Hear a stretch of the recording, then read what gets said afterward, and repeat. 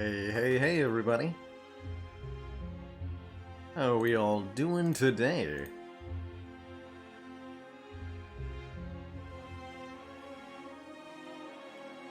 Sweet. Oops. Thanks for the disabling naming reminder, Ipona. Boop. There we go. How's it going, everybody? We are indeed live, a little later than intended, but we're here. How's it going, Ivy Blade, Zuthis, Mr. Baconudo, a dad joke to start. Here's one for you. What is the Ironclad's favorite Captain America villain? Red Skull. How's it going, Dozy Lion? Oh True, Autowob, Brad Taste, Uno Kid. Yeah, I guess the YouTube video was perfectly timed for stream being late, at least. Hello and welcome, Dark Saint. Zizification, A Dream of Storm, Bailey, Ivy Blade, again, Anasbana, heya. Mr. McMahonface, good morning. Hey, Jimmy Delad, Duagio.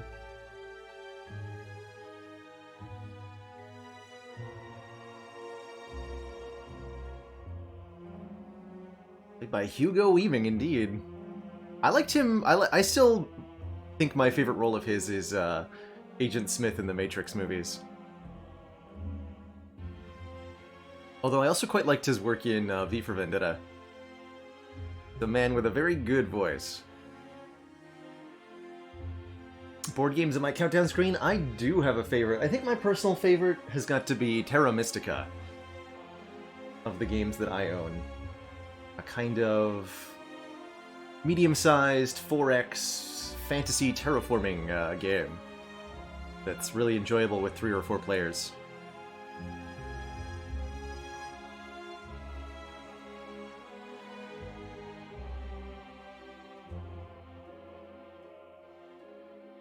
Hey, Misfire. Happy to hear that you've been climbing the Ascensions with thanks to help with the stream. So some tips for your last 10 Ascensions. Couple quick ones. Focus on getting some early attack upgrades to make sure that your damage is up to par. Don't take too many powers or too many cards that don't do anything on the turn you play them. Don't visit too many events, but do visit some. And make sure that you're still fighting elites here and there. A couple elites in Act 1, a couple elites in Act 2. If you can. It's easier when you avoid them, but you'll pay for that in the long run. Those are some of the quick tips. That, and be a little bit more proactive with your potions going into, especially once you lose a potion slot at Ascension 11.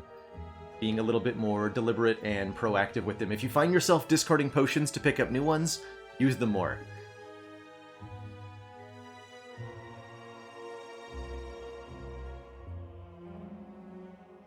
Hey, Mr. Mulugulu, there's an entire green screen behind me. There's actually a concrete wall that I painted green.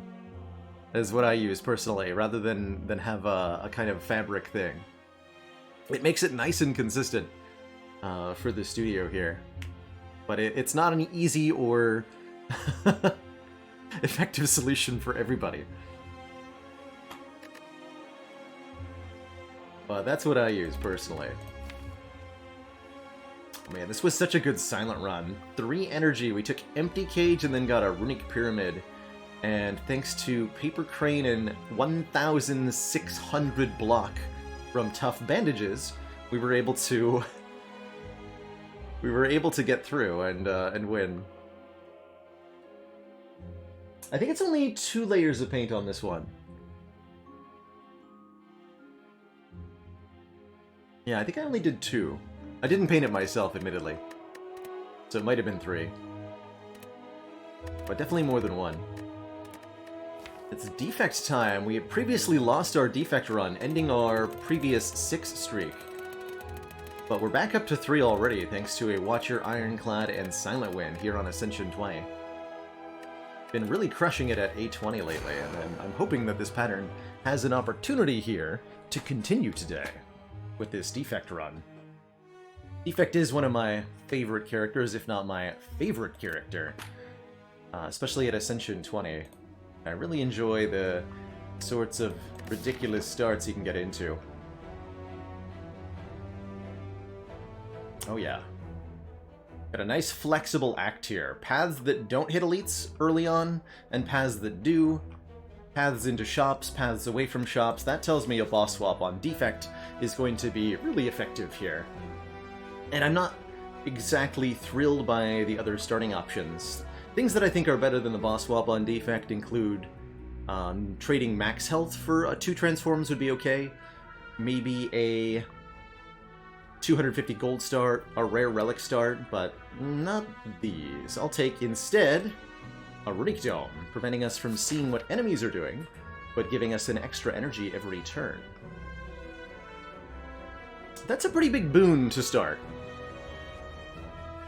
The 1 energy per turn is quite useful in exchange for that Lightning Orb, and it could potentially help us take a large number of elites this act, especially because the elites of Act 1 are non-random in their patterns, so we always know what they're going to do. Same with Guardian. So the actual downside of the Runic Dome really doesn't apply for an entire act here, with a few exceptions. We're going to have a hard time against slimes, as those have pretty random attack patterns, but Act 1 is, in general, a pretty consistent and predictable act, at least when it comes to the enemies. But maybe go for the Burning Elite. I also like this couple of upgrades route that passes through here. And there's a late shop right at the very end as well. I think I should aim for a later shop, getting a bunch of card rewards to grab some upgradable cards. So let's maybe go 4 combats in a row right away. I think with 4 energy that'll go pretty well for us. Yeah, the crack core can end up being a downside in some situations, although it's certainly good in a fight like this. Oof. Really? Ouch, man. Well, I don't have to worry about what the enemy is doing if I can't block it all anyway.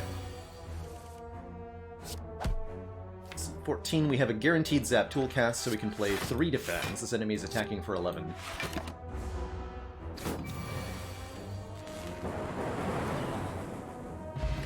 Gambler's Brew is great. Can save us from a bad draw like the one we just had.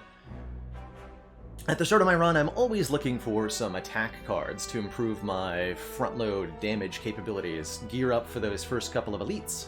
Both an FTL and I think a Rebound would be great for that. Rebound in particular allows us to set up future turns a little bit.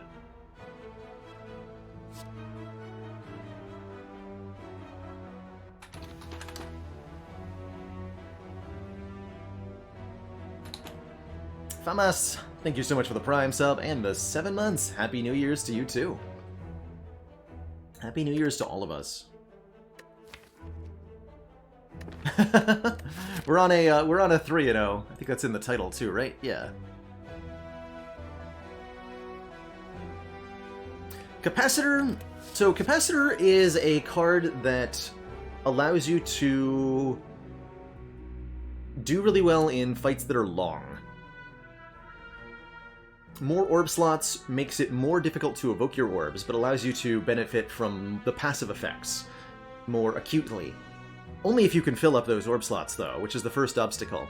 It would take us a very long time to actually use the 2 additional orb slots from Capacitor. Something on the order of, like, 10 turns, right, with only Zap? I like this card in Act 2 or Act 3 if you've got good orb generation, but I would never advocate for a Capacitor in early Act 1.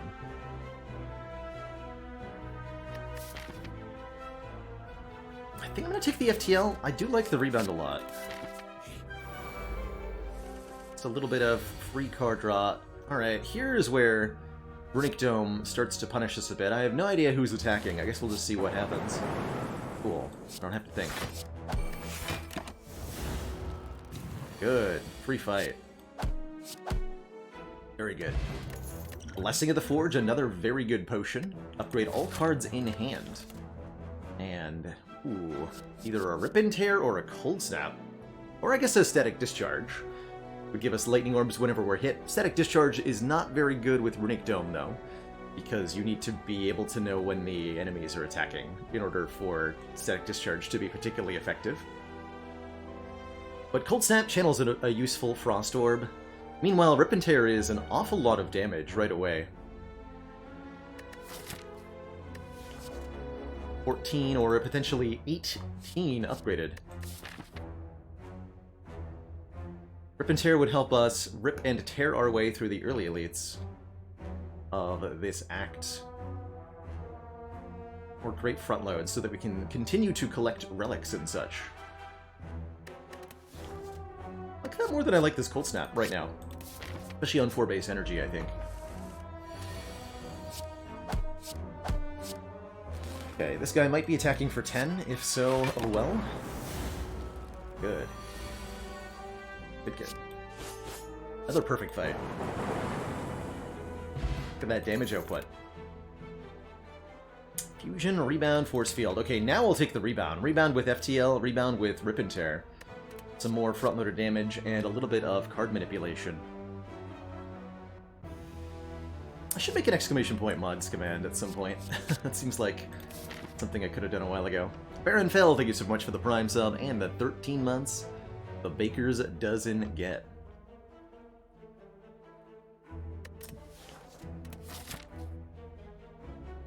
Morning, Matty boy. Alright, I'm gonna do one more combat, and then I think I'm gonna go up this way. There's some consideration for maybe going 3 elites, but we really don't get very many upgrades going into the Guardian here.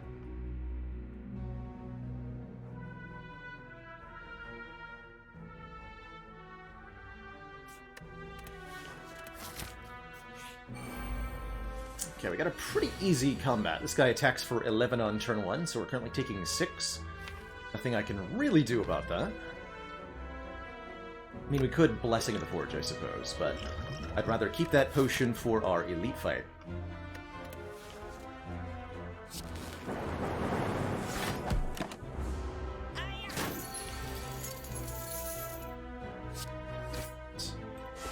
More than enough damage. Rip and Tear. All our money back, and ooh, oh, I like a chill a lot as a reward here. We don't have any orb generation, and chill is rapid frost gen for some passive block. In multi-enemy fights like the sentries, it'll be 3 frost orbs at once. So it really helps out with the block game. We could also quite reasonably take Skim here for some card draw, or Sweeping Beam for some AoE, but having just added 3 damage cards, I feel like investing a little bit in the defense is probably wise. I might want to upgrade this chill, too. Especially for sentries. Pick that up, and I'm going to go 1 elite into the fire. Or 1 event, excuse me, into the fire. Again, intending to go this way, visit the late shop with like 250 gold. And potentially buy something good there. We get a random combat out of that first event. We actually knew that was a possibility, right? Because our first combat was Cultist.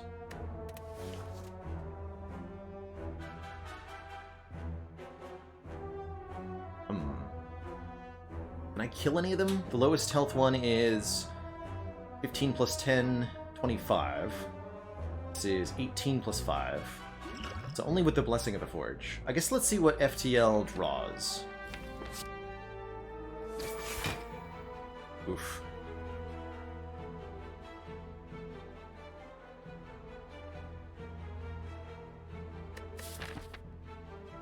This could be a lot of life loss if I don't use a potion here.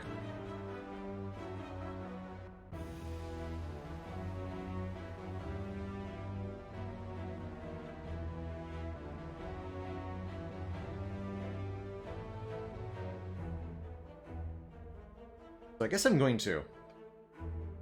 Blessing of the Forge allows me to kill 1 louse and block for 8, versus killing no lice and blocking for 5. have to guess correctly. They're all 75% chance to be attacking.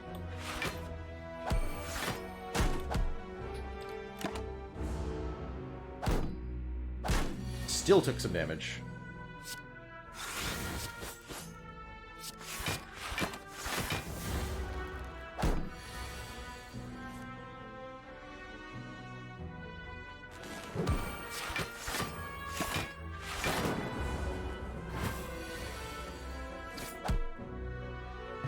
We do get a potion back, so I feel really, really good about that potion use in retrospect. And now I'll take a Cold Snap. When it's not up against a Rip and Tear. A little bit more Orb Gen. We could maybe invest in some AoE with that Sweeping Beam. But I'm going to go with the Cold Snap here. A little bit of front-loader damage, a little bit of block. And going into our first elite, I think I want to upgrade the Rip and Tear. Hey, it's Wolf. We do play mods from time to time. We've done repeated streams of the Downfall content mod for Slay the Spire. We've got a special mod called Slay the Streamer that we use for a multiplayer game mode against chat. And there's a couple other mods that I'll play from time to time. It's going to be the Rip and Tear. I also like the upgrade on the Cold Snap for +3 damage as a good rebound target. Every turn like a dice rolling whether or not they attack. Depends on the enemy, BSG Apollo. Every enemy's pattern is a little bit different, and the amount of randomness in their behaviors varies too. Some enemies are completely static, they have no randomness, and you always know exactly what they're going to do. Most frequently, bosses and elites. Some enemies have slightly random patterns, and some enemies have entirely random patterns. And so Runic Dome, depending on the enemy, is either a potentially very large downside or no downside at all. The cool thing is that Act 1 elites are entirely predictable, so for these upcoming couple of fights, we're not going to have any downside from the Dome whatsoever, and we're going to be able to operate off of 4 base energy. We know that Gremlin Knob on turn 1, and I think this is a bad enough turn 1, I'm going to go ahead and Gambler's Brew here. Discarding everything except this Cold Snap. Yeah, that's better. Get to put our Lightning Orb out front, and then I get to rebound this Cold Snap.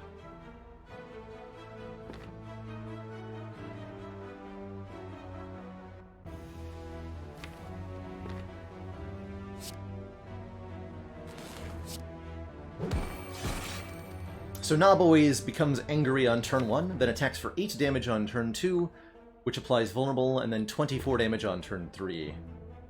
Let's see, if we strike, we want to kill by 2 turns from now. So this Lightning Orb will do 9 damage, plus 6 from strike. We have 15 damage if we play strike, or 16 damage if we play dual cast. Although I guess I could redraw into the dual cast and play that 2 turns from now. Actually, yeah, okay. Because it's only 1 damage and there's the opportunity to redraw dual cast, we'll choose to strike.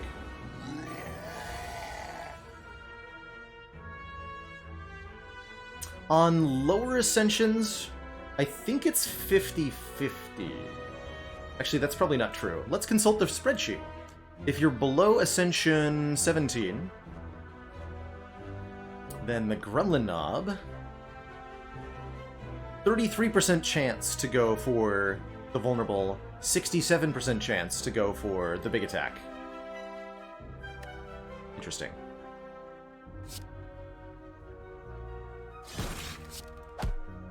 Oh, we can also evoke this with Chill. Let's see, next turn we have a minimum of 11 plus 18, 29 damage. To the Mathmobile. 29 plus 3 is 35, so we always get there with Fire Potion, which means I can double defend here. And we don't chill. Currently we're taking 4, now we're taking 2, now we're taking 0. It's a guaranteed free Knob fight as long as I'm willing to use the Fire Potion, although that was 2 potions used.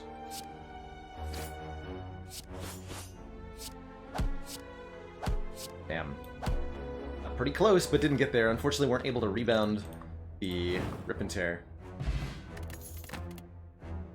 But I'll happily take an Omamori, negating our next 2 curses, and I'm actually pretty cool with a Melter or a Bullseye. Although it looks like Melter will serve me better. Melter is front up 10 damage, 14 if you upgrade it. And it just contributes more to the front load ability of the defect. It'll help against Guardian quite a bit too.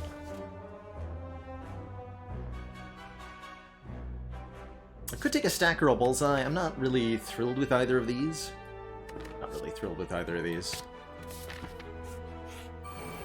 I'll appreciate that.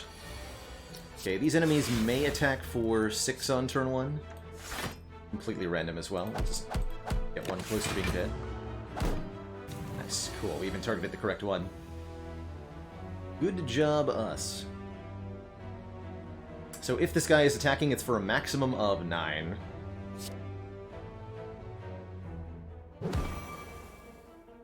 Means we just block with defend.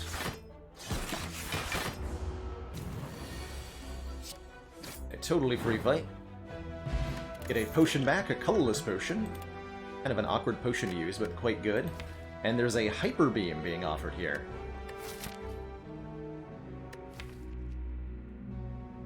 This deck is already quite good at front-loading, but a Hyper Beam is the front-loadiest of all front-load cards, doing upgraded 34 damage to all enemies in exchange for -3 focus. Would enable us to absolutely clobber our way through most shorter combats, and then we can look to add some scaling options to handle the other combats. Let's do it. Great rebound target, too. So we'll take and we'll upgrade that. Oh, and we'll... well... I mean, Duvudal's fine. It gives us 1 point of strength with the Ascender's Bane. 1 strength per curse in deck, but unfortunately the Omamori is going to prevent any additional Duvudal value. Still, the 1 point of strength is pretty dang good in a deck that's doing this much attack damage. Nice. Okay, Middle Century attacks for 10 on turn 1. Don't think I'm going to use any potion here. We're hoping to just draw Ultra Laser soon. Ultra Laser.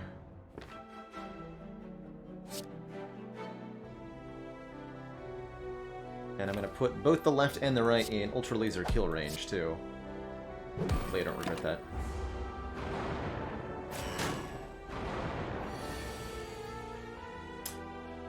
Oh, I totally consider that a quality of life thing, Uno Kid. Stuff like potion chance or your combat chance in an event room. The player, if the player was to keep track of this with like pen and paper, they could have full information on it. So a quality of life mob that just puts that on a display, I think is totally fine. Should be no shame in that. Okay, we don't draw the Hyper Beam, but we do draw block.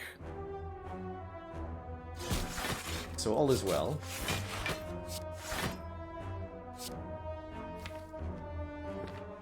Not gonna be able to block next turn. Let's put the damage here.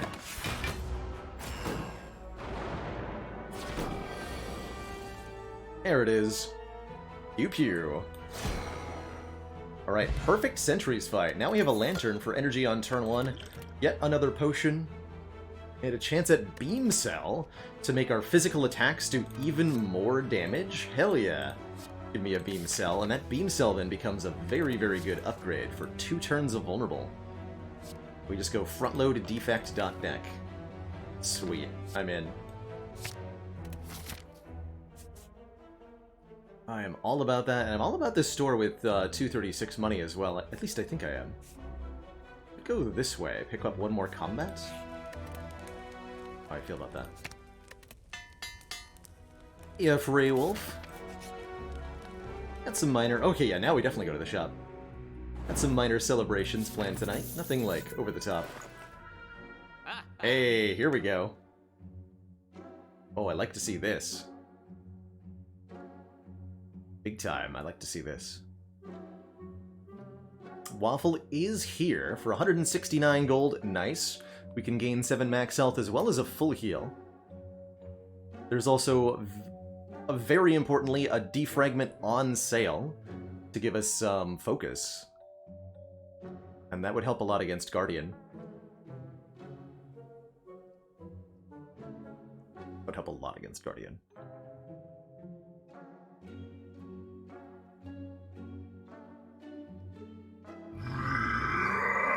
Kellogg's Allbrand, thank you so much for that incredibly generous 1,000 bits. Happy New Year.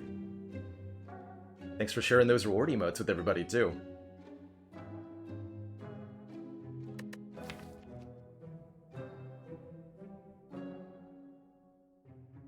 So here's my thought. Yes, we can get a full heal from the Lee's Waffle, and it's pretty good. It's a lot of current health, and it is 7 max health going into the rest of the run. But I strongly suspect that I mean, we're always going to buy this defrag. With this defragment, and potentially this cool-headed as well, I think we're always beating the Guardian anyway.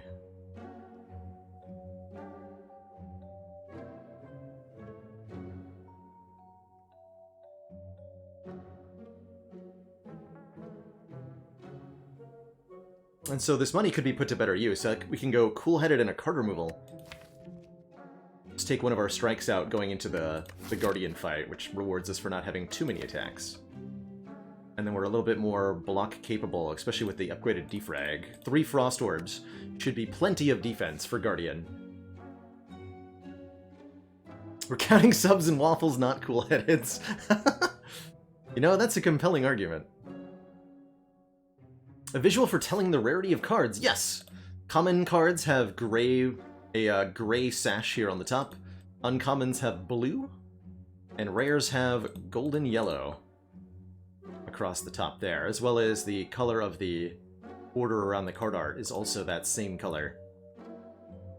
Blue, yellow, or gray. Fun little other card indicators, by the way. Here's prepare to have your mind blown if you have not seen this. Attack cards have square corners and have a pentagonal art shape. Skill cards have rounded corners and a square art shape. And powers have even more rounded corners and a circular art shape, or an oval art shape. Pretty cool. Those little subtle things that enable you to quickly process what you're looking at in Slay the Spire. Really like that design element.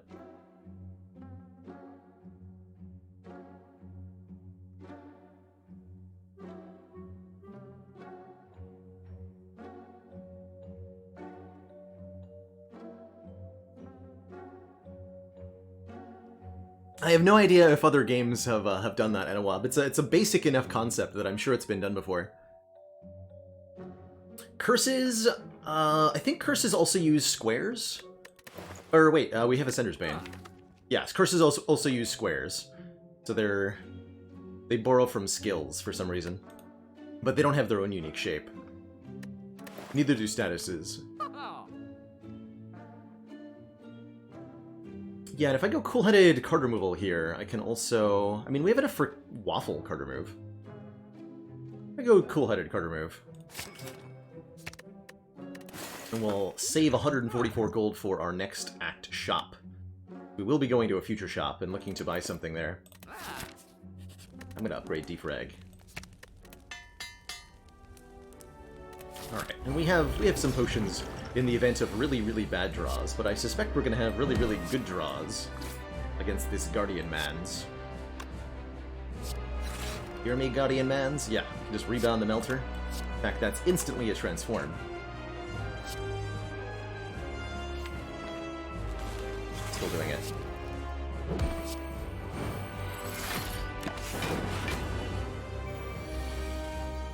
So, Guardian is one of those enemies with a completely predictable attack pattern.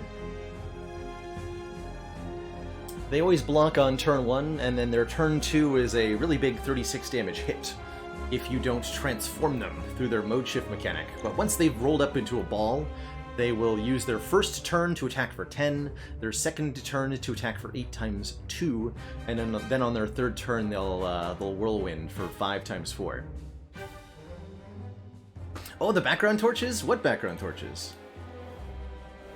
There aren't any background torches in this game.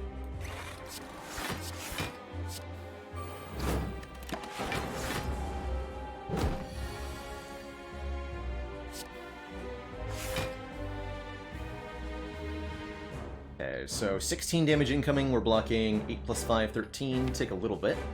A little bit is okay.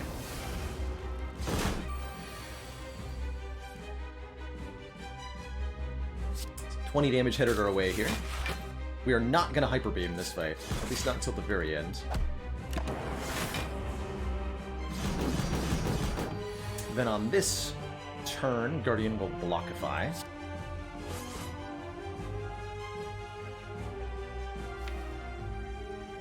Dark Great block cards. I could transform them now. I'm going to choose not to.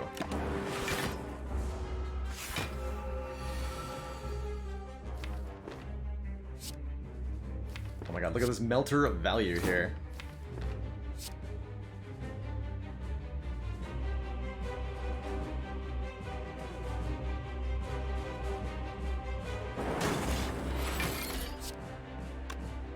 Get him, Melter.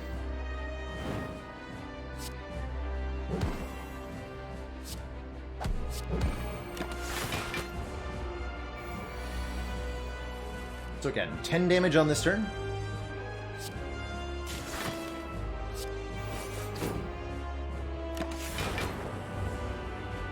$16 damage on this turn.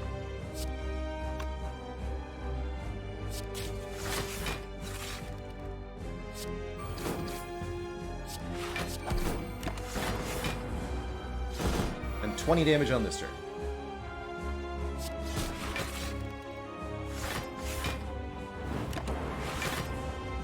Happy New Year, Noon Sun.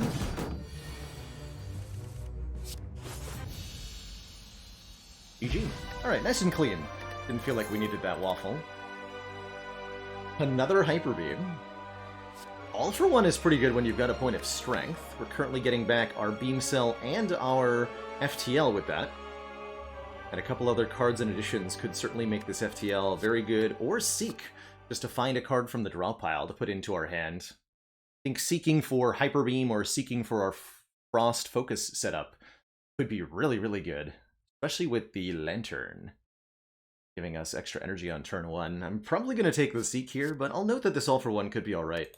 I don't think I ever take a second copy of Hyper Beam with the heavy orb investment that we otherwise have. So let's go Seek here. And I'm really excited to see what we get for our Boss Relic. Ooh. I'm no longer excited. Kind of sad, actually. This isn't what I hoped for. This isn't what I hoped for at all.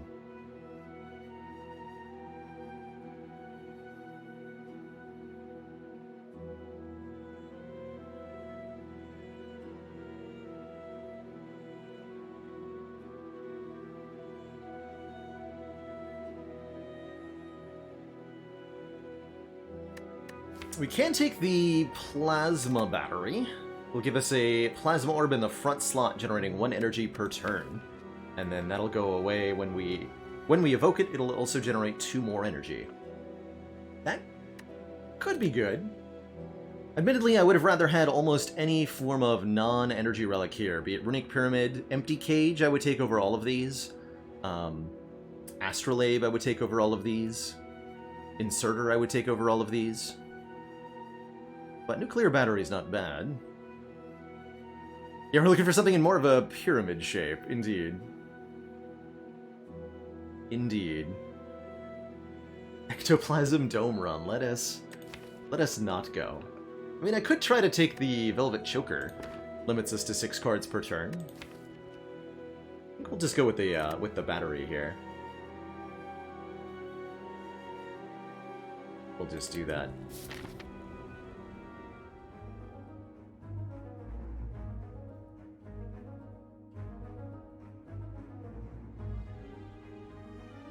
An actual dad. Here's an actual dad joke for ya. What is the Defect's favorite Twitch emote? Kappa Sator. That is all.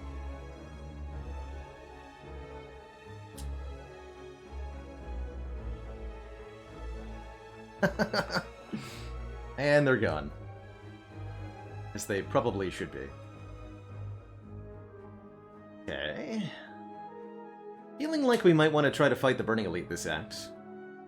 With all this energy, all this energon that we've got. Where are we at Holy Combat? It's pretty decent. A couple of event spaces. We do have Omamori after all. Every Omamori charge we use is one step closer to Duvu doll value. Let's go 3 combats before our first elite here. Oh boy.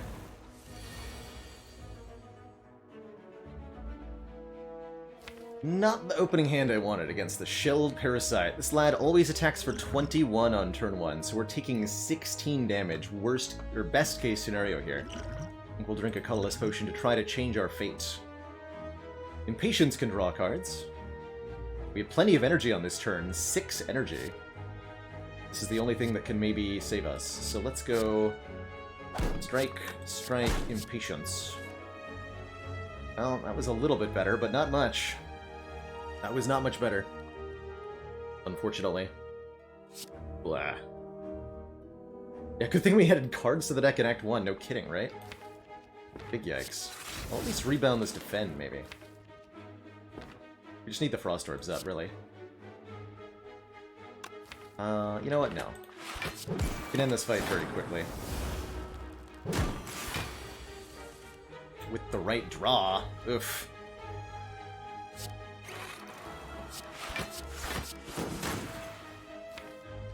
Actually unable to dual cast my Frost because of the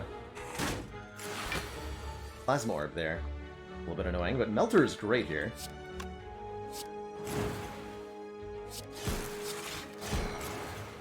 Cool.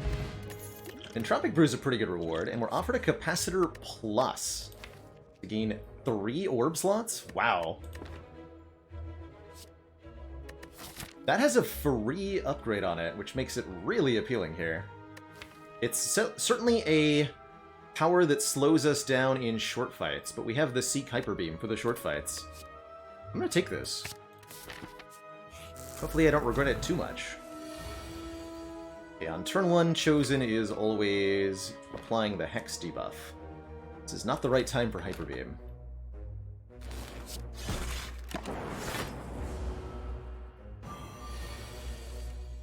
Early, man.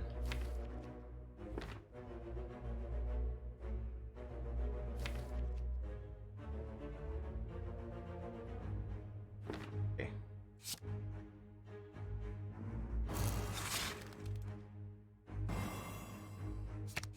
We could be being attacked for up to 12 here.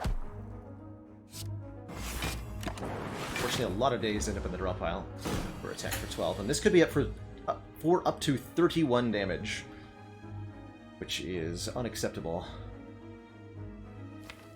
Ugh. Ha! Just get more Entropic Brews. Easy peasy. Alright, let's keep digging here. Perfect. Flex Potion and another Speed Potion. We kill. No. But we can block pretty well. Alright, we'll go defend and we'll hope it's the smaller hit. I'll rebound the Melter. Try to get a kill. Please don't hurt me! Thank you. Thank you. Woof! That was really scary. Sundar. Sundar hits pretty hard. Yet another thing we've got to draw through to get set up, though. Sure that I like it. Already got the Hyper Beam doing what Sunder is supposed to do.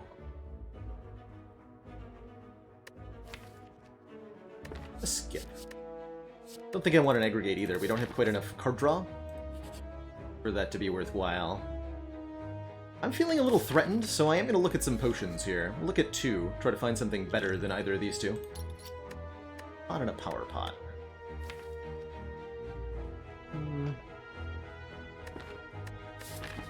Power Pot is pretty good. We'll take that over the thing. I like the Flex Potion with our myriad of attacks, though, and with our vulnerable application.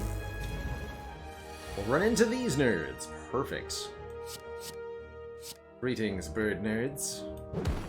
Prepare to be die.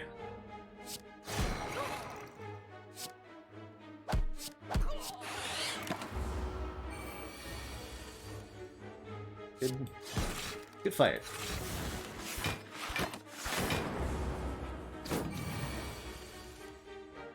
Really wants a... oh god.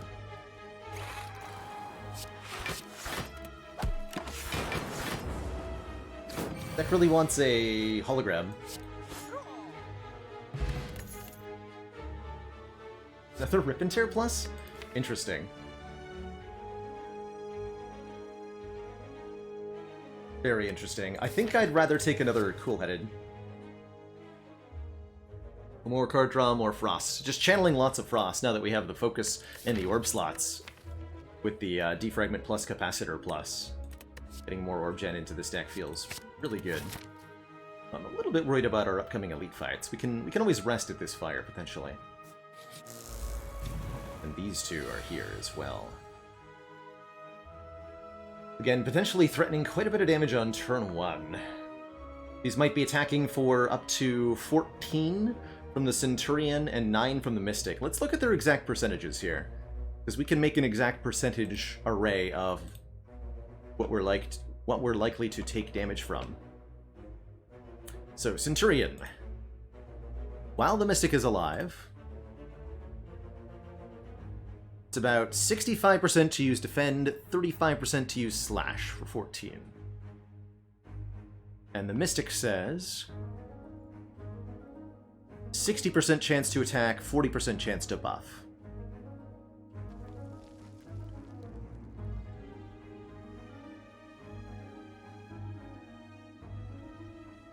So that's a 0.6 times 0.35 equals 21% chance that we are looking at 23 damage here.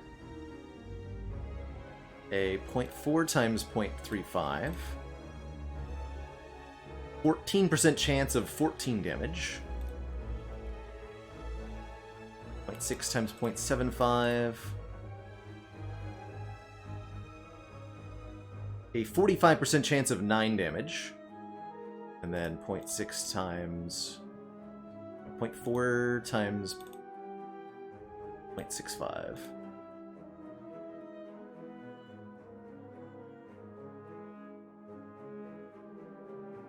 A 6% chance of no damage. Okay, so 20% chance-ish for 23, 14% chance for 14, and then it's most likely either 9 or 0. So I think Defend, Cold Snap, Defragment is fine here, and we don't need to use a potion. But in the event that we do get attacked by both, we're going to be a little bit sad.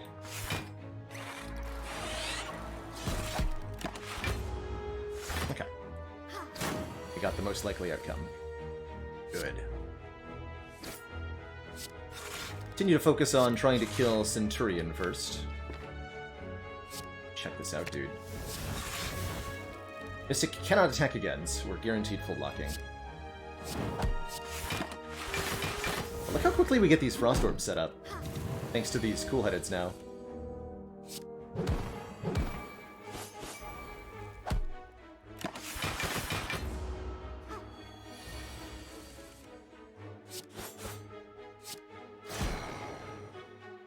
Great fight.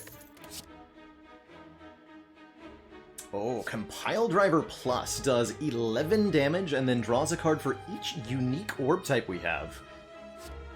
Given that we have Nuclear Battery contributing at least 1 off the start and then potentially 2 or 3 with the other orb types, I really like this with the free upgrade on it especially. We have seen, I want to say, a slightly disproportionate amount of cards that say plus on them. Not upset with that at all. Give me that. And I think I'll take the Distilled Chaos over that Power Potion. Just playing 3 cards off the top can be very, very good, especially in an Elite fight, for example. Still hoping to take the Burning Elite down. I think that means I'm going to rest, because I expect to lose a fairly decent chunk of health, although upgrading the Seek is insanely valuable, actually. You know what? I'll upgrade Seek, and whatever happens, happens.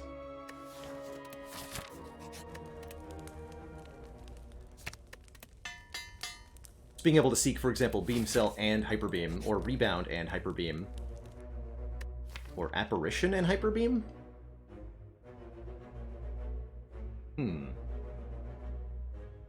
Do we want apparitions? Apparitions cost half of our max health, but allow us to gain intangability, making us pretty much invulnerable for one turn. We've got pretty good front-loaded damage to do really well in the short fights, and then we can buy turns to set up our Frost Focus in longer fights, hopefully. With the Dome, I think apparitions are below average, but with so much energy, we're just playing them as we draw them. And I think taking the apparitions allows us to take this 3-elite path and actually feel pretty good about it. I'm gonna do it. The apparitions potentially slow us down.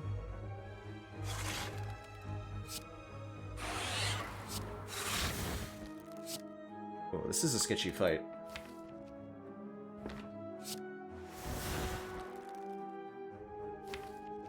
Need to kill these wizards. Hopefully we're being attacked on turn 1 here. We're not. Okay, we're guaranteed being attacked on this turn now. Fortunately, we have Seek. Did draw Hyper Beam, but I don't think I can play it yet.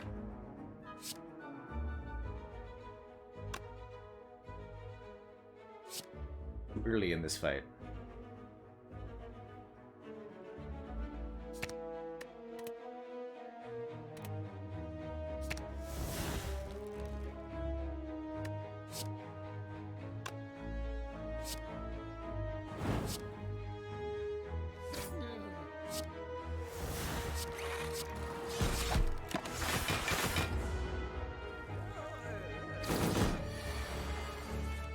And this wizard is attacking for a huge amount here as well. Down, compile.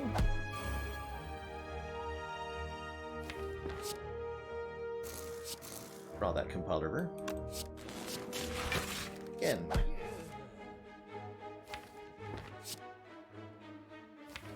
Fine.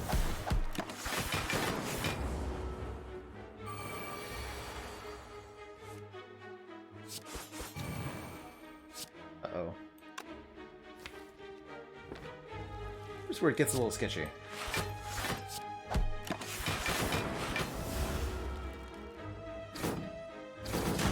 Okay, actually we got attacked there, which means we're not being attacked now. So I am okay with that.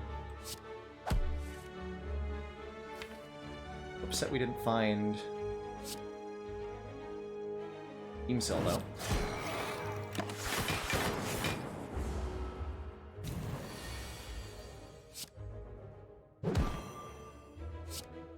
Rebound, strike, and draw into it? Yeah.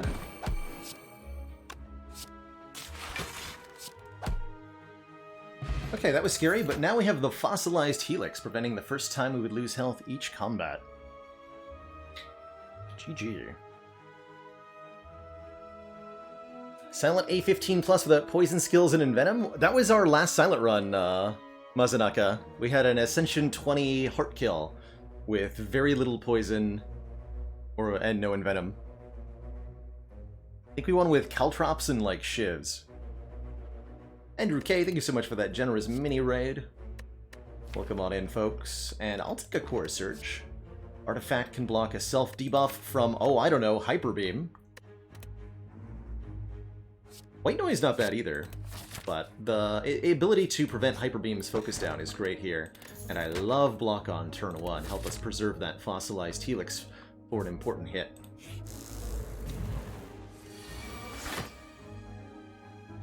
Snecko applies a debuff on turn 1 as well. Confusion debuff, making our cards cost a random amount, but with 5 energy per turn, I don't think we're going to be too upset by that. Are going to lose our buffer this turn. Actually, no, we're intangible. We're not going to lose our buffer this turn. Excuse me.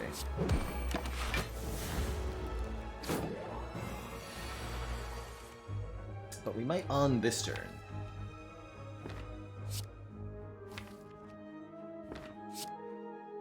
Team Cell for free and give me, you know what, Apparition.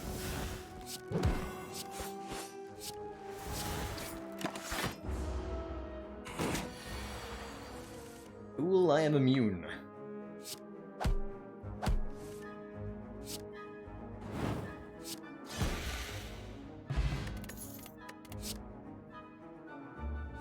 Lots of cards that say plus on them. Bullseye plus and Streamline plus are two upgraded attacks. We're not doing that much orb damage, though, so I'm not really interested in Bullseye. And we're not cycling fast enough for me to like this Streamline either. We're just going to proceed into our Burning Elite and try to win there. Do we want to colorless pot over these two? No. No, I don't. Don't want to Klon either. Okay, this is pretty good to start.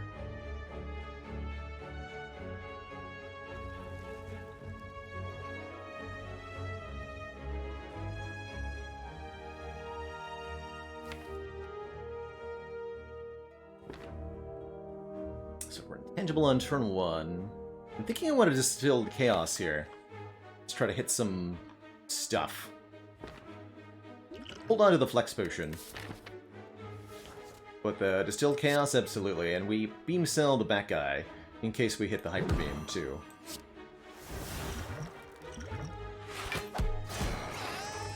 Got him.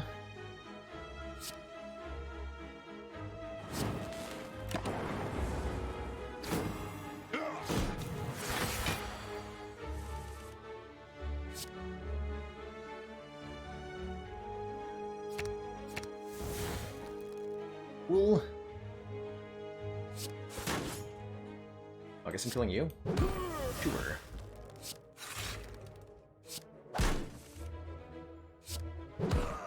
There. Managed to hold on to our flex potion. We get a toxic egg. All skills now say plus on them, which makes this leap plus some dang good front load. I want that. I want that. And it means card draw is going to be easier to get too. Really like that. Going into champ here. How do we beat champ? Capacitor defrag beats champ? I hope so. Also beat champ with whatever is in the shop. We have almost 400 gold, right? Okay. Ooh, a card removal. Hell yeah. Keep cutting strikes. They're stinky. You neck. Oh god, it's you again. Stinky leader. Oh. Less stinky this time, though. Beam cell, rebound, hyper beam.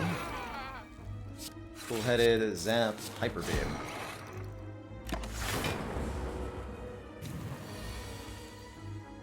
Get him.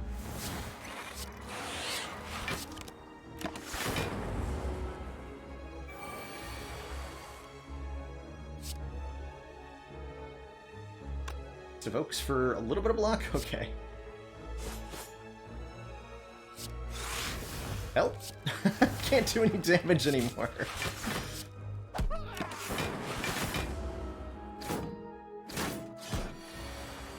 Alright, we're good. We're good.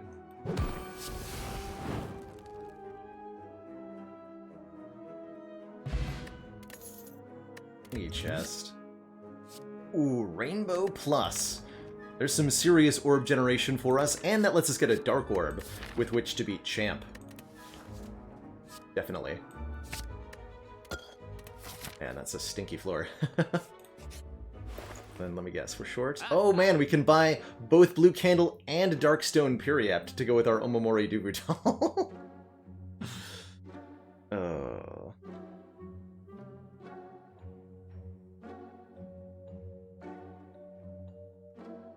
Savage, man. That is savage. I almost feel like I need a focus potion to kill Champ here. Actually, no, we can just use Core Surge plus one of these two potions. We don't need to buy a whole new potion. Yeah, probably Core Surge Flex Potion will be good. Okay, let's keep removing cards then. Now that we have Rainbow, we no longer need Zap. That feels good.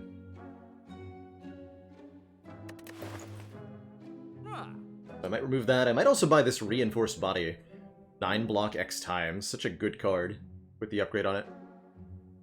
And that would make me feel even better about removing a... Or, well, we'd be removing Zap, right? Yeah. Removing Zap. We don't need block necessarily, but it's such good block that I think I want it anyway. And we have such good energy generation. It's a really powerful late game block card. Much better than the sleep was, that's for sure. Jack of all trades and violence with pluses on them, also kind of interesting options, aren't they?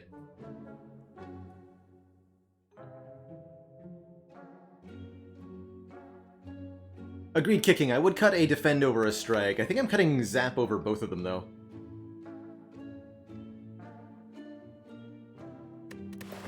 What I'm gonna do. Only have so many orb slots. Right Lock, thank you so much for the Prime sub and the 7 months. I have not seen fights in tight spaces, no. I have not. Right, and we get to upgrade a card here. Either more card draw, or I think we should probably upgrade one of the apparitions, so that we don't have to play it immediately.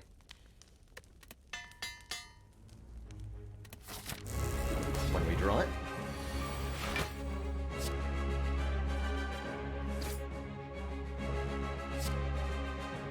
So Champ attacks for... What are your attacks, Champ? Champ is one of the most random fights in the game. Very, very challenging with the Runic Dope here. But there are pieces of it that we can predict. So let's look at Champ here. Champ has 5 different things he can do. He can do Face Slap, which is 14 damage and applies Frail and Vulnerable. Heavy Slash, which is 18 damage.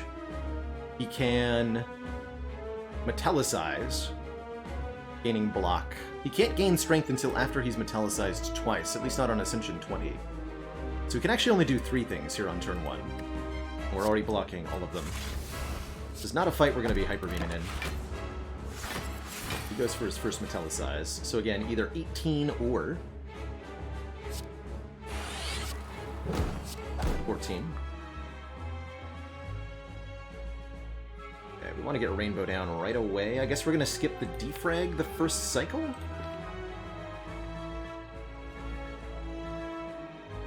Because I'll lose my buffer if I don't play Apparition.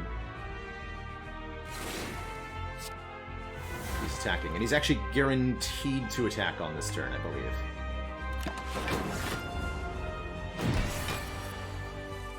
Since he previously did the Metallicize. Champ can't do the same thing twice in a row, which means this turn is either Metallicize or Face Slap.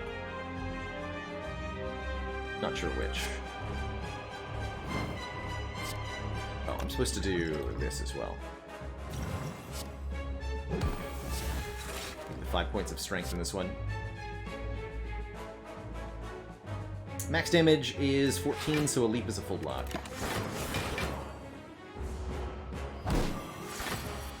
And the big thing to remember is that on every 4th turn of combat, Champ will taunt you. Got a debuff intent that applies 2 vulnerable and 2 weaken. And that is not random, it's guaranteed every 4th turn. So we know he's about to do that. And we don't need to worry about blocking this turn, because it's a 0% chance that Champ attacks us.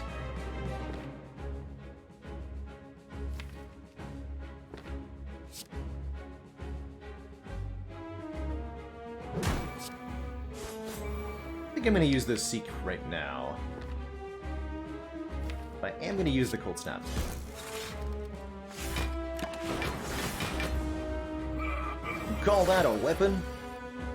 I do, yes. I do.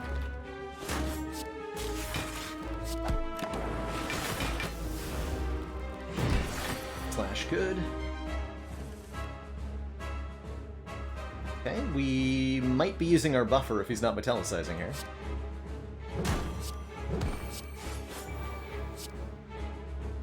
Let's see, half health for him is 220. Cool, we got lucky there. The turn after Champ drops below half health is the Execute turn. We'll cast in hand here, huh?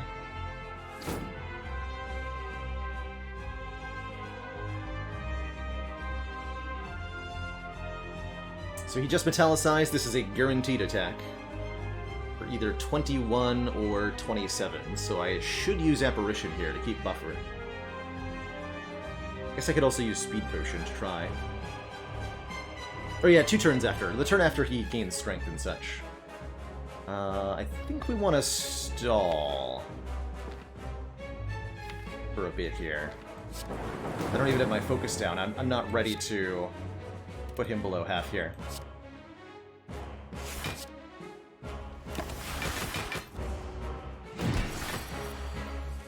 And then this is every 4th turn, so he's metallicizing again. Or not metallicizing, taunting me again, excuse me.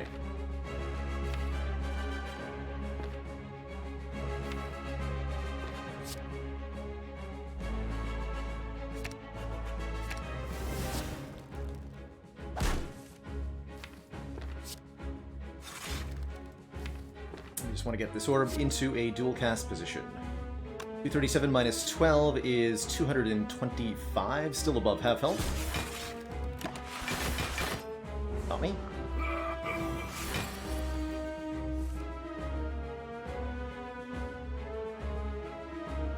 Okay, if we're being attacked, it's either 21 or 27. We have 20 blocks, so it's a full block no matter what. Let's not do any damage. We're just going to hold on to the Dark Orb for now. Okay. Now, it's time to go. Dual cast is ready for over 100. Good Hyper Beam for 45. I'm not sure that I want to do that. We do definitely want to dual cast there. Especially with Rip and Tear and Rebound and Compile and all coming up. Extra 13. He just did a Heavy Slash. Make sure we keep the buffer. So on this turn, he is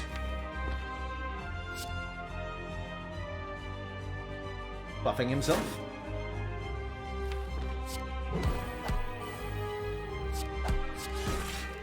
Note how much extra damage we're getting out of that 5 strength. Reach. Impossible. Not so much. GG. Vision Plus. Evoke all your orbs, gain an energy, and draw a card for each orb evoked. That's pretty spicy with the cards that we have. I could also get behind a Machine Learning for 1 additional card draw every turn. Didn't even use the buffer, that's right. Easy peasy. Never seen a bad card in my life. Really do like this Fission for the explosive turns it can give us. We have a little bit of difficulty regenerating the orbs sometimes.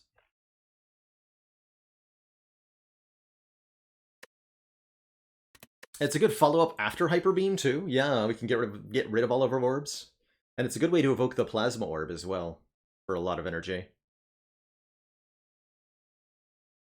think I'm going to take this Fission, because of the free upgrade from the Toxic Egg. And, oh boy. Okay, actually, after a very brief moment of thought, this is a pretty easy choice. Our 3 choices are the Tiny House. Upon pickup, gain 1 potion, 50 gold, 5 max health, a card, and a random upgrade. We take the Black Star, giving us extra relics from elites. This will be probably 3 or 4 additional relics. Meanwhile, the Calling Bell is 3 additional relics right now, and we don't get the curse that we usually would because of Omamori. So I'm happy to take Calling Bell. It's immediate power in a way the Black Star is not. It's a guaranteed rare relic as well. I think another important thing about Calling Bell. 1 common, 1 uncommon, 1 rare guaranteed from this. So we're going to be able to see more of those high-powered rare relics like Gambling Chip, or Incense Burner, or Ice Cream.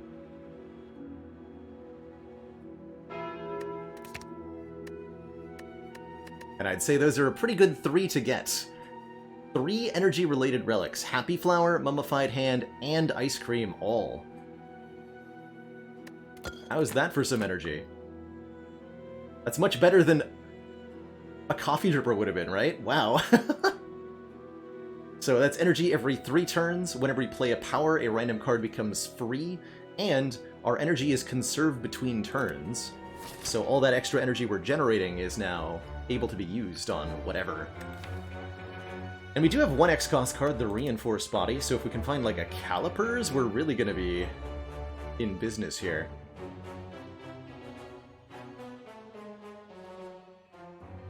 I think we want to take some events, chance at Mind Bloom before a potential store here. Also want to find some more powers now. Some more focus would be good. Some more orb generation would be good. Pretty much all I want. Focus, card draw, and orb generation. It's all this deck needs.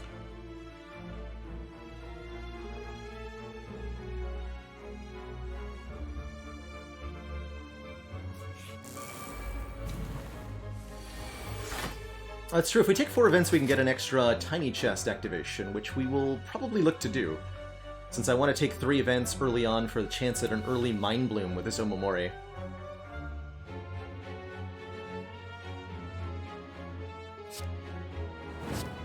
We just dual cast this Plasmorb turn 1 to get some energy to bank. Why wouldn't I, right?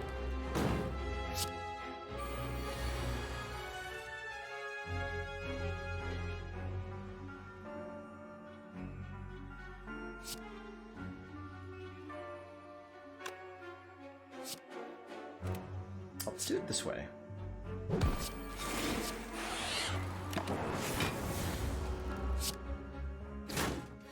Dare you.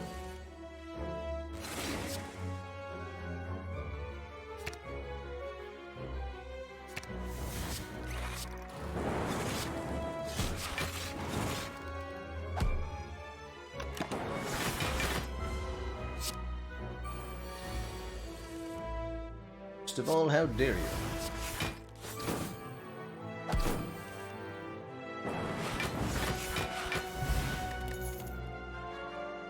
Okay, now the center's upgraded. You kind of want it.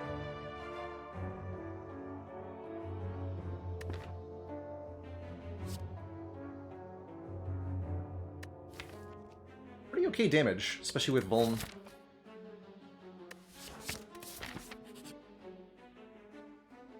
Cards, match them to keep them.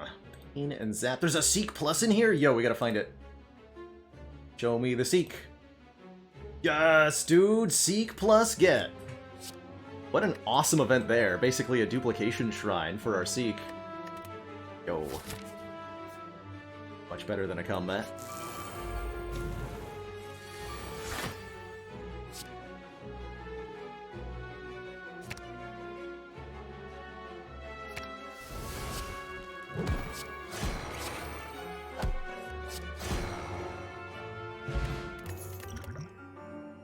That's a thing we can do now, by the way. Storm.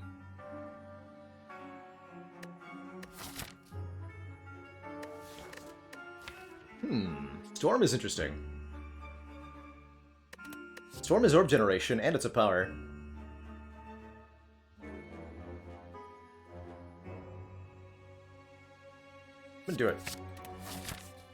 Want to get more powers here. You want to find a Heat Sinks, too. A little bit of concern for Awakened One, perhaps. Not much, though, admittedly.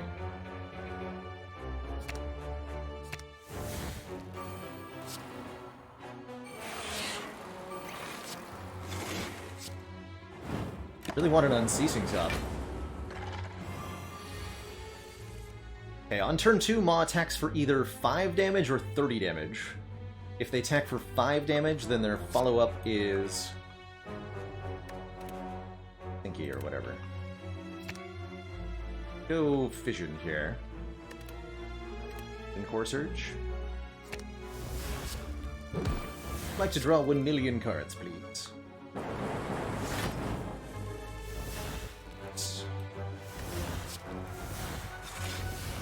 Artifacts, play that.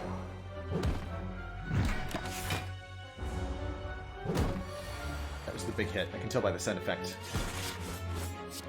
They might be attacked on this turn. Not.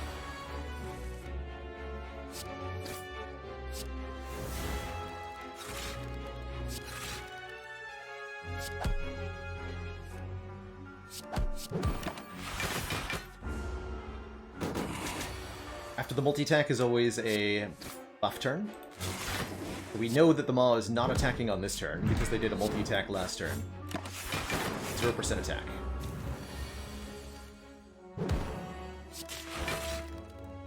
Ice Cream is doing an outstanding job of letting me float a million energy that I'm not actually benefiting from. Good job, Ice Cream.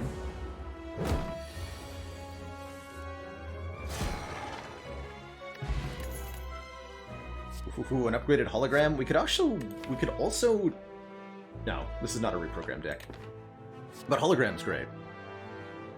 Spoon plus rebound does work, FTD. Yes, that was actually something that got patched relatively recently. Because it didn't previously work. But yes, spoon rebound does work. Half the time. Hey, Calipers. Happy to have you here live. Now, if only I could find your in-game counterpart. Because Calipers certainly would be good here. Last chance at Mind Bloom? Red Mask. Alright. Rigrack, thank you so much for the Prime sub. Welcome to the Council. We are in desperate need of card draw, so I'm going to start upgrading Cool Headeds here.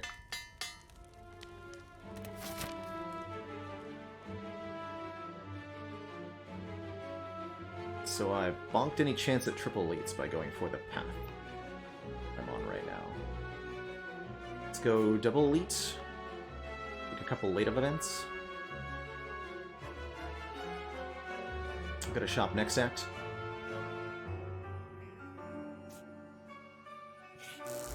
Alright, we'll fight the Nemesis. Nemesis is a pretty scary fight with Runic Dome. Just want to use my capacity potion here, but we probably need that for Awakened One. Yeah, we do.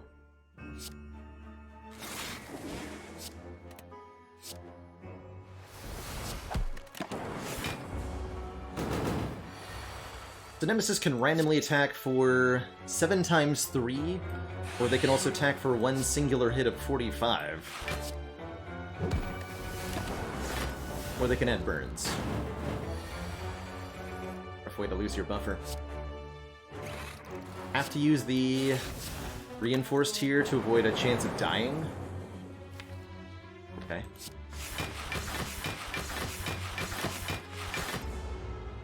Okay, and we would have died. Good. So we know that this turn we cannot be attacked by the multi-attack, at least. So that's good news.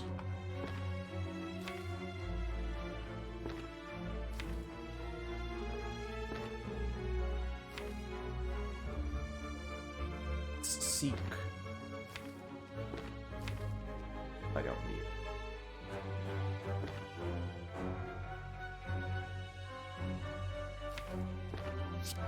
Seek Rebound because I want this hologram in my hand next turn. And we're gonna have Beam Cell too.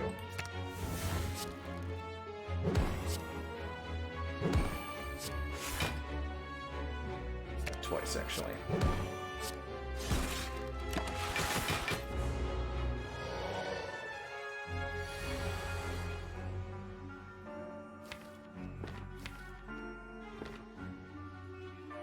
And this seems like a good fission turn.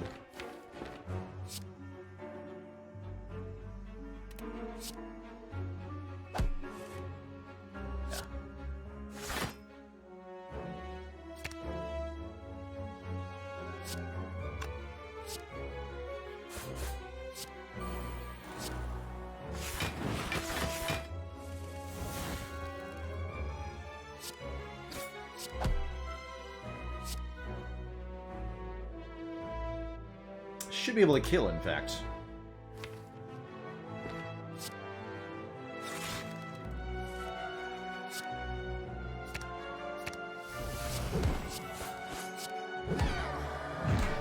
Good. Old Coin gives us $300 redos, and there's an X-cost card multicast to go with our Ice Cream. Also Glacier and another hologram, but this multicast is our win con. We can save up energy and then evoke an orb many time. Enough for big explode on our enemies. Very big explode. That.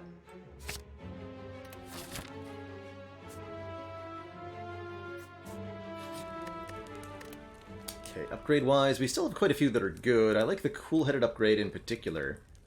Deck is getting a little bit on the big side, but with 2 Seek Plus in the deck, I'm not that concerned. But one more combat, or combats are pretty good. Card rewards, especially with Toxic Egg. Maybe I want to skip an upgrade.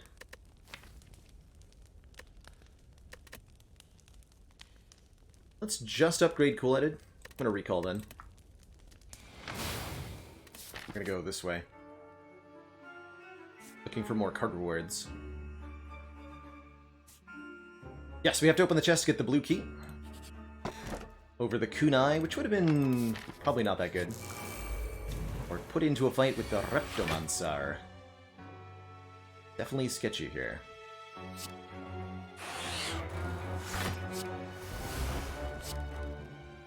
Kill one dagger. 5 plus 18, 23.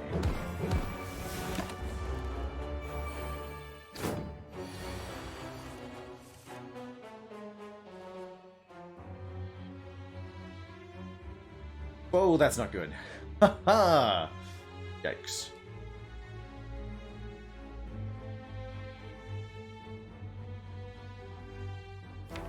That's unfortunate. Leap gonna kill me? Maybe the storm is killing me.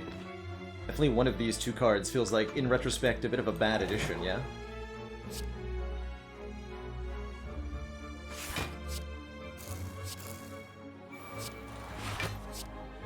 One of the new ones. You know, this is hitting for 25. If Reptomancer's doing the big single hit we live, the dagger order is 1, 2, 3, 4, 5. I think we're okay. As long as Repto is doing the singular attack. Oh, the 20 is the old one?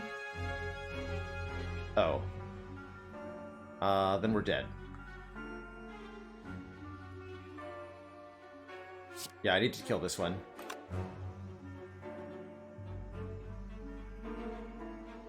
Because Repto is always attacking. And that will always eat our buffer. And then we only have 25 health, so we're gonna die. And there is no play that I can do to change that. The fact that we have 10 energy with no ability to actually play any cards is pretty damning. GG.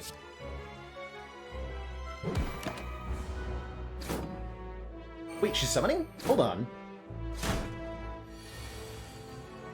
We're not dead. What do you mean you're summoning? Didn't realize she could summon with, Wait, what? She only summoned one dagger.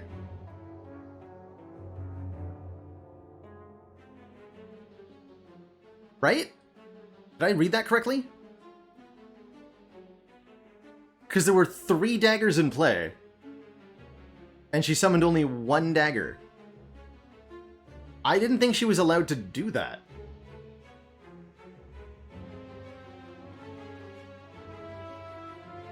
Amazing. Well, Happy New Year, apparently. I'm alive for now. And I've got some ideas on how we can speed this turn up.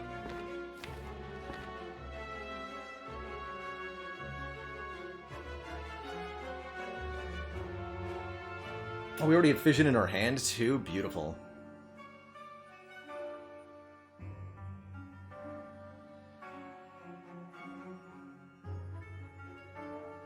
Amazing. Anawab, thanks so much for gifting us up to Mr. Baconudo there.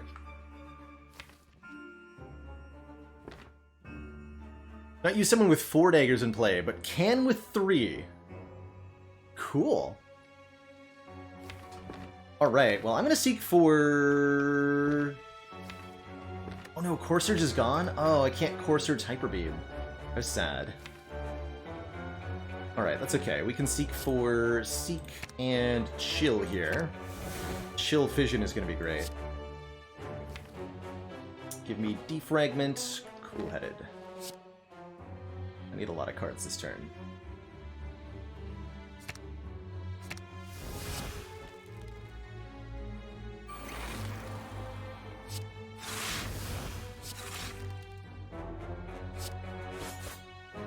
Get him.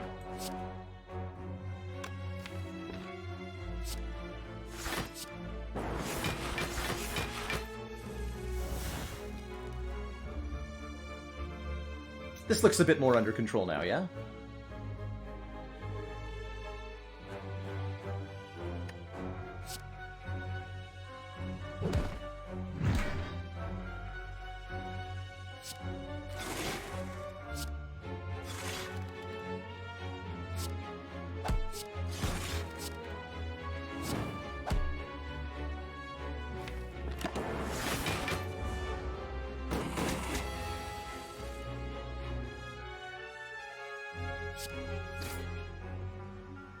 Cast.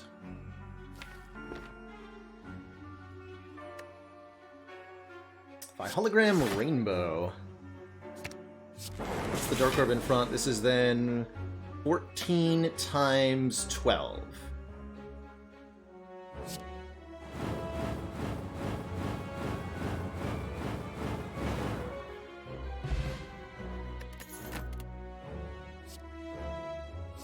And there's some card draw, heat sinks. Perfect. Never didn't have it. Glad we rested too, we can now upgrade these heat sinks. Cool. I am so surprised we're alive. That's a clip if ever I've seen one. Guaranteed. Oh yeah, we could have taken the kunai. Ancient tea set's pretty good with ice cream though. How am I alive? I don't know. It's a mystery to everybody.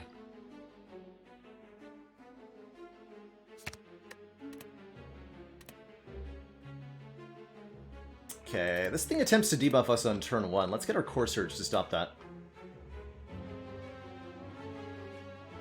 If I can find it. There it is. And we'll go... Heat Sinks Storm as well.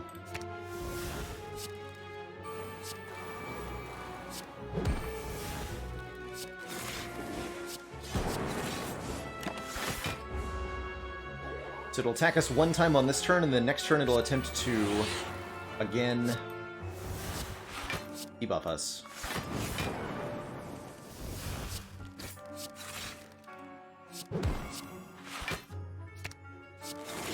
And I love that Rainbow is upgraded. Ooh, this could have been a 25 hit. No, we're intangible. Excuse me. Could not have been anything. Ignore me. So debuff. Attack plus constrict. Not a problem though.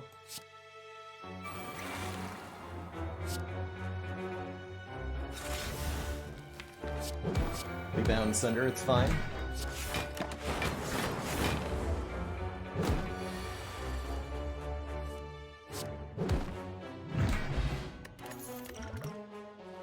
Yes, more card draw. More frost. Give.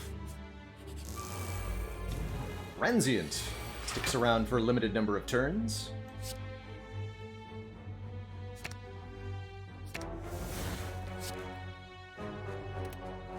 A capacitor as well.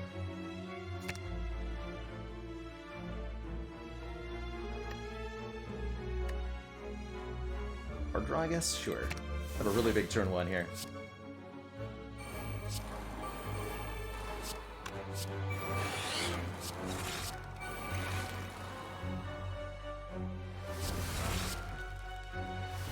I guess there's definitely a functional limit to the amount of good turn 1 we can have.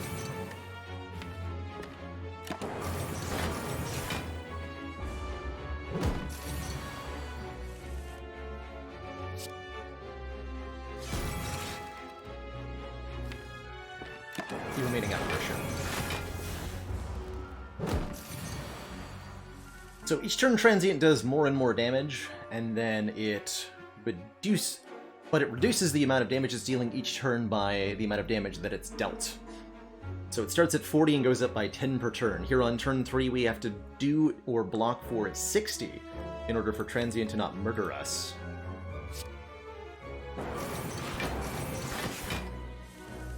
So with minus 20, we know there's 40 left. Might actually be able to, like, kill this thing, hey?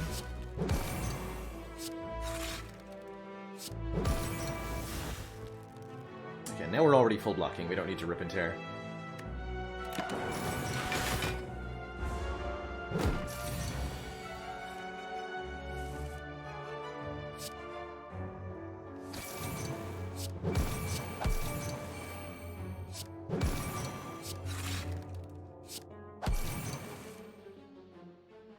Okay, this turn at 70, so we're now, again, full blocking.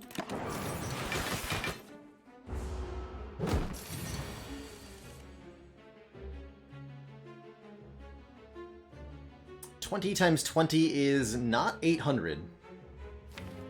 That's illegal. What do you mean it's not 800? We also have a buffer, so yeah, we can just... The fight's over here. We can just Hollow Apparition and then buffer next turn. Easy peasy.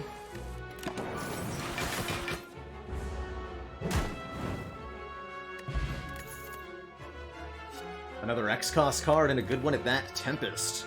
Channel X +1 Lightning and Exhaust. Heck yeah. Definitely heck yeah. Really want a Recycle or a Double Energy now. We're gonna take one last event, though. Winding Halls. Alright, that was not worth it. I could have taken 2 Madnesses, but I think this deck wants 2 Madnesses. That enemy automatically dies at the end of 6 turns, or 5 turns on lower Ascension. You're the dinosaur.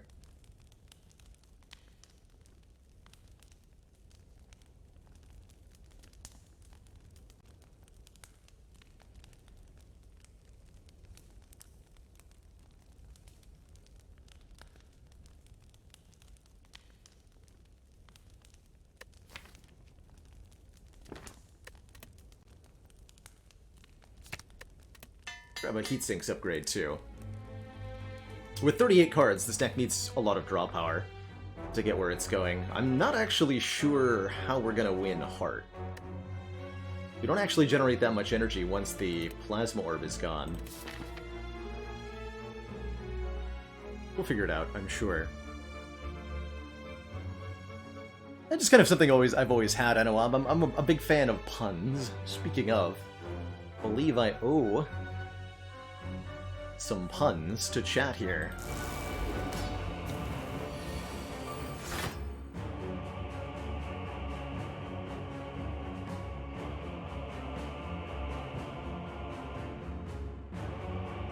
Which bosses in the Spire would you celebrate New Year's with? For me, I'm going to be partying with Donu and a new deck aid. Ooh, multicast is a double energy with the plasma. Oh, I didn't think we had that already. We do. Let us just make some energy here.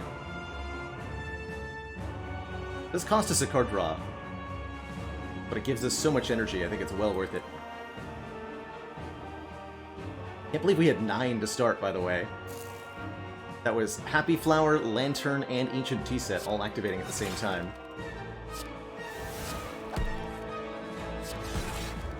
Be intangible next turn, too. Just make my life easy. Deck.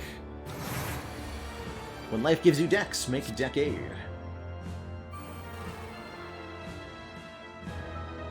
That's not going to be enough damage yet. I could certainly deal a lot. This is what, like 8 times 20? Oh, that's not enough.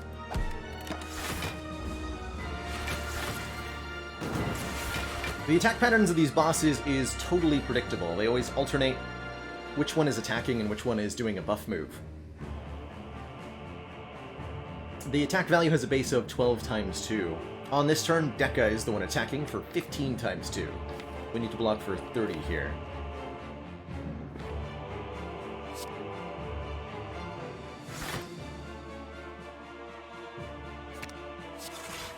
That's good, Seek. We already have stuff in play. Franks, thank you so much for the Tier 1 sub for 5 months in advance. Repaying for the half year. You love to see it.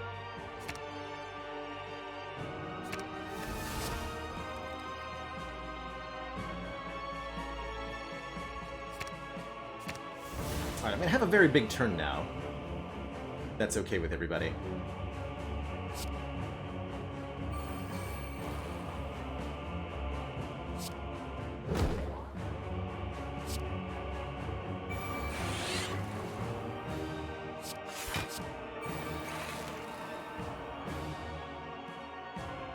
Shelter.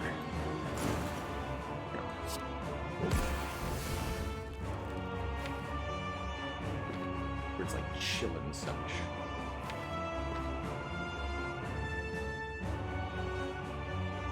So I just want to get the Dark Orb in front, basically.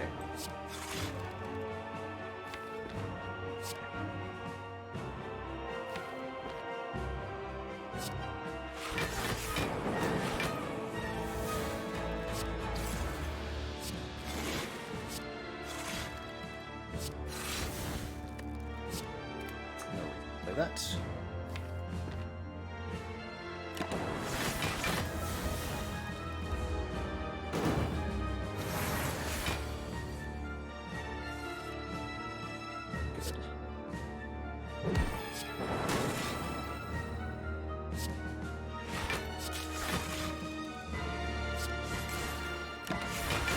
Lose the buffer here, but as soon as we draw multicast, we can win.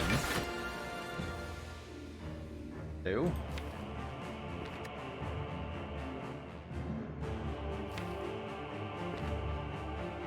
Uh-oh.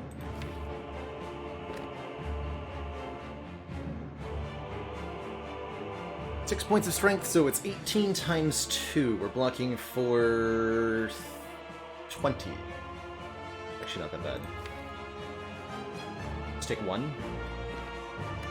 Take one.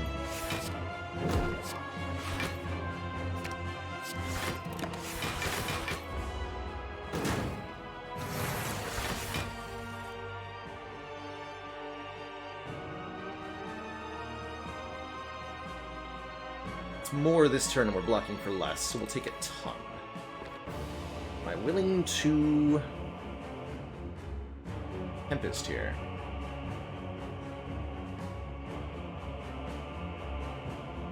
Tempest will be 10 damage per evoke. That's almost a kill on both of them. We could Capacity Potion. That's a real thing.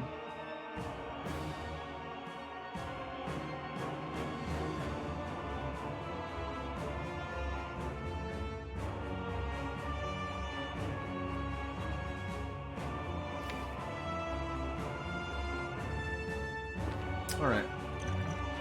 Fills us for 5 too. We can always buy a new potion, right?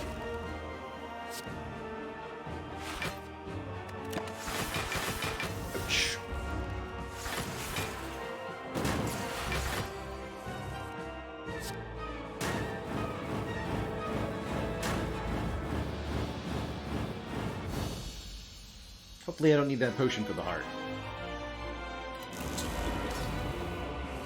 I need her is up next.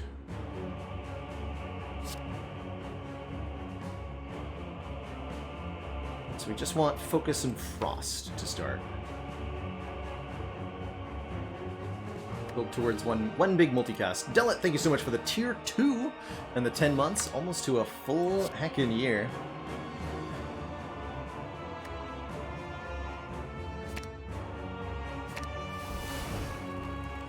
High meter attacks for either 24 or 32 on turn 1. Not to worry about Storm. Beat 6 looks pretty good though.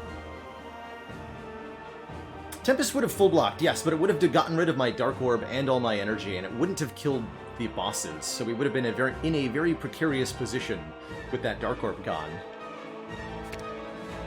That's the main concern.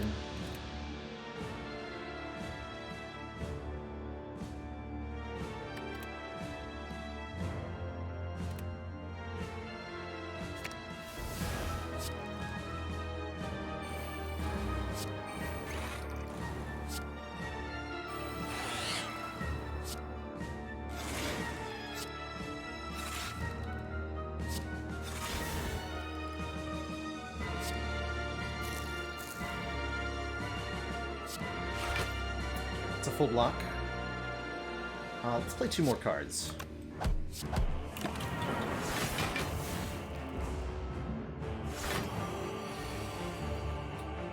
It's a bit scary, but I can just hologram the apparition, right? Multicast in hand already, not good. Good at all.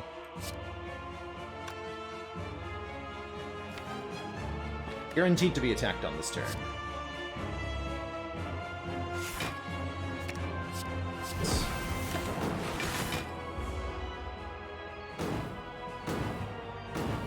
Time Meter's a very, very scary fight with Runic Dome.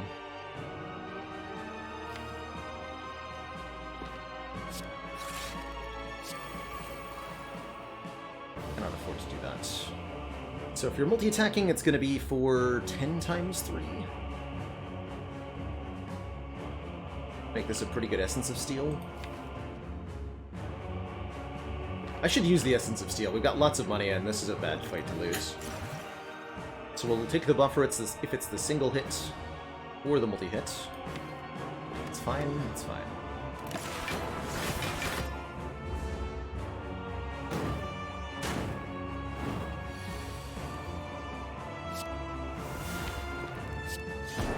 Good this turn and next.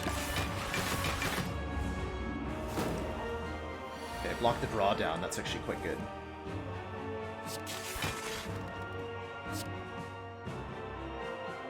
And now we're waiting for a multicast. Uh-oh. That's good. Okay. Whew. NC 1989, thank you so much for the tier 1 sub and the 11 months. Just one more to that full year. We make it. Two thump, a deep pulsing dread can be felt throughout the room. Is this the heart of the Spire? The source of these frost orbs?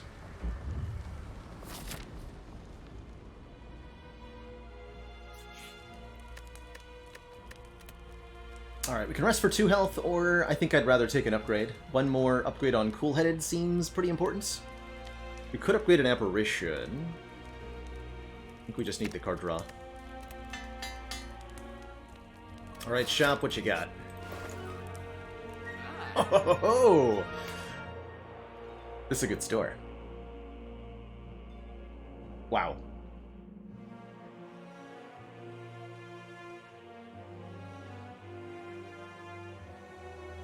We found the card draw we needed.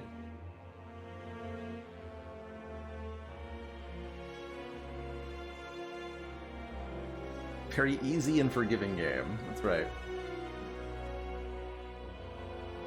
So first and foremost, we want the membership card. This gives us a 50% discount on all products, meaning we have 1,000 effective gold to spend in this shop, and lots of things to spend that money on, too. There's no way I'm not going to take a Dead Branch. This is great with Ice Cream. Whenever you exhaust a card, add a random card to your hand. We have quite a few things that exhaust. The Ascender's Bane, the Seeks, the Apparitions, the Fission, Tempest, and many statuses that were given. I think Dead Branch is going to be awesome. Let's get some potions. Power Potion with the Mummy Hand, of course, is going to be good, and likewise, let's take another copy of Heatsinks. We can take a card removal. Get one last strike out of this deck. I think I want the Speed Potion. I'm very tempted by Transmutation, giving us a bunch of upgraded colorless cards that cost 0. And then further works with Dead Branch. It's a bit of a gamble, but it could work out really well, especially with Mummy Hand, since Transmutation can generate powers.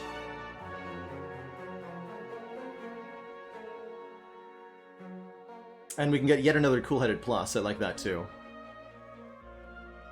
Core Surge Speed Potion is a thing. I'm going to buy the Speed Potion, too. So we go Speed Pot, Cool-Headed Transmutation. That means no Akabeko, but that's fine.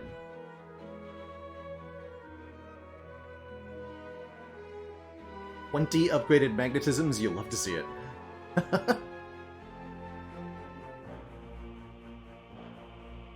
Not any additional focus here. Maybe the Power Potion will provide that. We're going to need the Power Potion to be like Echo Form against Heart, probably. If we get that, though, we're going to win.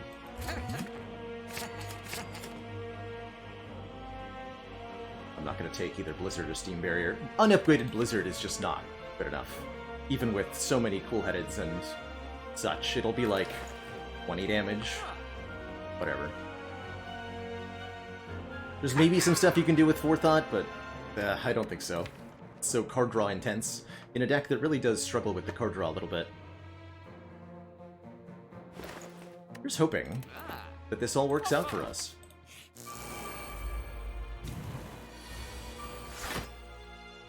Nice. Double heat sinks turn 1 with 8 energy on turn 1. On turn 1, the Spire Shield may or may not be attacking. The Spire Spear is attacking. This is a 6x2 attack that then puts 2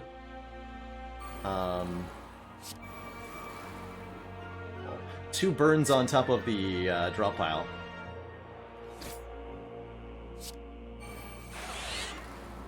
Beautiful.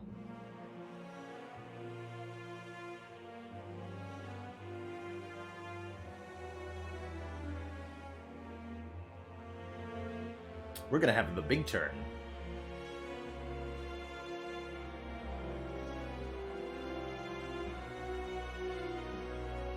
The really big turn. Thinking about seeking for multicast here. I'm gonna do that. Seek and multicast. Just give me a ton more energy, please. Wait, I can do even more!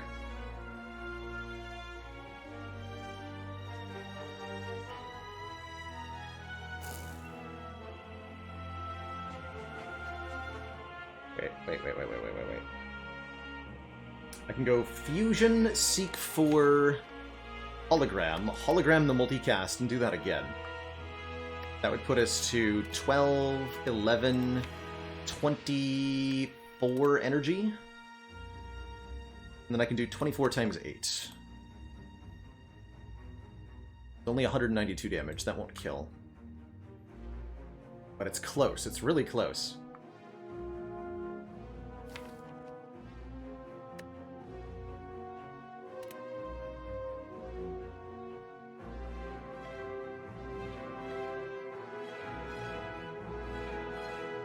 I've also got 40 free damage in hand, it's true. Just not quite enough.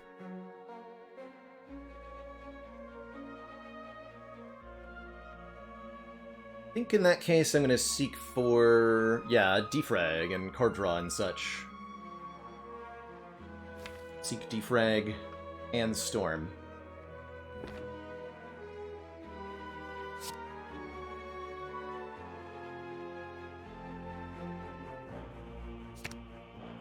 And these are each 3 cards drawn, right?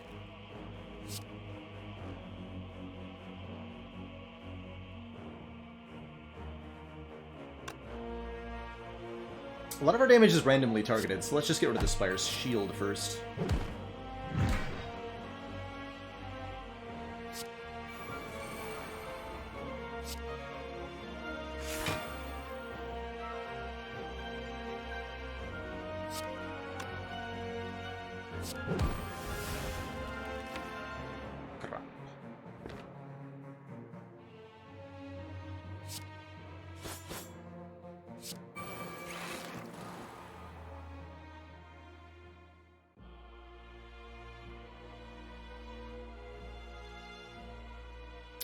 Got rebound now.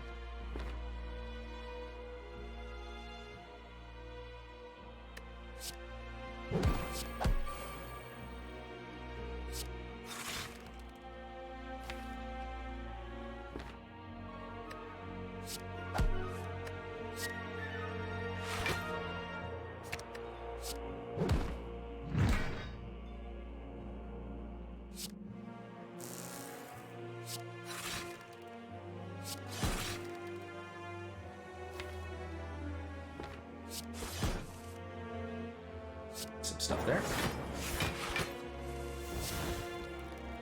Okay, so we're full blocking this turn for sure. We're intangible. Are we intangible? How did I discard an apparition? Oh, Scrape did it. Okay, I was like, what? Explain your arcane knowledge to me, game. And there's double apparition, so we're guaranteed intangible next turn too. Seems like we've won the fight. Just a guess. But I think we got there.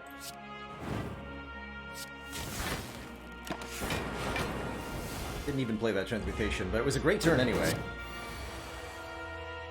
So, like, whatevs?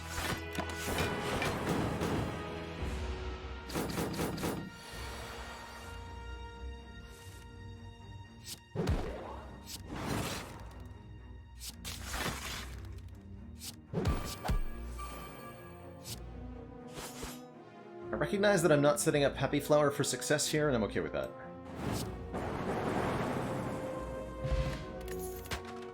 Blessing of the Forge, Static Discharge, or Recursion. Oh my.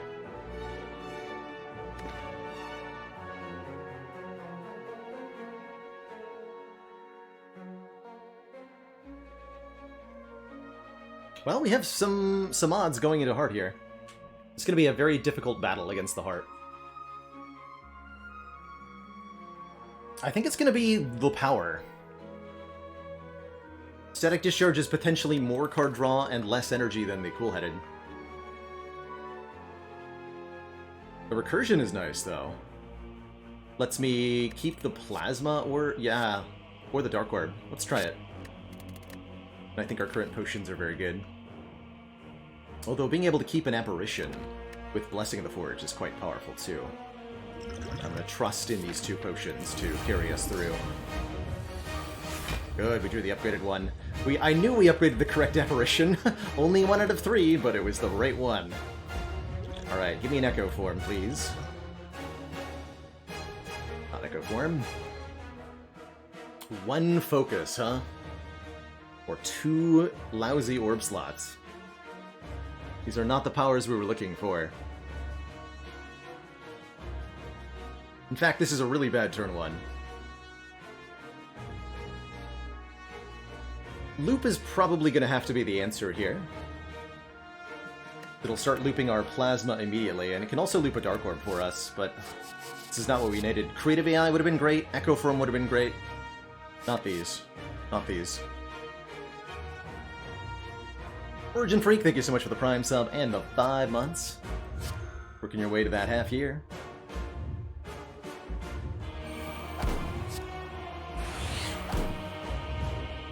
Reason to play any of this. Not a great turn 1.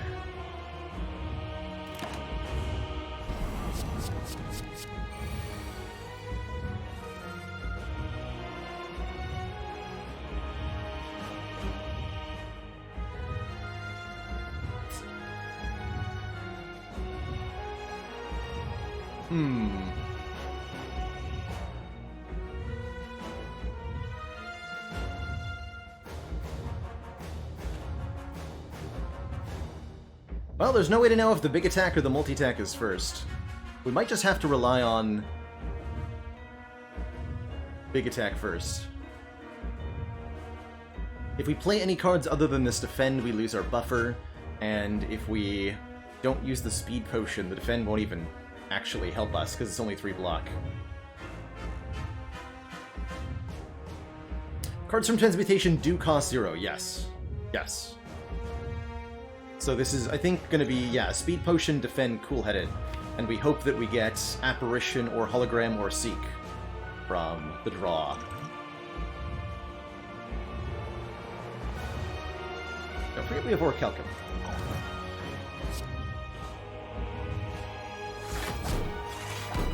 Nice, cool.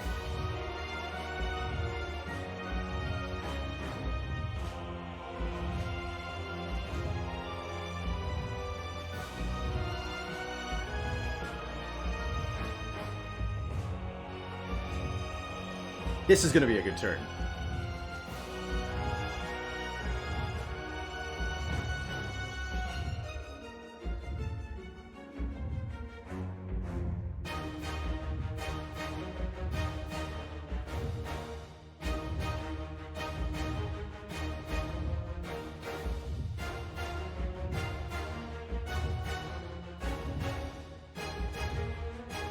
If we use Core Surge, we will keep this Dexterity, which I would really like to do.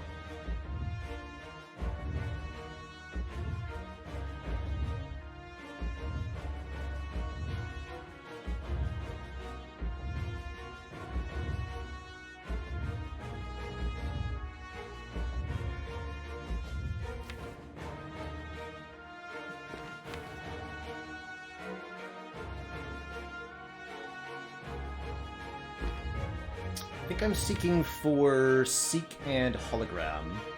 And then the second Seek is going to get me...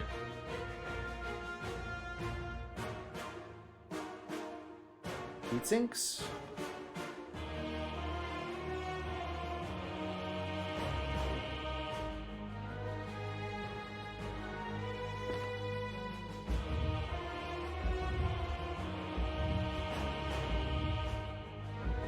I want to play Tempest Vision on this turn, too.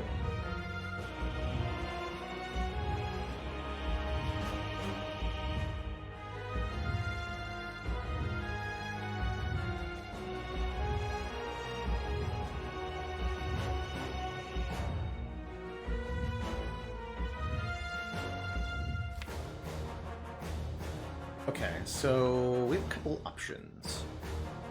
Yeah, I think it's going to be Hologram...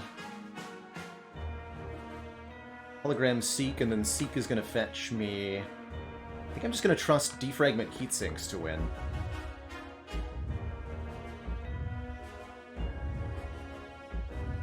I'm going to draw so many cards.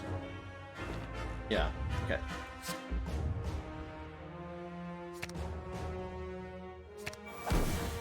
This is a 1 turbo is very welcome here.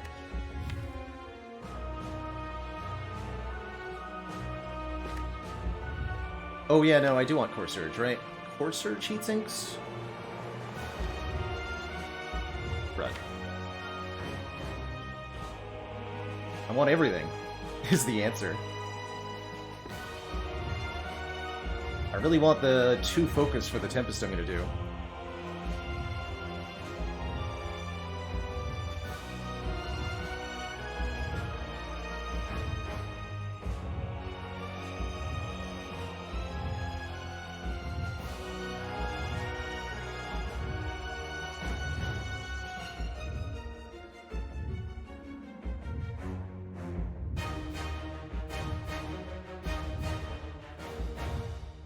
Target's probably just going to be defend? Actually, no, hello, Cool-Headed. For even more card draw. Because I'm going to Vision anyway, so that can give us more information.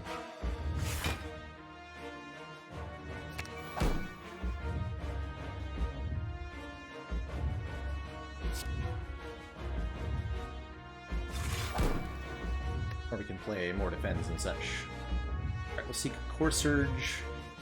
6.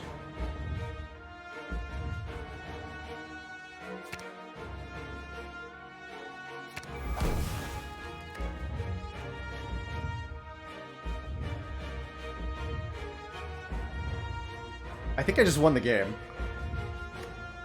Oh my god. Core Surge Bias Cog, let's go! Yes! Good work. That's a good feeling, right there.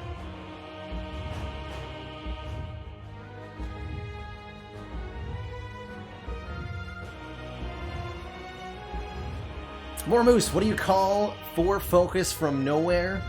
Biased Pognition. That's what I'm feeling right now. Holy crap, what a beautiful Dead Branch generation.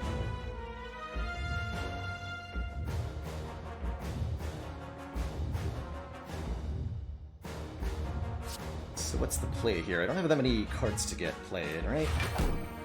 3.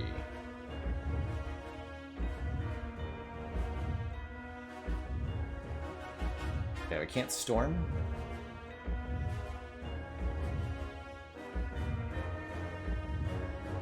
Can't storm.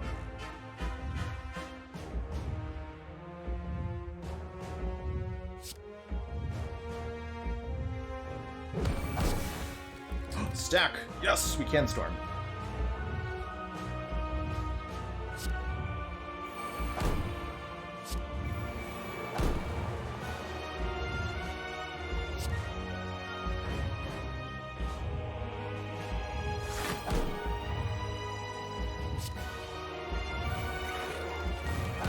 There's the apparition.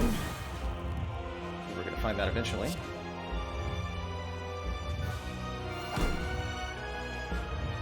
End up being that many orbs. Doesn't matter.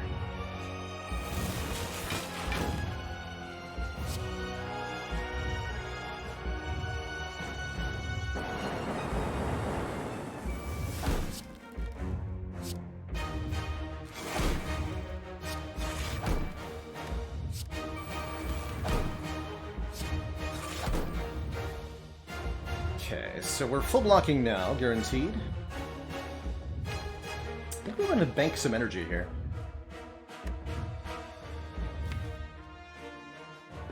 Or a big multicast or something. Tina thank you so much for that tier 1 sub. Welcome to the council. I'm about to get a whole bunch of cards added as well. And we'll get full information about what the next turn attack is. So I'm okay ending turn here. There's no room in hand for Transmutations cards, of course. We'll want that later.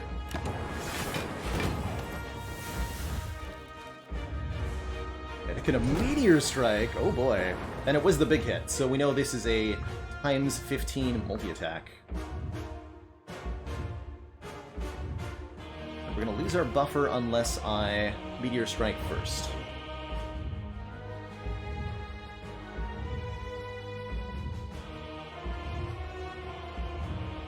That's fine with me.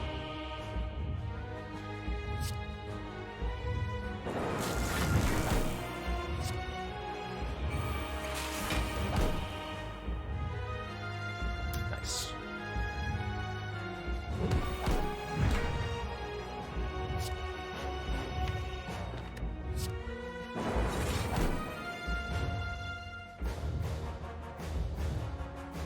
Times 15.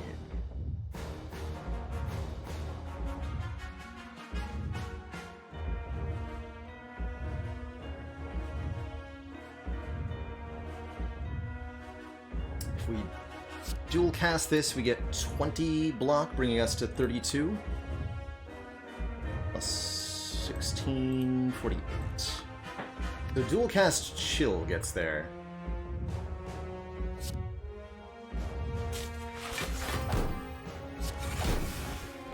Ooh, rainbow? Even better.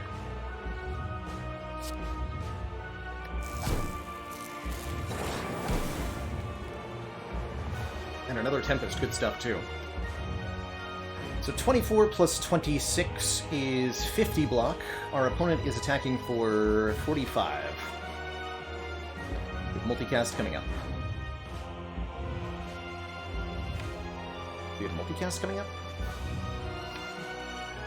I dare? Wouldn't be a very good multicast.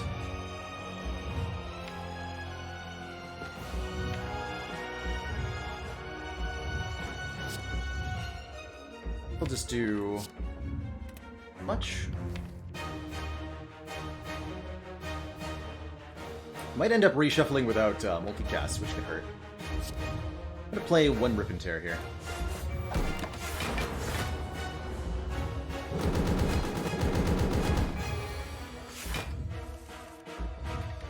Okay, we aren't shuffling without multicast, and we get this apparition next turn guaranteed. That's good stuff.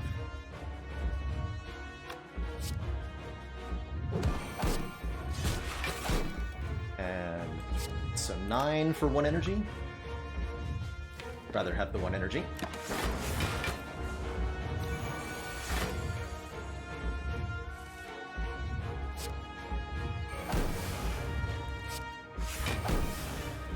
Yo.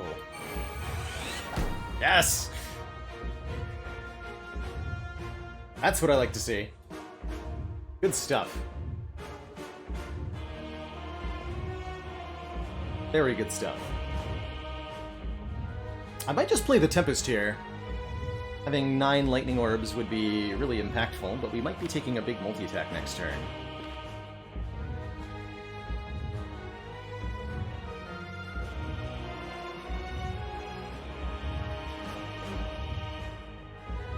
Yeah, let's Tempest first. Then I'll get 2 energy back.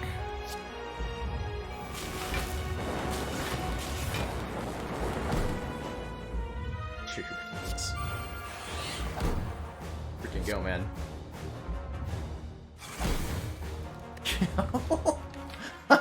Turns out Dead Branch is a good card. Who knew?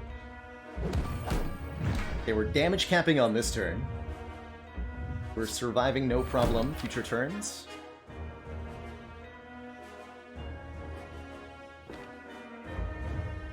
I actually just want to bank some of this energy, but I would like a few Frost Orbs for next turn, just in case. I'm actually going to leave this seat because it's a good hologram target.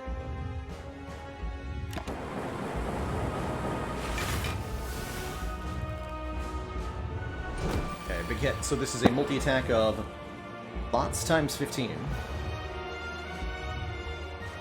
4 times 15. And we basically just have to survive this.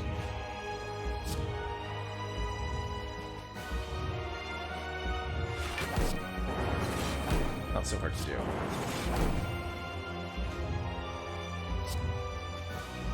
Currently blocking 1, 2, 3, 4, 5, 6 times 8.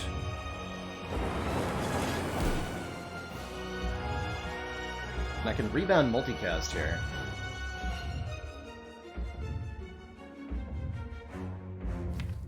I need it next turn.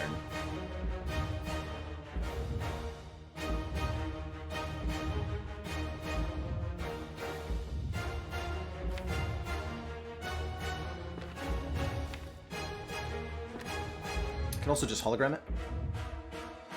Actually, if I recursion here, we end with exactly 0 block, and Orichalcum chips in. We get 1, 2, 3, 4, 5, 6 times 8 is 48, 56 block. Take 4. Okay.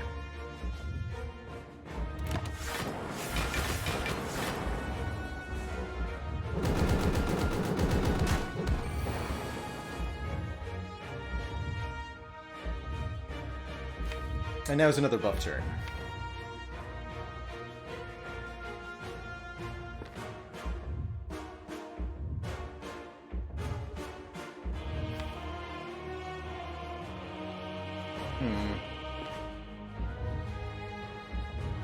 Did I not take that static discharge?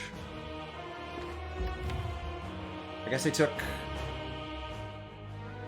Bullheaded instead, or no, I took Recursion instead, that's right.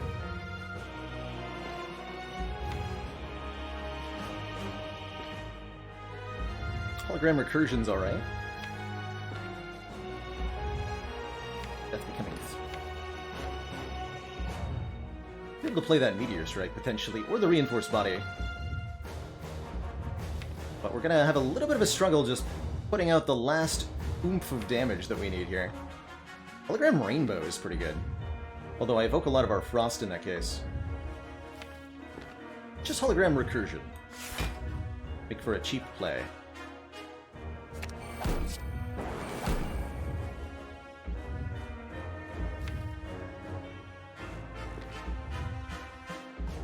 Another hologram in the draw pile? Yeah, it should be alright. This is sketchy. 6 times 15 potentially. Oh my god, that was a hell of a bad draw. Do I die in the event of a multi-attack? Is now the question.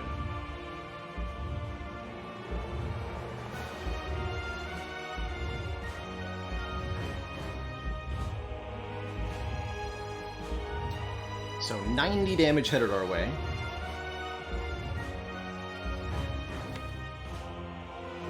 Needed that reinforced body, man.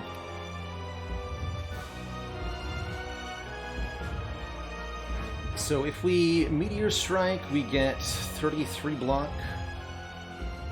92 with the burn, that's right. We do not have Static Discharge in play, because we don't have a Static Discharge.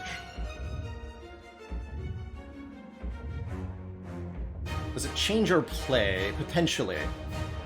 We might not, depending on the exact numbers, we may not choose to rebound. But let's see, we get 33 plus 24 plus the 8 we have minus 3 from Beat of Death. And then this is another plus 2. We have 64 plus 31 is 95. Which is good because it means we live. And I can afford to rebound the Meteor Strike.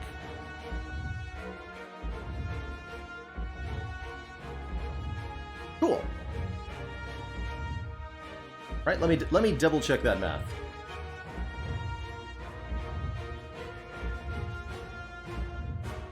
Three evokes is 33, plus the 8 block we currently have, plus 24, plus 5, plus the 31 health that we currently have, is 101. Minus 9 from 3 cards played, 3 beat of death equals 92. Wait, let me triple check that.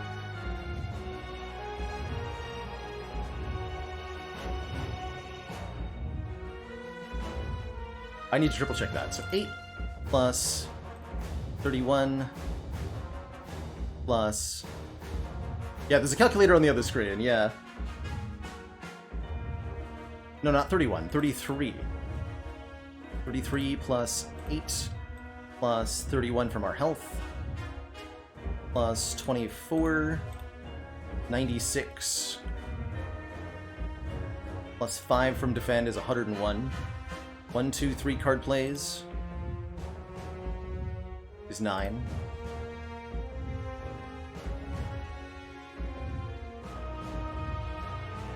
$92 exactly. Okay, so that means we can't play Rebound.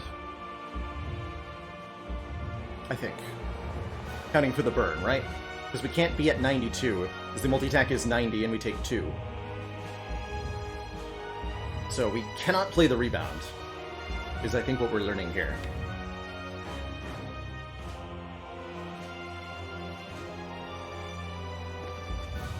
Three cards played is 9 damage, because Beat of Death is 3.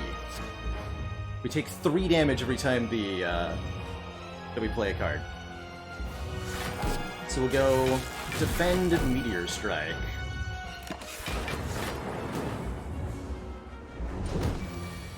Full block. Oh. Well, that wasn't too bad.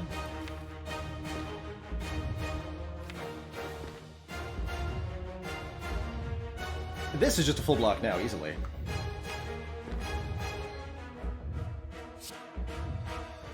Yeah, so much mad for the wrong attack, no kidding, eh? No kidding. That's alright.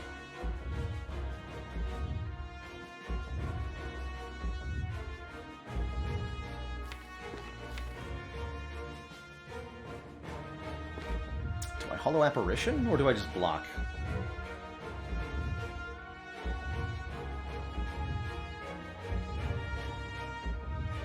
We've got plenty of time to do damage here if I survive this turn, so I think we're good.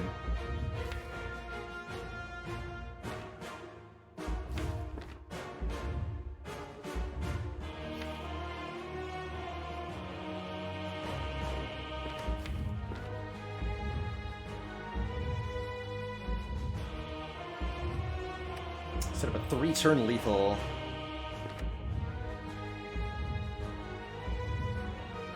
No, we don't. Why would I do that? I can do this instead.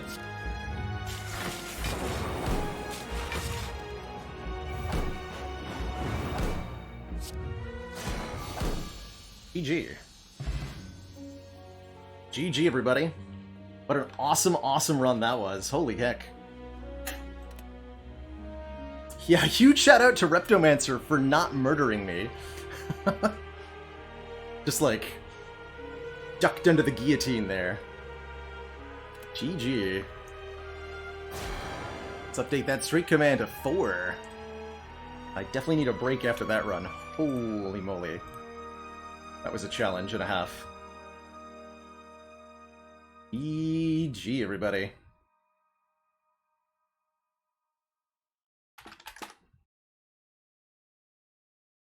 GG.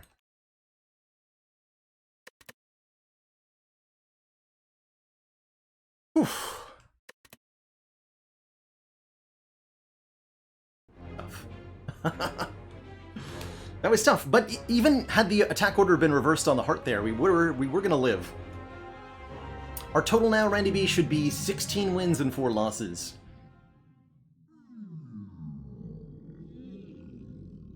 GG.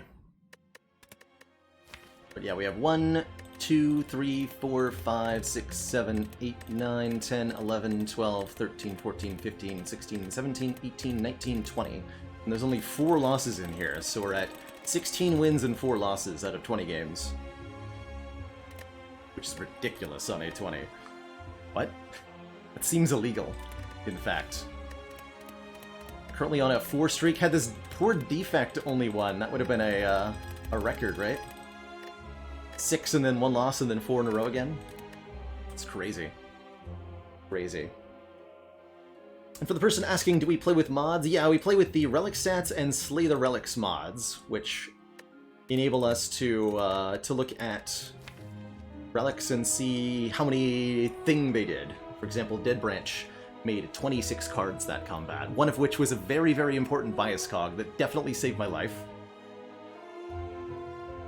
And yeah, Randy, we ran it back on silent, so there's one extra silent run in there. It's not quite even. There's 2 silent runs in a row here. Silent, silent. Next up, it's going to be Watcher. Happy New Year to you, Maxim. Before I dive on into this Watcher run, though, I am going to take a quick break, refill my legs, stretch my water, and de-runic dome my brain. Because that was a hard run. That was a really hard-fought defect run, for sure. I'm genuinely shocked we got there. It was only by the sheer mercy of Dead Branch. And I gotta say, the Apparitions felt like they were pretty damn good. Apparitions enabled that 3 elite path in Act 2. And they definitely saved our bacon against Heart.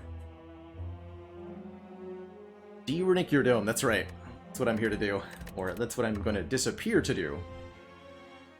Be right back, everybody.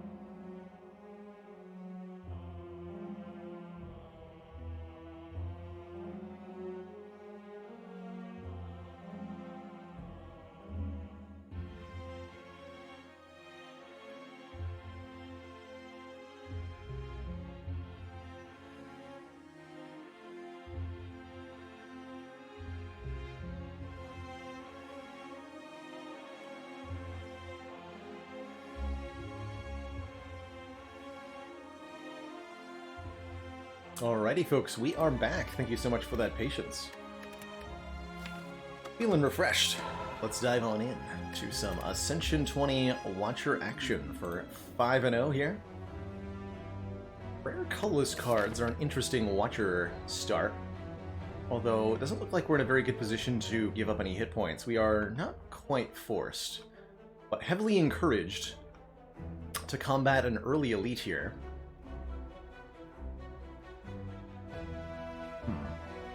A tricky start.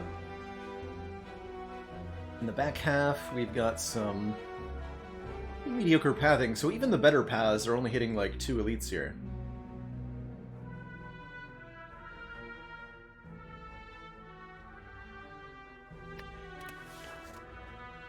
Taking an Eruption upgrade is certainly a way to get ahead in such a situation and make those opening combats a lot smoother.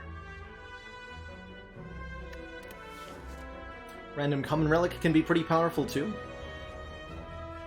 Rare colorless card or a Boss Relic. I do like the Boss swap on Watcher. I think this might just be taking an upgrade on Eruption. It'll prepare us much better for a potential Burning Elite, as we can go in with an upgraded Eruption and an upgraded damage card. Particularly maybe an upgraded retaining damage card, even if that damage card is only a Flying Sleeves. And by fighting 4 combats, I give myself a huge chance to find such a card, as well as good odds at potions. Normally I'm a fan of slightly higher variance starts, but when your early game pressures you into an elite combat like this, again, we're not required to, but we only get 1 elite if we skip that early one. I'm really not a fan of that. Let's upgrade the Eruption. That makes it only cost 1, so it's much easier to enter Wrath and burst down a target or 2.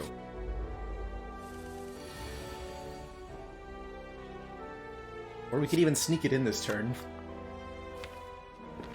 Go back into Vigilance stance. Let's do that. Trade that Miracle for 9 damage.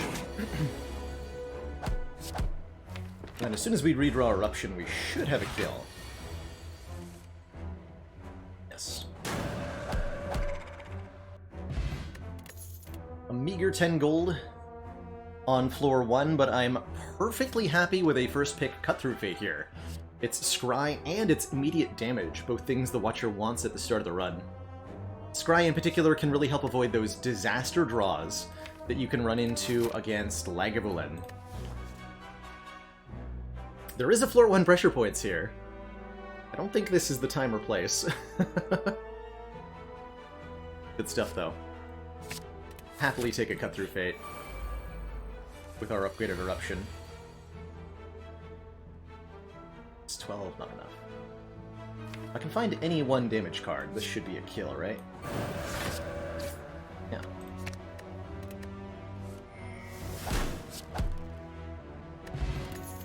Gambler's Brew. And another low roll on the money. Another 10 gold. Interesting. I certainly don't mind Sash Whip early on. It's some more damage and some weaken, and that's just fine. We could also go for Halt to give us Block while in Wrath, or Tranquility as a retaining way out of Wrath. Tranquility can be really nice in the early game. I don't think I take Tranquility enough. Pick one up here. The ability to have that retaining exit is so good.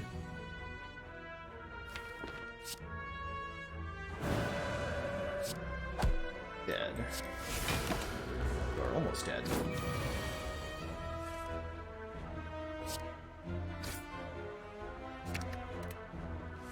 Cool. And courtesy of that Eruption upgrade and the Cut-Through Fate, we've gotten 3 perfect combats in a row.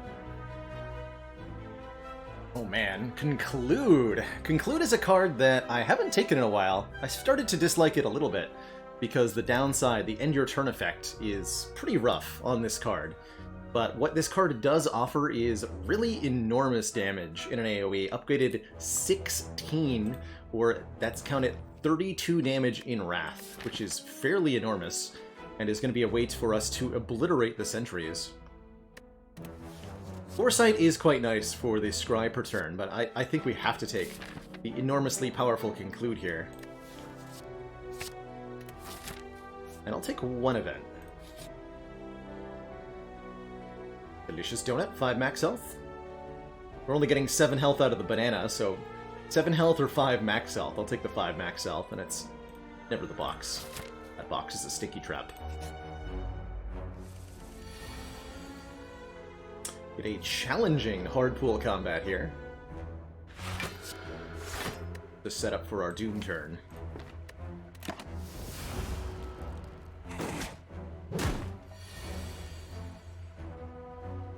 Through Fate can almost guaranteed find this eruption. Son of a gun. Alright.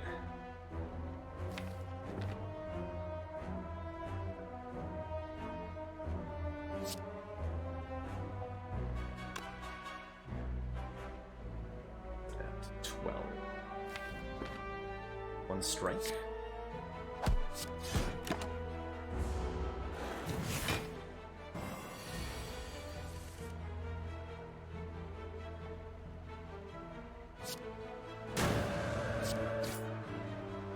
Okay, not too bad.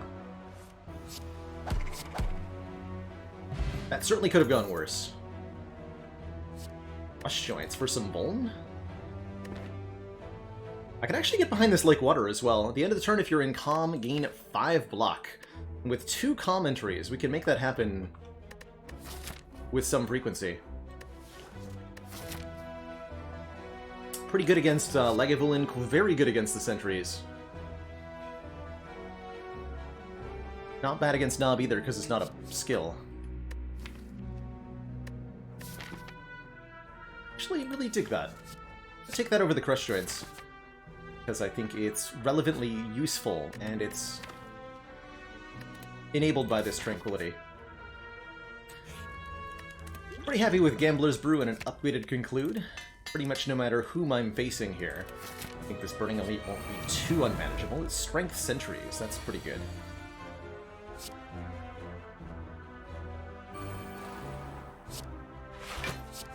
Okay, and we can use our Gambler's Brew next turn to set up something amazing, probably.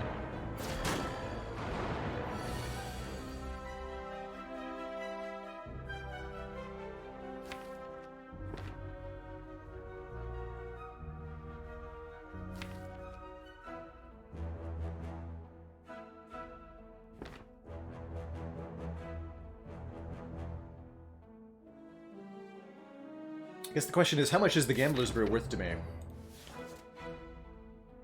Because I can just Vigilance for 13 block, take 11, and then this wins the fight next turn.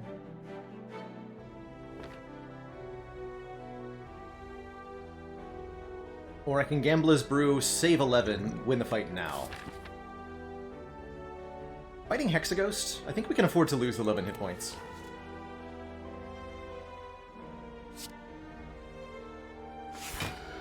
So this is going to do 32 damage to all enemies. 9 plus 32 is 41.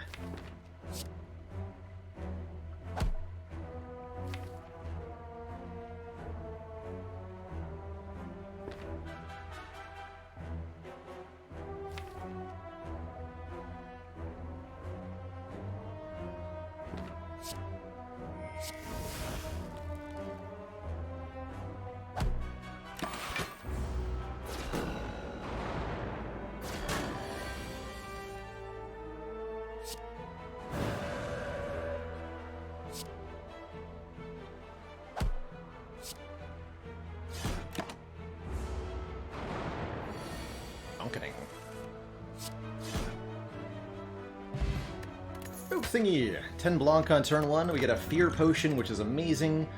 And wow. Second Cut Through Fate, Crush Joints, or Fasting. All very, very good.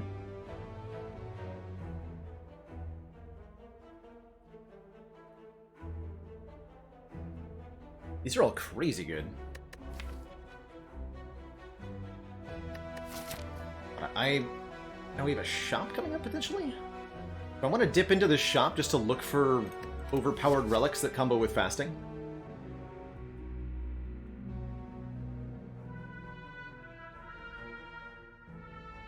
I think I should just take it. Someone told you it's always fasting and then build around it. They sound like the words of a wise man. I'm gonna grab it. Strength and dexterity are both incredibly good on Watcher. Incredibly good.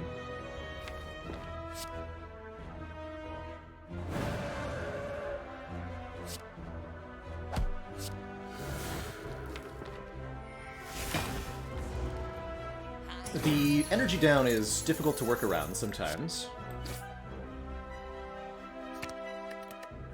But there are several relics that can make it happen. And there's a lot of zero-cost cards in the Watcher card pool. Not what I had in mind. I'm definitely going to take a Talk to the Hand, though. Whenever you attack this enemy, gain 2 block. Good stuff. Take that Ragnarok. Frozen Egg means all powers are upgraded. Even more reason to go to a shop here.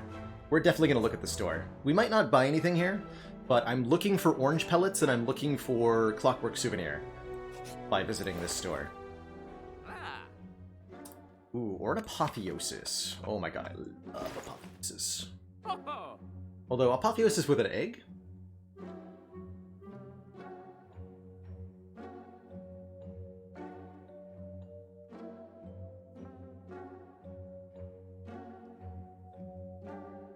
Foresight Plus is also hella good.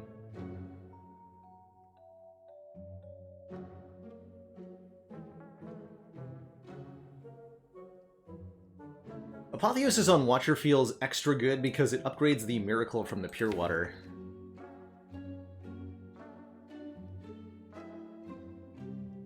And it'll increase the numerical value of all of our cards quite significantly. I really like Apotheosis. Grab it here. Watcher can really put it to good use.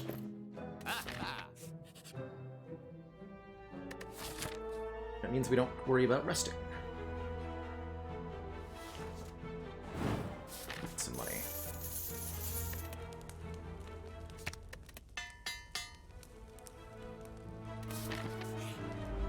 Give us some scry, too. Just enough that we win. 9, 12, 32.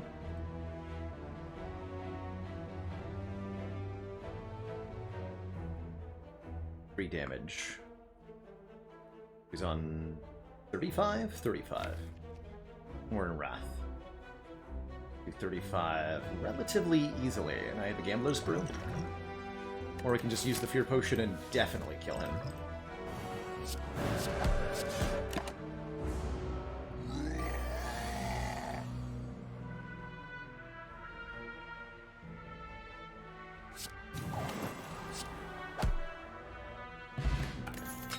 Ink Bottle. Whenever we play 10 cards, draw a card, and we're offered another Like Water. Interesting.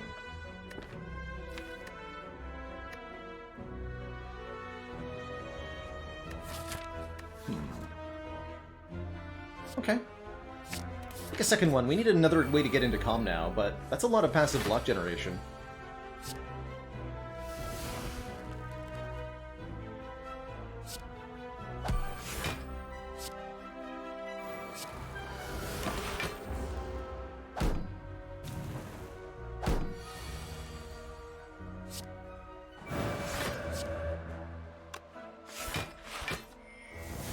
Printing the ink bottle there. Another potion, and yes, another cut through fate. 2 is going to be better than 1 for sure. Especially now with Talk to the Hand and the fasting. Some argument for Crush Joints or Sash Whip, but take the cut. And we're going to upgrade, I think, fasting. We're in 4 here. Be an interesting Hexaghost fight.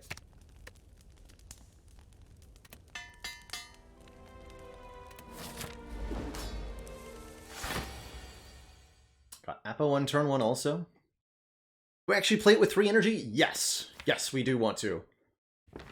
Use this potion here with the Apotheosis in hand. Yo, we get a free Metamorphosis. Shuffle 3 random attacks into your draw pile that cost 0 this combat. We could make it 5 by playing the Apo first, but let's play the Metamorphosis first, and then upgrade the attacks that we get.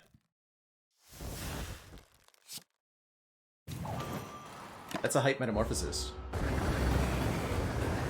So now, for the duration of this combat, we have 0-cost Flying Sleeves, 0-cost Crush Joints, and 0-cost Weave Plus. Good stuff. And we also block for a bajillion.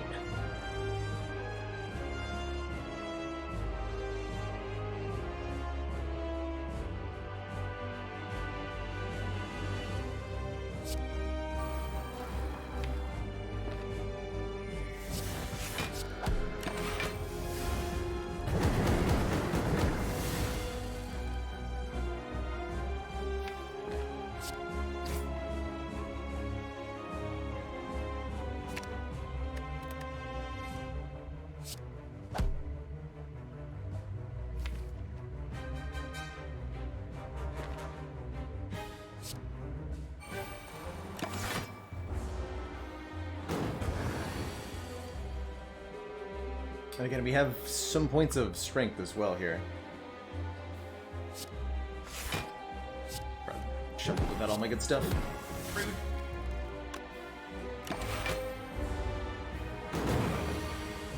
There's Eruption. So Flying Sleeves now does 60 damage, thanks to fasting. Very important thing to remember that one of the big reasons the fasting is so good is that you multiply the bonus damage from strength with your wrath. And that goes for vulnerable too. So we just like smack real hard here. And we're able to generate energy by stance dancing. GG. Didn't even stand a chance there.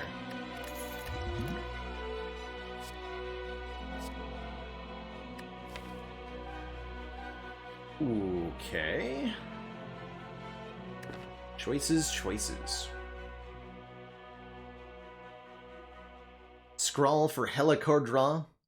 Blasphemy is a super powerful stance card. Puts you into Divinity stance immediately, but then causes you to die on the next turn. The goal being to just kill your enemies while you're in Blasphemy. Or Deviform, which is a really expensive power, but causes us to gain additional energy every turn. A really good way to scale up with fasting. Deva's pretty expensive, though.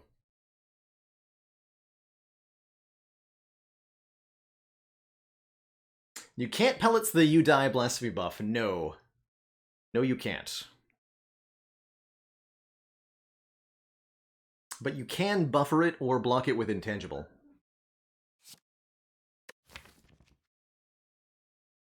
The scroll really helps us find our Apotheosis, which I'm thinking about quite a bit here. Bimrin, thank you so much for the 9 months and the tier 1.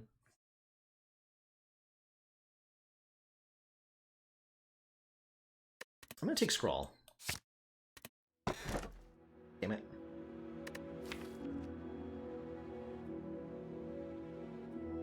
Knew I should have taken that Deviform. Snecko Eye makes it so good.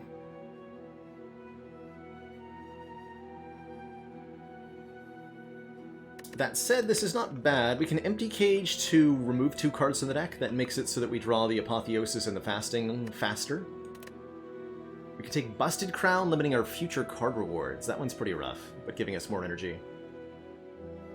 Just take the next one, yeah, or we can just still take the Snecko Eye. We draw 2 additional cards each turn, but start each combat confused. It's not bad. We're a bit sad about the Eruption upgrade, but the Tranquility is actually quite good with the Apotheosis. So is the Scrawl. Actually, the fact that these are unupgraded is really good. Let's do it. I do wish I'd taken that Ragnarok, too. Let's go Snecko here. Snecko very good with our, of course, Gambler's Brew as well. And the Anchor giving us better turn 1s will help surely. And maybe we can Orange Pellets the Snecko buff. Or something. Go too aggressively into Elites here. I do think I want to visit an early store. But if I visit that shop, I'm committed into fighting one of these 2 Elites. It'll be fine. Never had a bad turn in my life.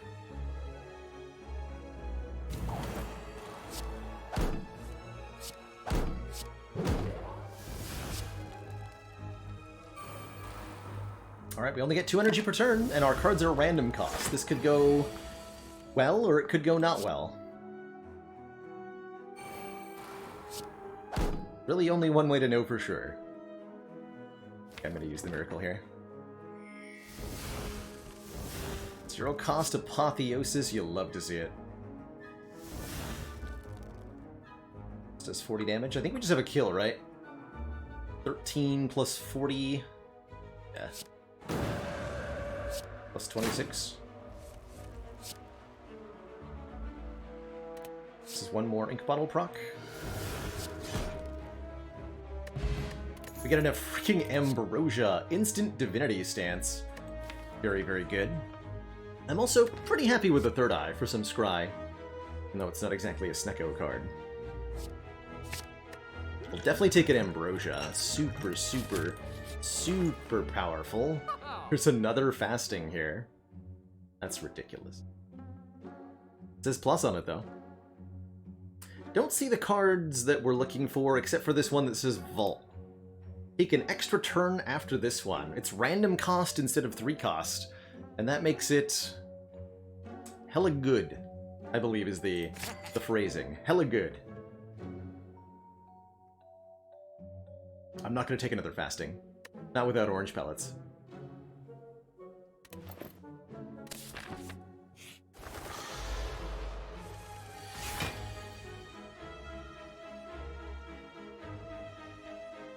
Case for Nunchaku if Fault wasn't there? Yeah, I think a case. Not a great one. But a case, certainly. I'll just take the 2.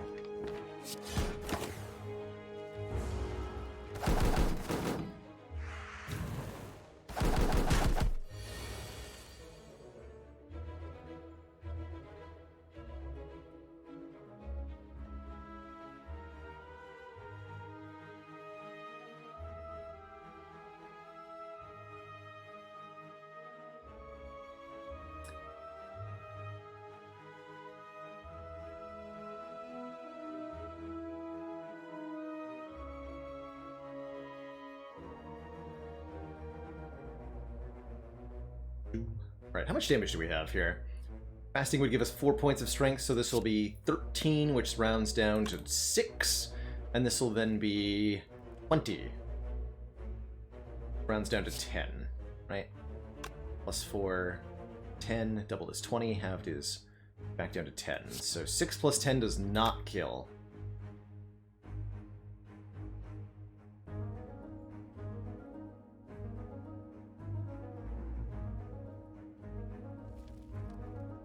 That said, we block for a ton. It's 12 plus 11 block. If I could take one of them out of the air, this would be pretty good. Oh yeah, we can Vigilance first, but then the birds will do double damage. I don't really want to do that.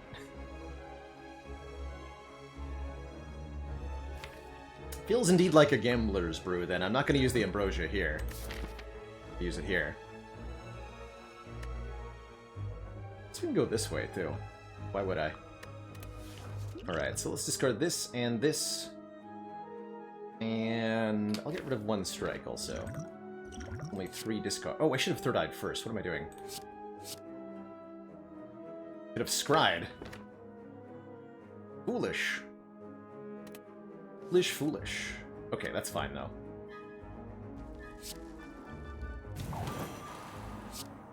That's a full block, if ever I've seen one.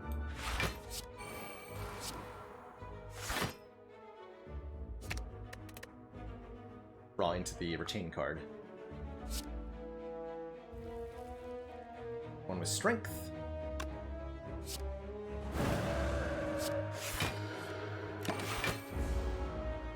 Actually, not a full block. Ow. Terrifying.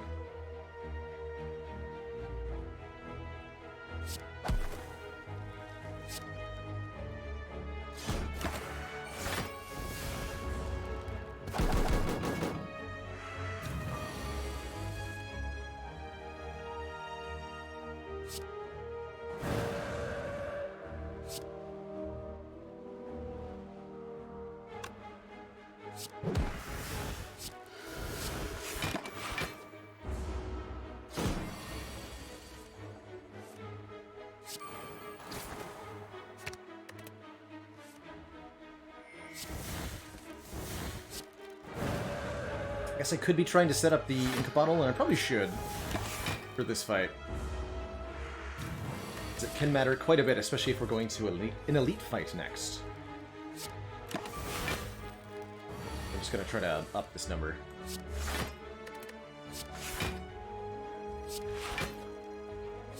It's good. Wheel Kick with Snecko Eye, very good. Deal 15 damage, draw 2. Normally a 2-cost card. Always happy to see with Snecko. Big damage on the upgrade, too. Bites. Oh. We haven't removed any strikes.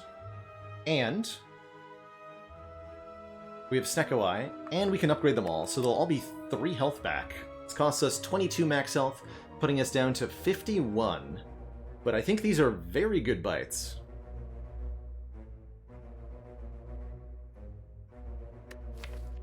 I think these are very, very good bites. These bites are going to allow us to sustain ourselves through pretty much as aggressive a path as we could possibly imagine. We can go 3 elites and no campfires, and not have a single concern. Let's do it. Take one more event. We hold off on events for now. Combats are pretty good. Lots of cards that we want to see with Snecko Eye.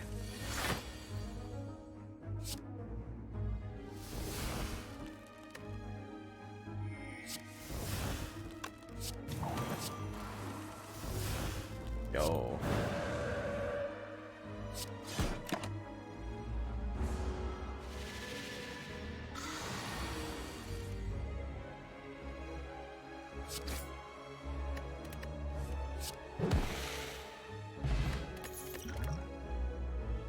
Don't take Evaluate or any card that gives you insights with a Snecko Eye. Don't want Wreath of Flame or Halt either. I feel Watcher to me always felt like a monk type character from D&D. She's got that spiritual kind of sixth sense, but also a lot of really good unarmed combat going on. So that's how I've always perceived her. As monk-like.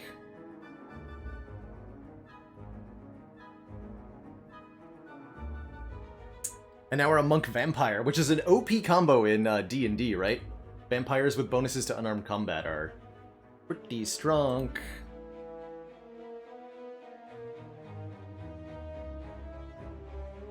So we could use Ambrosia here if we just want to instantly win the fight. Feels unnecessary. I think I'll use the Skill Potion instead and get a free Swivel. Be a free Scrawl.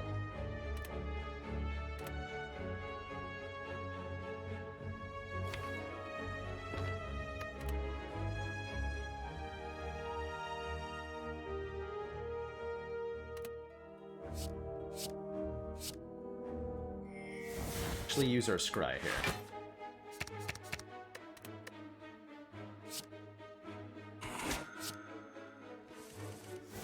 Aha! Knew it! Actual damage. We had it the whole time.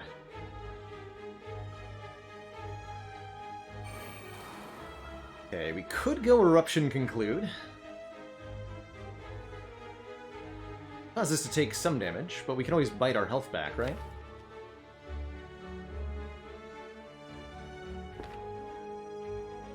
If I conclude, I don't vault. The other really good option is Eruption, Bite, Vault. Let's do that one.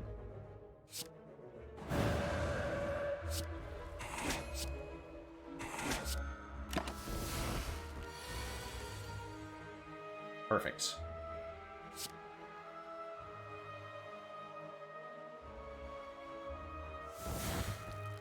And we just kill everything. Actually, wait, no. Fasting makes Wheel Kick do 48? Gotta be kidding me.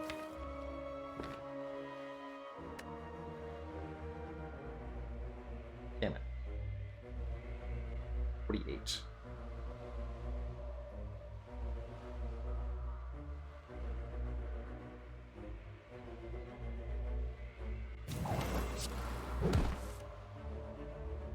Should have just wheel kicked first. Yeah, that would have been smarter. Whatever. Get all the health back. Easy game, easy life.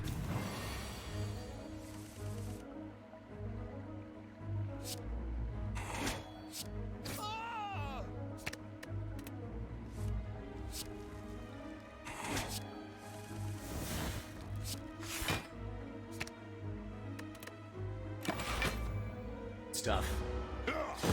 And this is really going to highlight exactly why these bites were so good, I think. Is that we can take a bunch of damage and still come out of the fight at full health. Bottled lightning. Dude. Oh, and a Deus Ex Machina to go with, too. Excellent. Excellent, excellent, excellent. Bottled Vault ain't bad, but I'm bottling Apotheosis and you can't stop me. Okay, now we have actually no need ever for fires, as long as we can afford to play the Apotheosis on turn 1. Which we, generally speaking, should be able to do.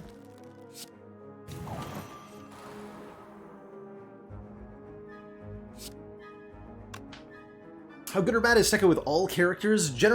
Pretty much across the board, One True Leaf, Snecko Eye is very good if you build around it. Building around it meaning taking cards with high impact on them, like Wheel Kick or Vault. And as well as taking card draw. Not necessarily the cost of the card that you're looking at, but rather the real impact of it, which is harder to communicate or evaluate, but very important. Let's get the Like-Water down, keep the Miracle, and we'll start biting the Chosen? Question mark? Not sure about that one.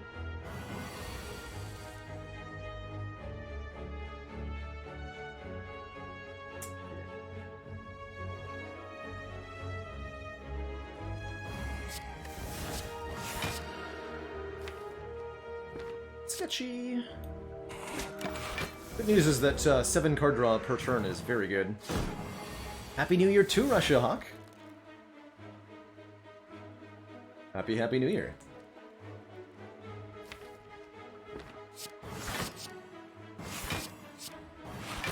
Seven. Incoming damage is 18 plus 18, 36. Easy. Easy. Every time. Actually, Tranquility costs 3 here.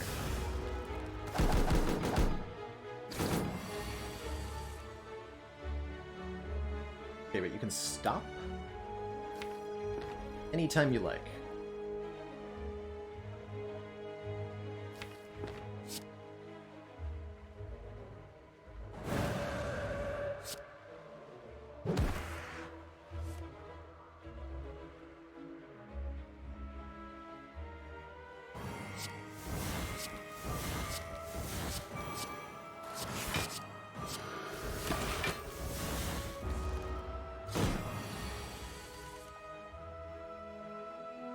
Fine. 14 passive block is very helpful here.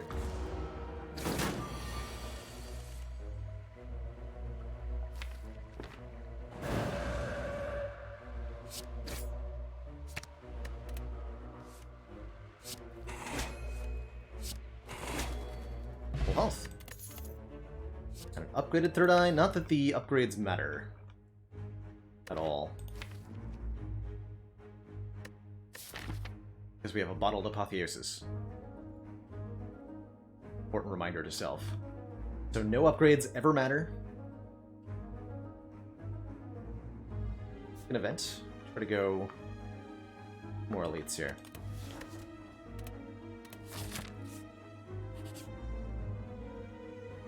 Another commentary. Yeah, Meditate is exactly what I had in mind. Although Fear No Evil works pretty well too.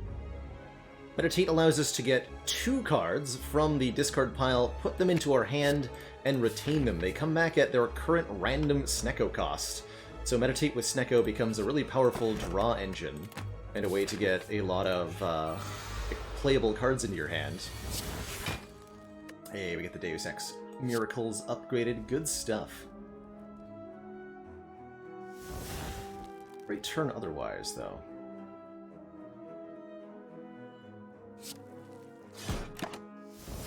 Take the 3, or the 4, because we can bite it back. Fasting for free. Don't mind if I do.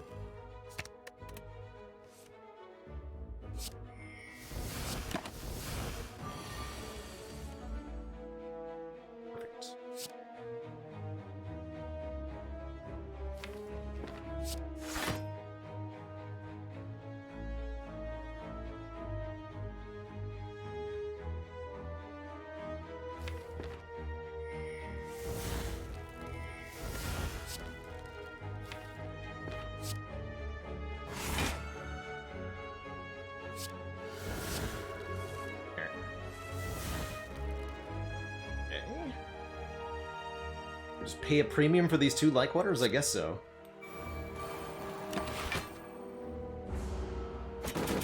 Thanks for the block, hee hee.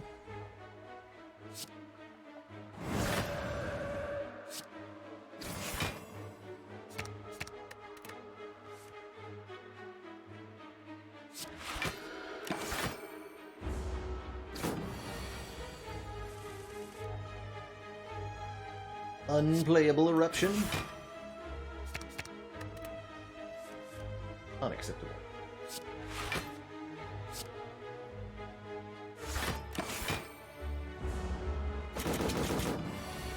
I'm concerned about how long this fight is going. Maybe I shouldn't be?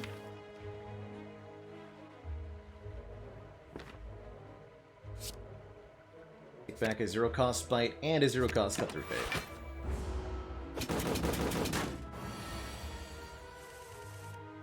It's a hella long book-a-stabbing fight.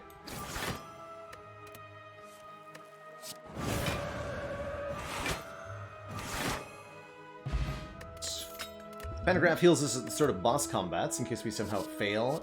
And I really like a collect here. Collect is ways to get more miracles.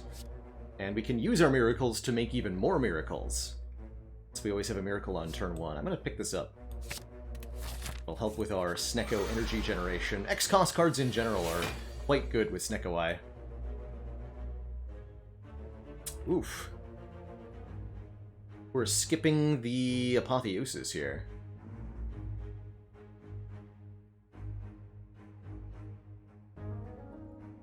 Yes, Hyphawaz, when you scry cards, you see those cards in order, with the leftmost card being the first one on top. Great question. Yeah, I might regret this.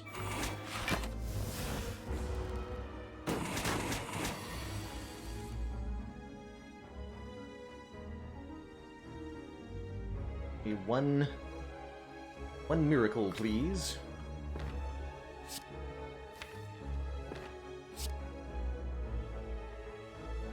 I don't need the Vigilance because I have the Tranquility, so let's go with Cut Through Fate instead. Perfect. 2 cost, huh? Can't afford that.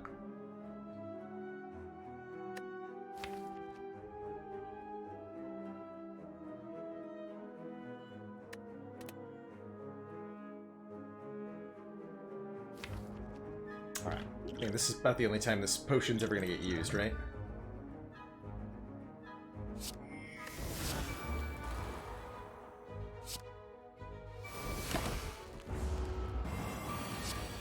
What else is it gonna do? Nothing. Tell you what, it's gonna do nothing.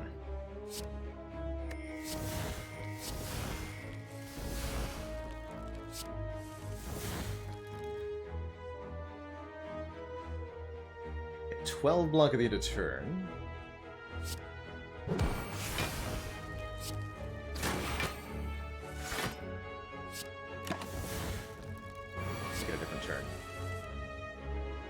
You still cost 3, dude.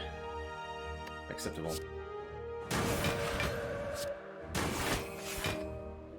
36 won't be a kill, tragically.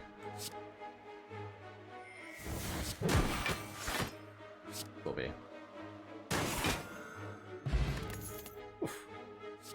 Offered another real blasphemy.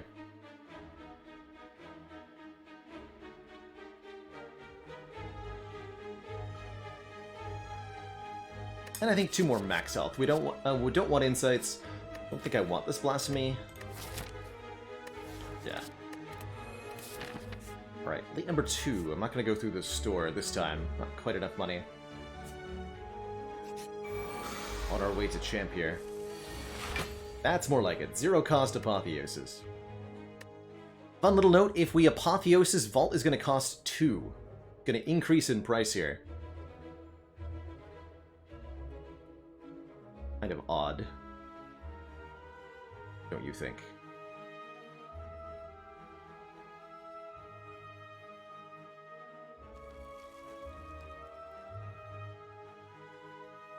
Vault before Apo, easy game. I mean, we still apotheosis here.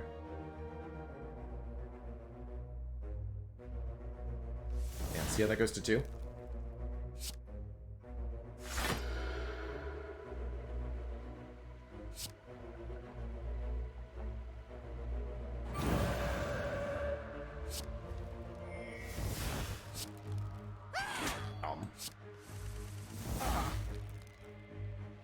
Meditate versus Vault. I think I'll go with Meditate.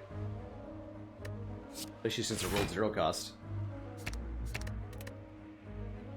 I can eat you!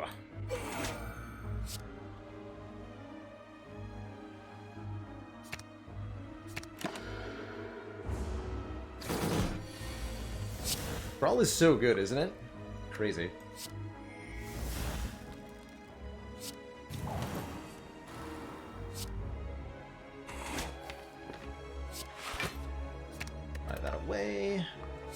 Some miracles next turn.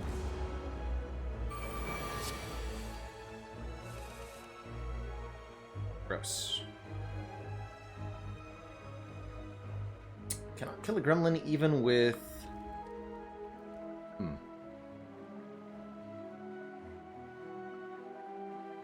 Well, that's not good. Gonna be weak and frail and be attacked by leader next turn? Alright. This could hurt. It's not that bad, only 11 times 3. But I gotta figure out a way to kill these nerds now.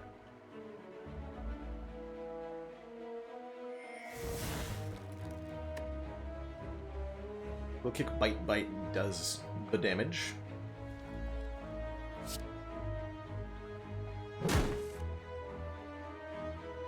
No, Prophet of RNGesus.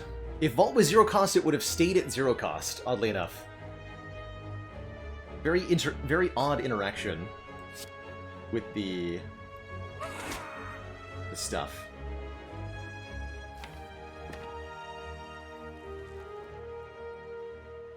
It totally would not have stayed at the expected cost.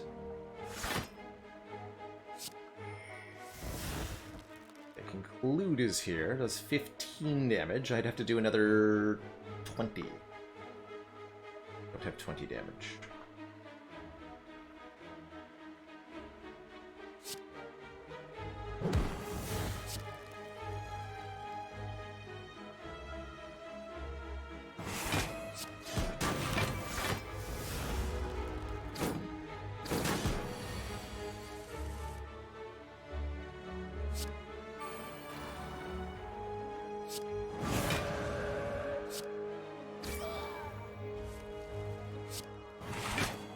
They're my hit points. Give them back. Yes. Yes. Hit points. And the blue candle allowing us to play unplayable curse cards. A few more max health. Getting more max health. The Snecko rematch, no problem. Hit to win it here. Go. We don't want to play all of our energy into the collect, since this is 1 turn per energy. There's a limit to how many energy it's useful to put into collect, equal to the number of turns you expect the combat to last. Don't go above that, or you're just wasting your own time.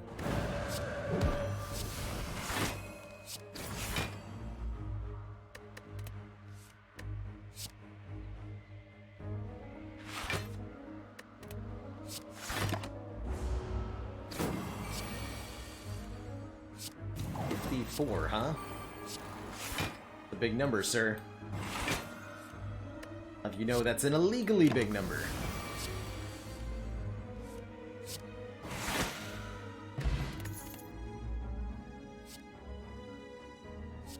Definitely not signature move with Snecko. This is interesting.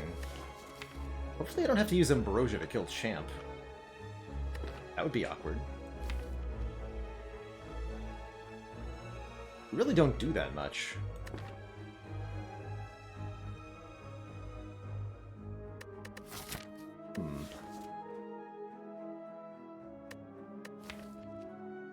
Meditate? Okay. Start each combat in calm. Don't mind if I do. Don't mind if I do. Okay, I am admittedly a little bit worried about the champ fight here. With only 2 base energy once the fasting's down.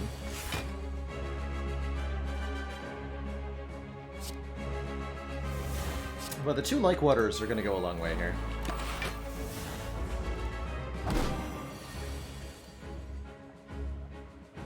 Just bite his ankle. That'll get him. That'll teach the champ. Take this, you stinky champ. Get bit.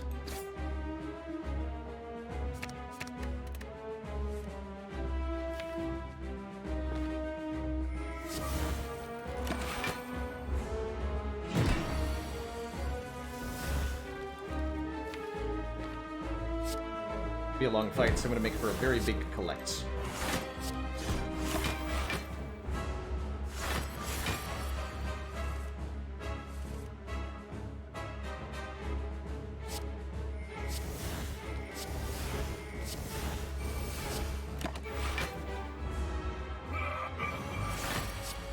So we'll get miracle pluses one at a time until we have 6.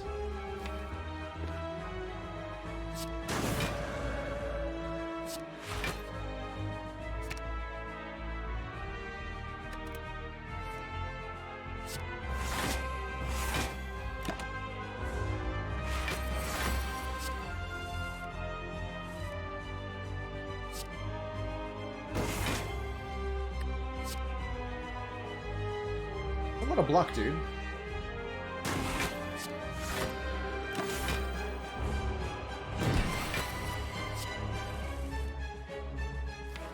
How am I supposed to kill you? With all of that block. Huh?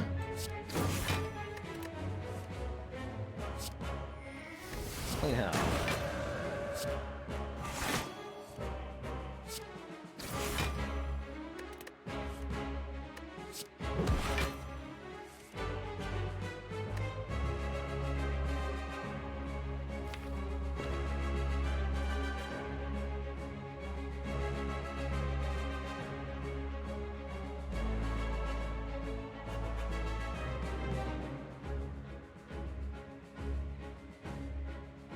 If we bring him below half on this turn... no, we won't. We will still be vulnerable for execute.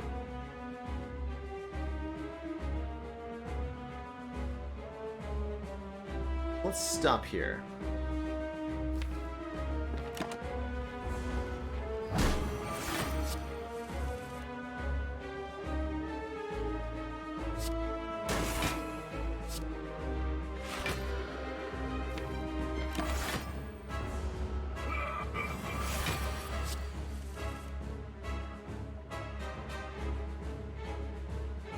And if we can bring him below half now, we'll be only vulnerable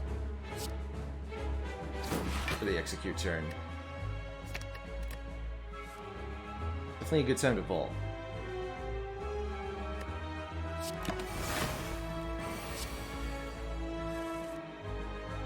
Dude.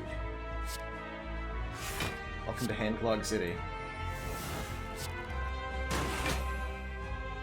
Champ split's below half, right? Not exactly at half? Yeah, below half.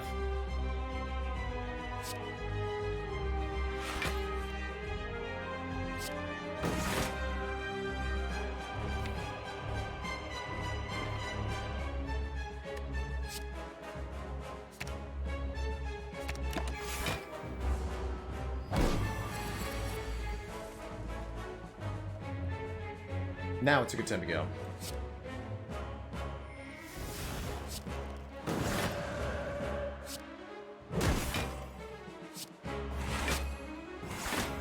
Yes. Unfortunately, I have to leave Wrath. Would have liked to stay here.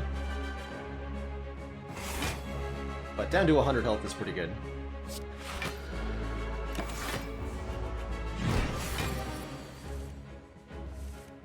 And we redrew the Eruption. That's lucky.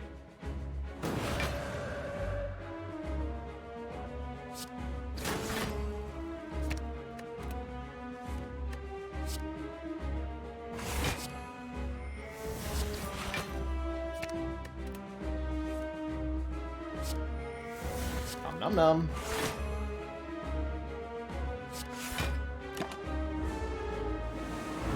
You've done it now. Die. And that's the big die. But unfortunately for Champ, we give Champ the big crunch. Delicious. GG. GG. There's that Deviform. Welcome back. Just take the next one you see. Deviform says, at the start of your turn, gain an energy and increase this gain by 1. Honestly, the only thing the deck needed was that. It'll be perfect. By the time we're in turn 3, 4, 5, really good with Vault too, since Vault is an additional turn. That's an additional turn of the Deviform effect. Heck yeah. Pyramid Pog. Pogamid. No, this is gonna be the Lotus. 1 extra energy whenever we exit Calm stance. Even more energy for us. We have plenty of Calm with these 2 Like Waters. And the Meditate. I don't think I'm ever taking Tiny House here for 50 gold, though the 5 max health is nice. It's actually 7 max health if you count Singing Bowl. But Pyramid Snecko says, nope, do not want. We only have 1 way to leave Calm. We're going to try to fix that. Because I would like to fix that. Give me a Tantrum or a Warship even, or something? I like all these stores. Let's start this way. I want to get these 2 elites down.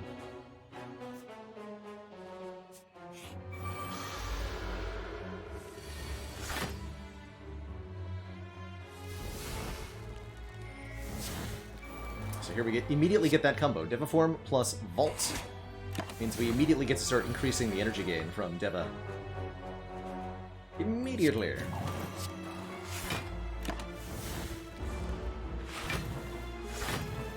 So the fasting debuff is more than cancelled out.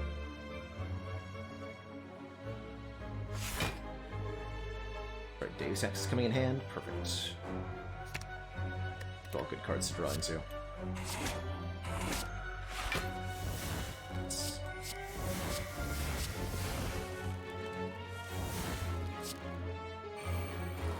Lots of energy back.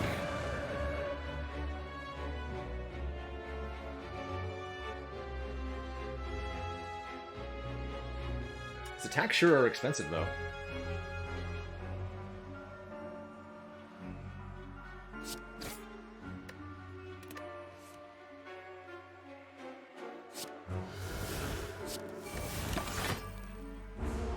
The collect seems a bit weird now. We have Deviform. Collect was basically just a stopgap on the way to Deviform. Doing its job, though.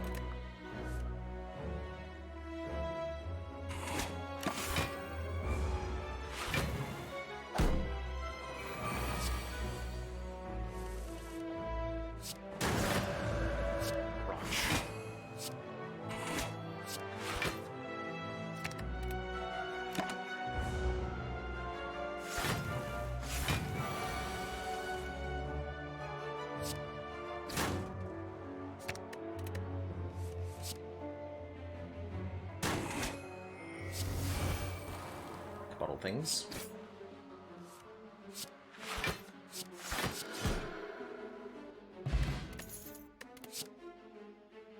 Sands of Time, very good damage card with Snecko Eye. Does 20 damage or upgraded 26, and it gets cheaper whenever you retain it.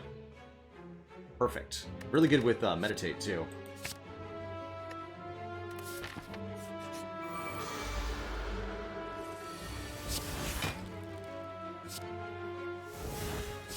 Oh, Apo is so good, dude.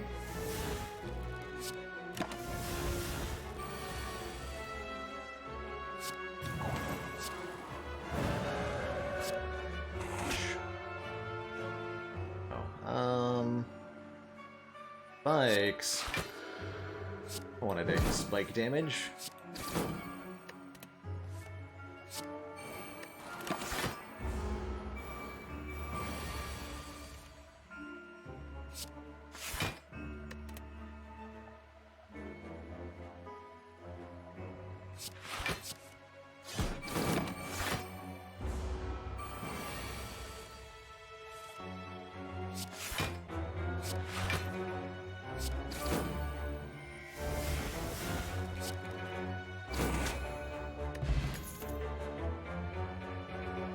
Empty body's a way for us to leave calm. Okay.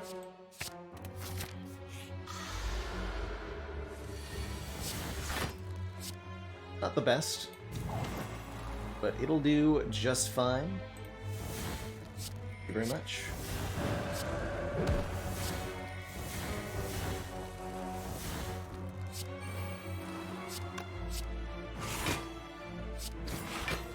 Y'all got any of them there, Scry?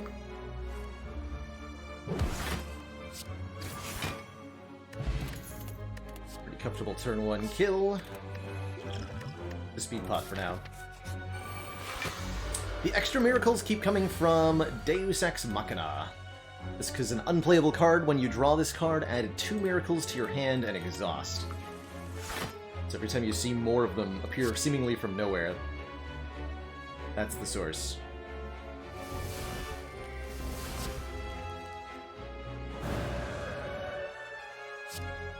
Even pay 1 health to make room at hand for scroll here. Yes.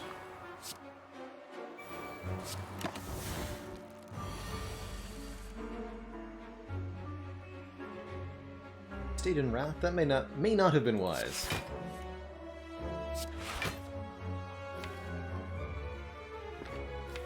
Get Deus Ex in the Diviform. Maybe should have bit the one adding Dazed.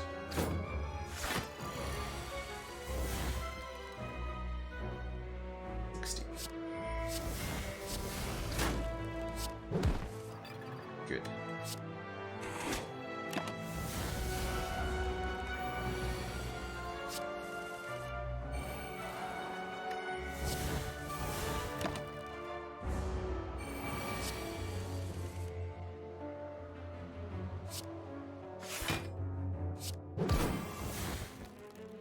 Me if you dare. Ooh.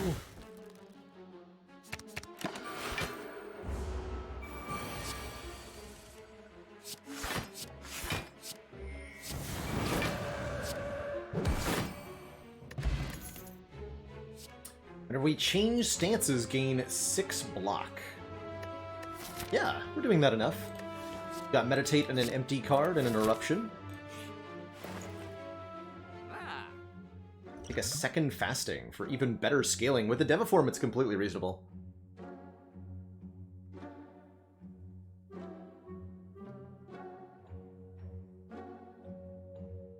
Yes, like it. I actually scheduled a whole bunch of uploads to the archive YouTube channel this morning.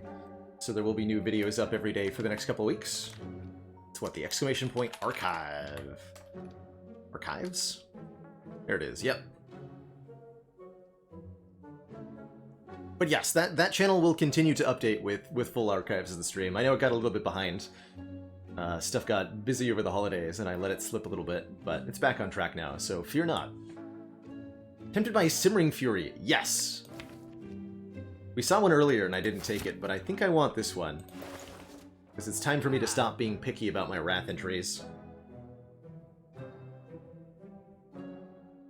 Let's go Simmering, Fasting, Removal. I don't think I'm going to take the Sling of Courage. I don't think I need it.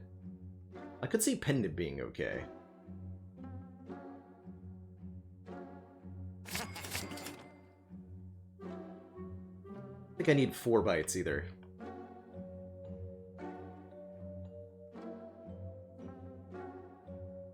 Well...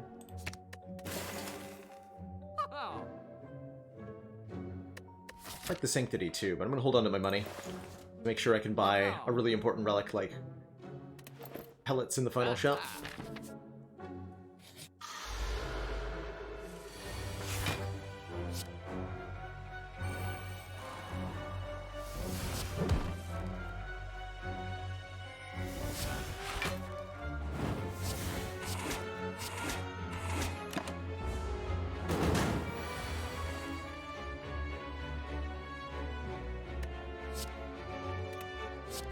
Coming up. Double Fasting. And Simmering Fury and Collect? I can't have all of that. That's too much.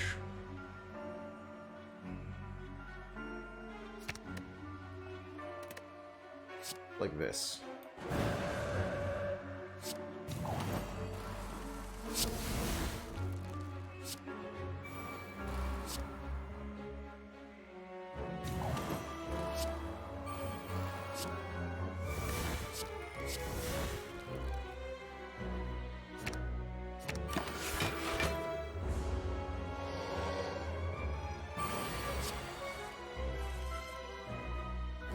I have 8 points of strength, and you, my friend Nemesis, are dead.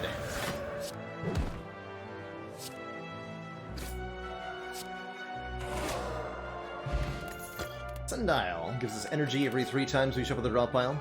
Spirit Shield is really good block with Snecko-Eye, huge amount. 3 block per card in hand, or another copy of Sands of Time for another big attack. I'm going to take the Spirit Shield. The longer we can survive, the better we'll get.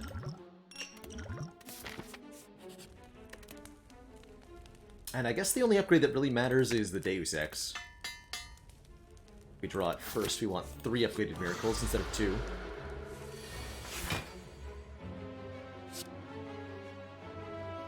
Spirit Shield does not multiply dex. No, you add your dexterity to the total block created by Spirit Shield.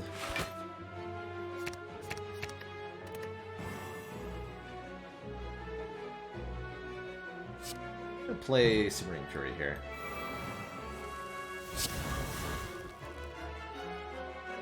Zero cost of Volts.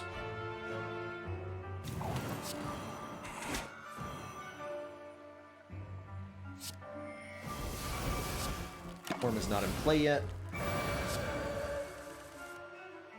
Means I should not play the second fasting or I'll have only 1 energy per turn. And that would be very foolish of me.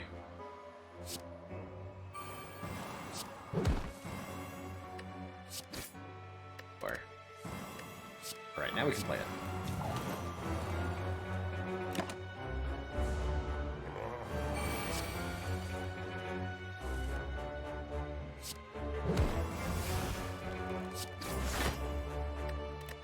Probably should have just scribed that away. That was too greedy!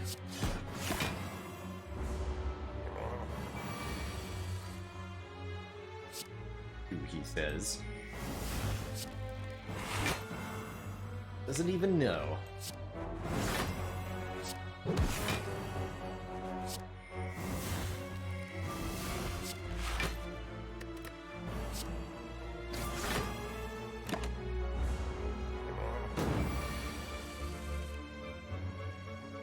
Oh.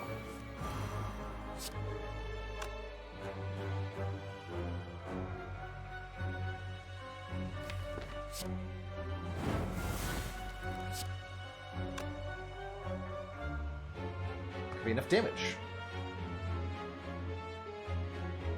Ow!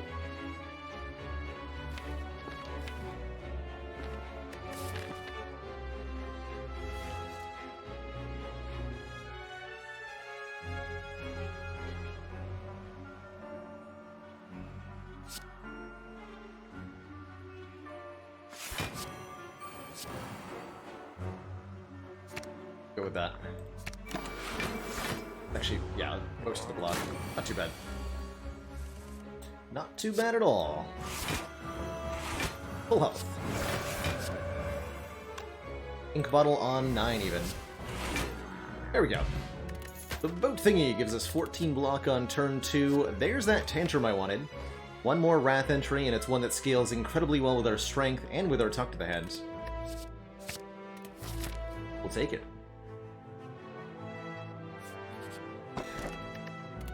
Sapphire Key over Gremlin Horn. Let's go through one shop here to fight this elite. I don't want to go through a fire. Fires are pretty stinky right now.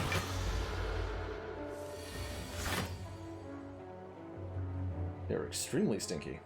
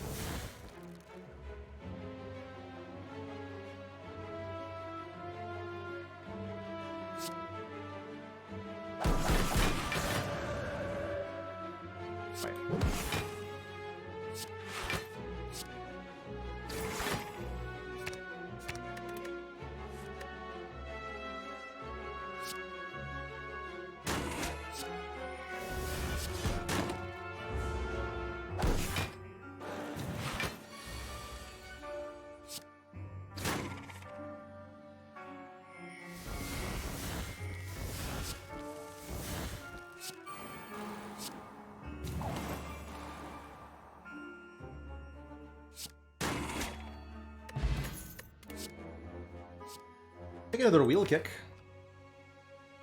Be pretty happy with that. Yeah. Very large deck for Snecko Eye. But not upset with that. Oh man, Wallop. Wallop is also quite good with a Snecko Eye. Heal 9 damage, gain Blanc equal to unblocked damage dealt. Could instead take the medical kit, allowing us to exhaust status cards. We could take Wish. Very good card with Snecko Eye too.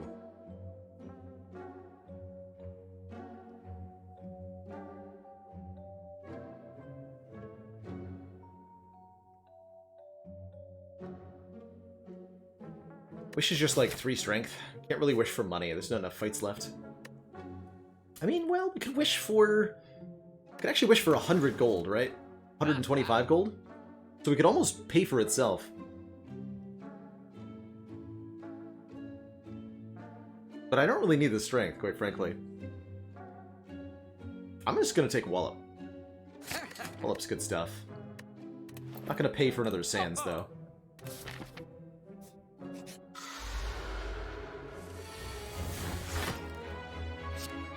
Yeah, almost pay for itself, and then we have a decent card for the heart and for the elites. Hey, we got the 3 Miracle Pluses. Good job, mate. Better believe I'm gonna vault as well.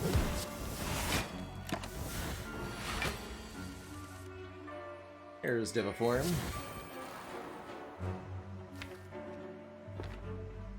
Really ambitious.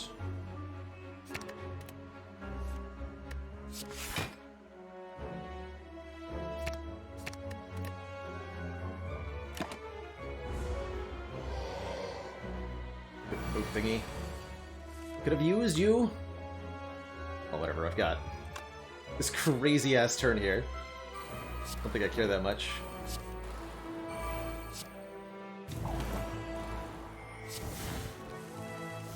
Alright, Spirit Shield blocks for 44. Seems okay.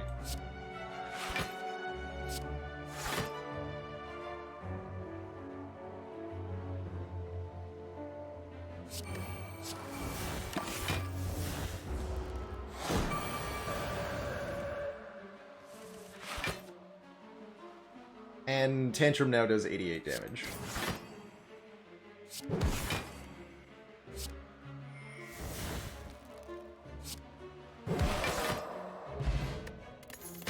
Drunk Dummy. Cards containing Strike do more damage. I wanted a Sanctity earlier, because it's block and card draw. I keep taking stuff that says card draw on it.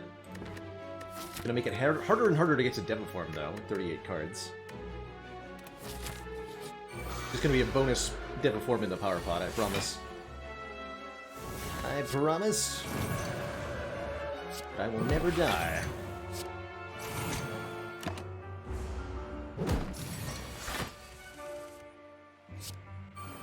Easy.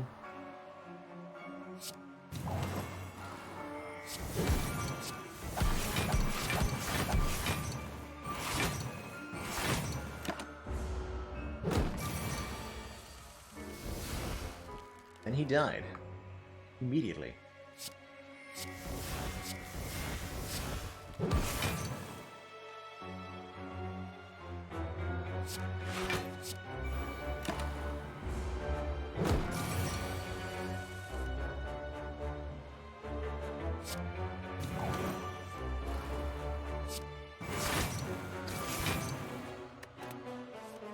Give me more turns.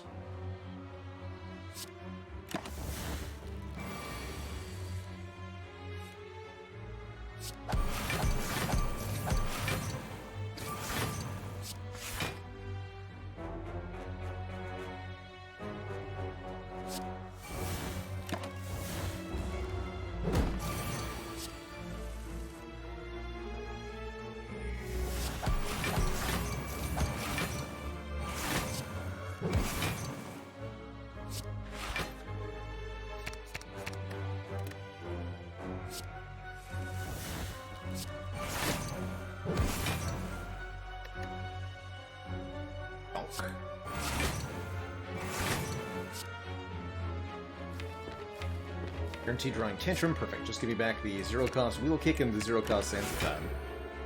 That should be enough. So much energy on this last turn.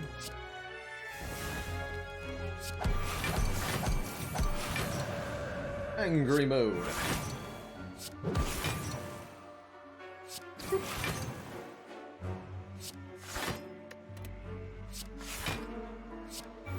And boop. We kill Transient, it's usually a good sign. I think we're okay not taking future cards, though.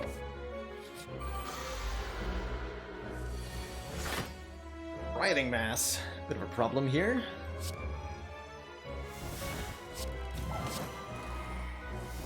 Try to find Deva form before I play both of these. This enemy changes their attack intent every time they take unblocked attack damage. Create a bit of a fun situation with them.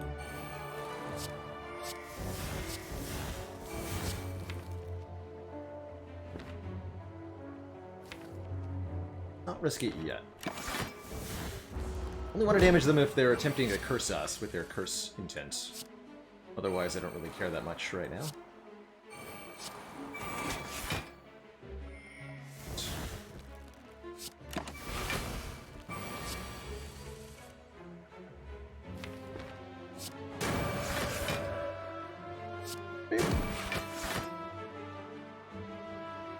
That's a big number.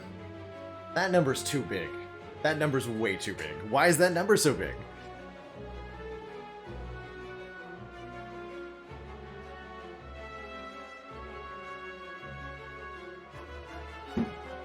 Give me a different number.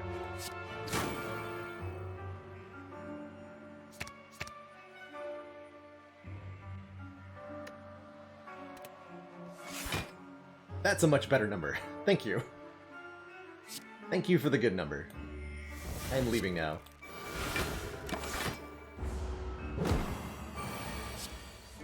Yeah, Wrath plus Vuln making us take triple damage there. Duh.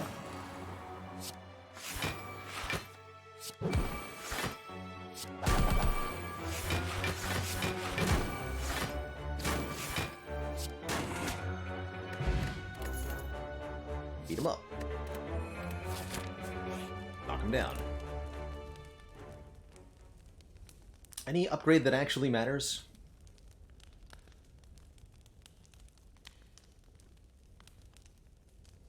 Not really. Right, because we draw Apotheosis turn 1 guaranteed. Vault Might? Because it goes to 2 costs, but sometimes that's bad.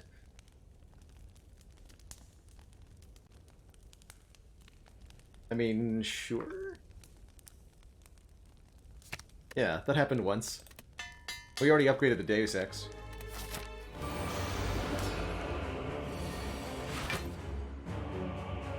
Ooh. Turn 1 Wallow P. Not a great turn 1 otherwise. I could use Empty Body to get some extra energy here. Let's see what Cut Through Fate finds, I guess. Ooh. Hilarious. I should have done it first. Alright, fair enough, fair enough.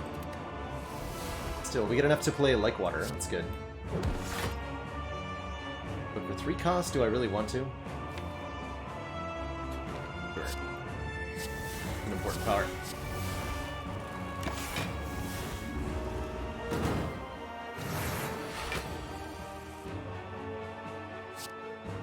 Literally free. Times.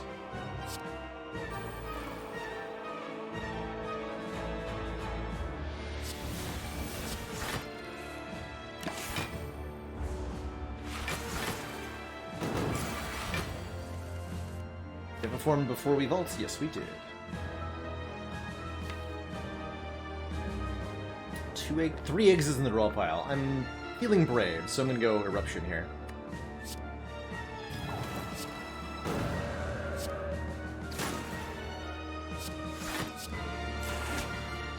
That's good.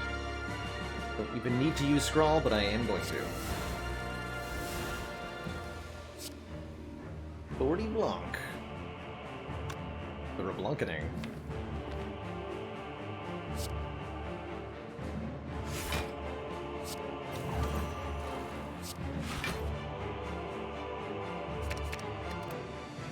And then just give me back some cheap stuff. Free Wallop. Free Eruption. This seemed pretty good.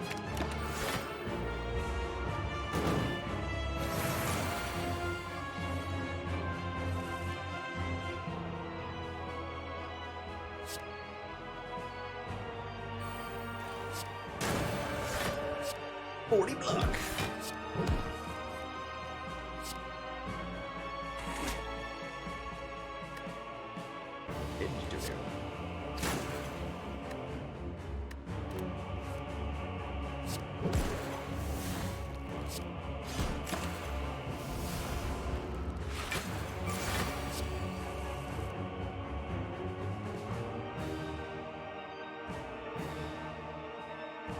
Snecko is trying to murder me. Not gonna succeed, though.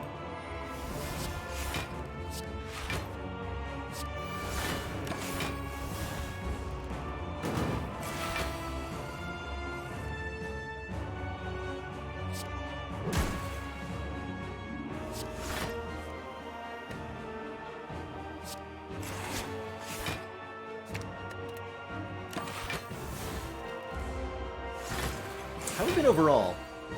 Oh, we've been interesting. Either a 0 or 3 cost, but not 1 or 2. That's been the rolls so far. Cute.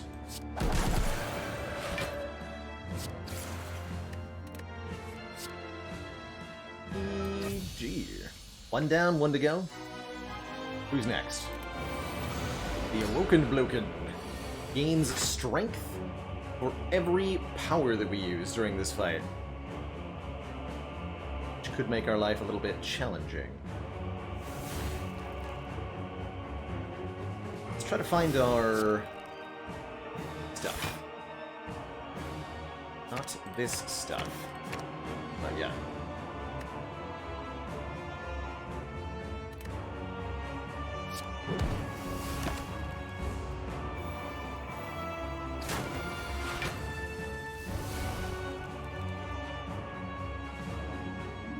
As scary as it is, we're going to be playing most of the powers this fight.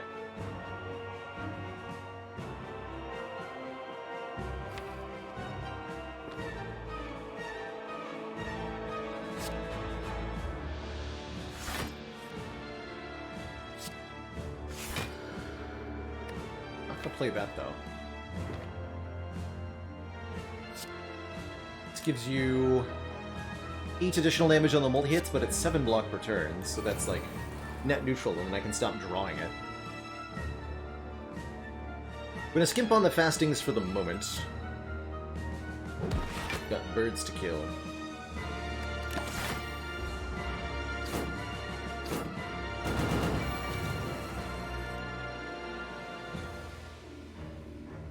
Hear me, birds? You're dead.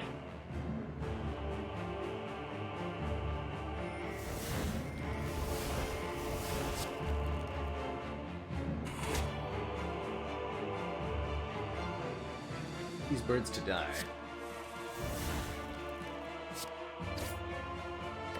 Okay, we gotta play that no matter what. Good. Okay, one bird down. Activifor might be the only thing we absolutely need to play. But I think I'm gonna go Like Water, Defend, Collect. Yeah.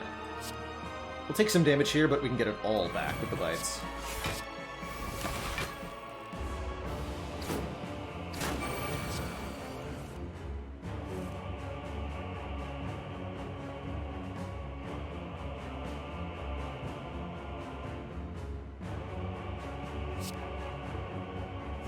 Lucky will kick draws too. Not gonna play this yet.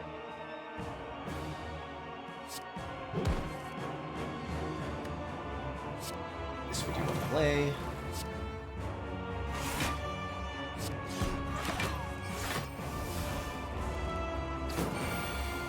$16 times 4.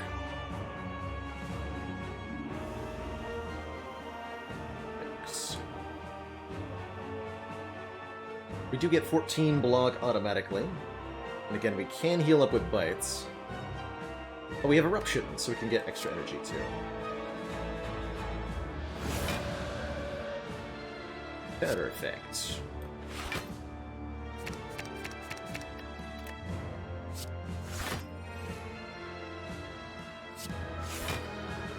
Yeah.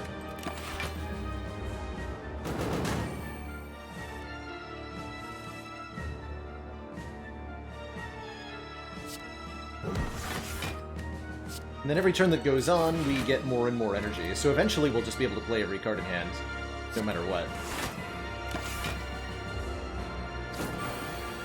And at that point, we win this fight. No matter how much strength Awakened One has.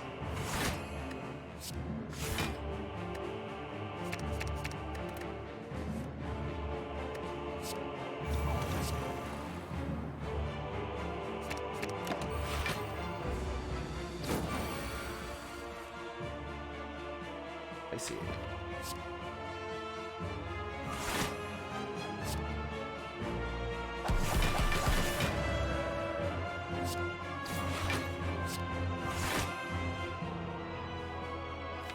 Casual 1 million damage.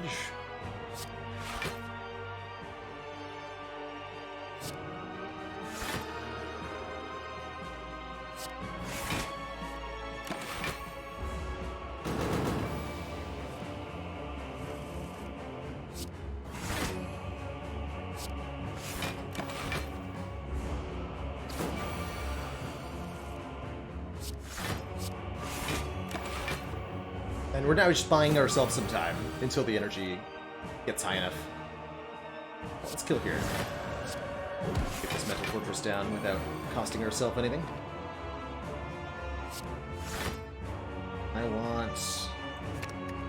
hand. 104! No prob, I can block that. See? Easy. Never been in Wrath stance in my life.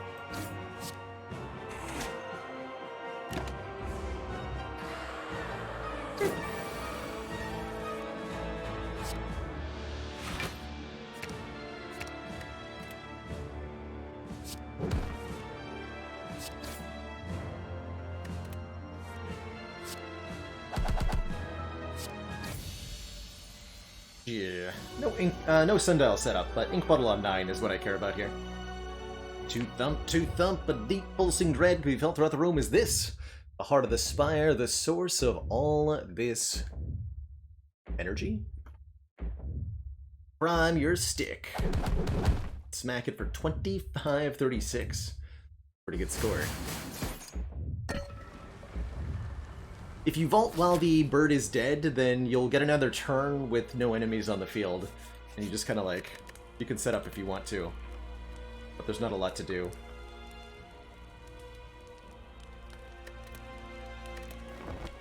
Sleep for 0 health.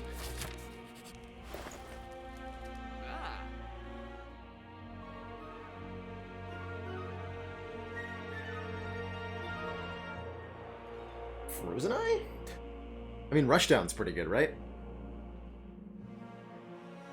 Rushdown's gotta be good. It's more card draw. Of course, Rushdown comes at the cost of card remove, which I think would be a little bit better. Just remove 1 bite so that we can draw the very important Deviform TM. Watcher and the very important Deviform. Children's book. That's what I'm gonna do. Feels bad. Actually, one more Cut Through Fate is also... Or a Third Eye. Take a Third Eye. That will help me find important cards like the Deviform. I'm happy to use my Ambrosia in this fight. This is the shorter of the 2 combats by far.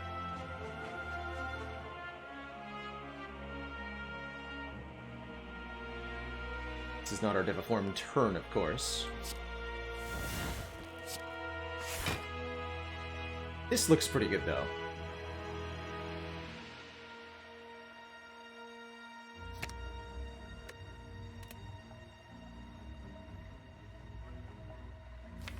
I've already forgotten what the first card was. I'm not going to Cut Through Fate.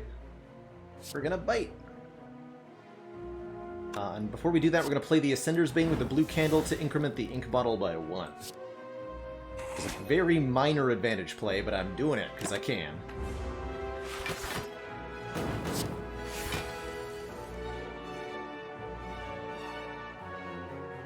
Oh, butts.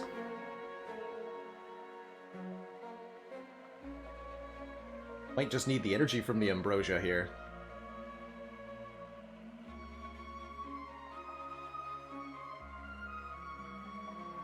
But if I Ambrosia Potion, we immediately gain 6 energy, as well as entering Divinity Stance, dealing triple damage for the rest of the turn.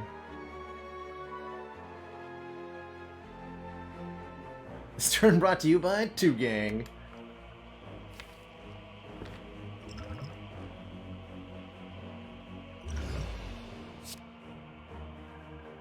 Fate first.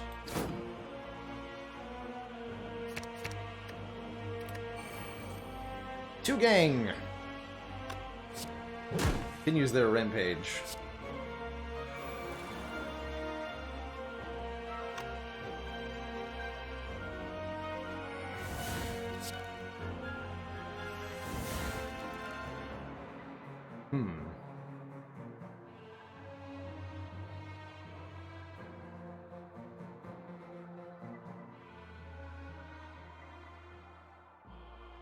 Can turn back around with Tantrum here.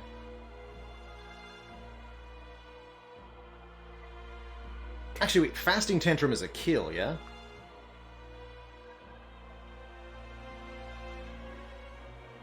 Tantrum is normally... Oh yeah, this would add an additional 12 per hit. So this will become 21 times 4. That does kill.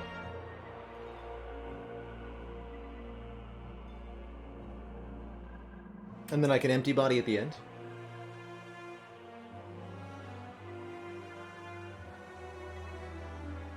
That's gotta be worth it.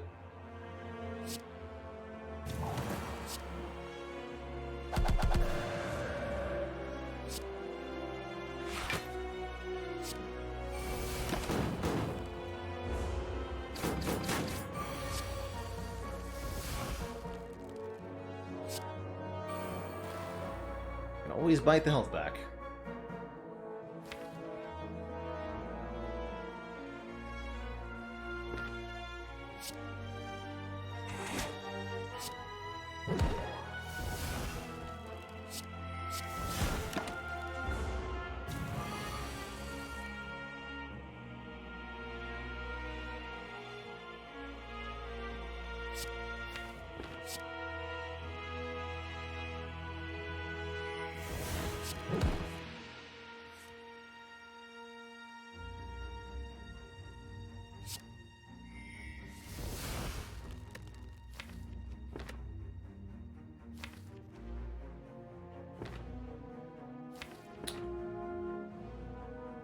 Theater Vault.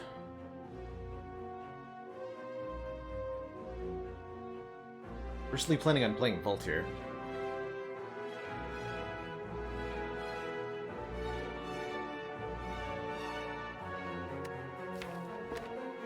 Bite Meditate's decent.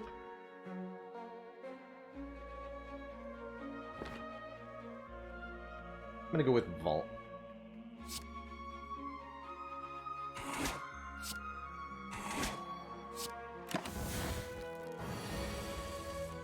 Yes, here we go.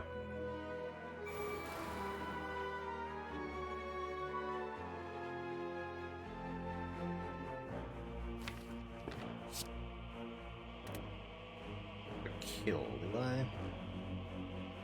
So.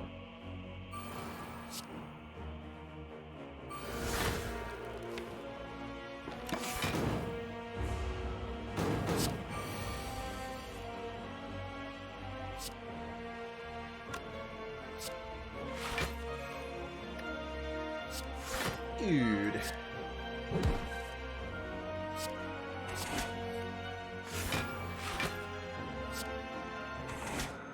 Make sure that health comes back up.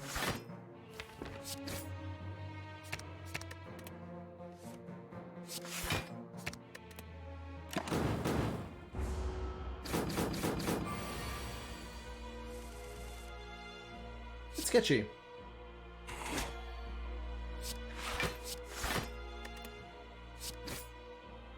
But full health, perfect relic setup. We get the Unceasing Top if we ever have no cards in hand during our turn. Draw a card. Swivel could be interesting. I think we'll just take 2 max health here, though. All in all, a pretty good fight.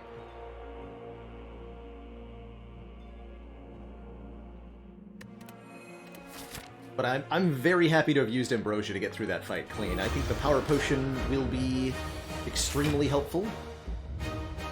I'm very happy to see Apotheosis here on turn 1. Yeah, we just got a second Devaform. Perfect.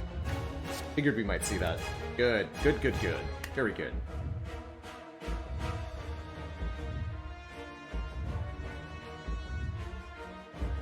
From Singing Bowl, we have so far gained 14 health, so it's been an entire mango.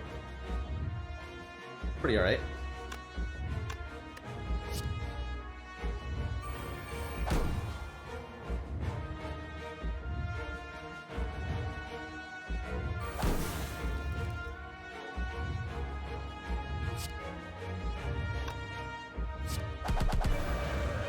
Some beat of death damage here. Supposed to fasting first. Yeah, let's.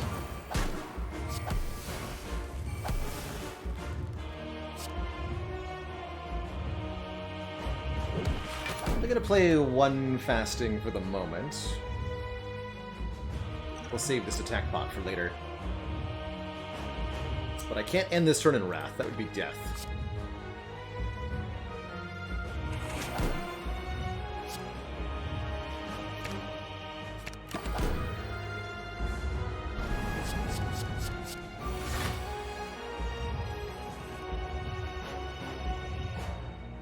Good Spirit Shield, Mang. Second Devaform gets in play? Nice. Oh, it means I can't play the Lightwater. Feels awkward.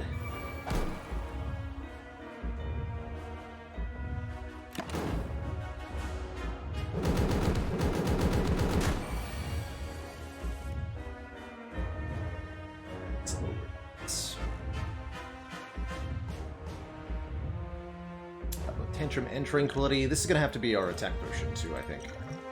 Perfect.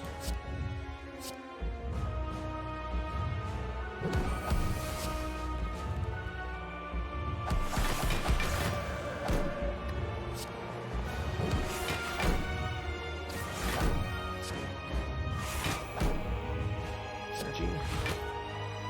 We're going to draw 1 final card here, too. With the ink bottle.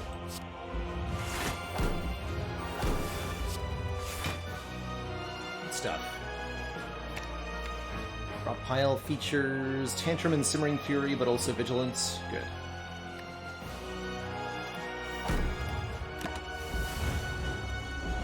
Okay, we're gaining 2 additional energy each turn. We shouldn't have anything that was more difficult than that.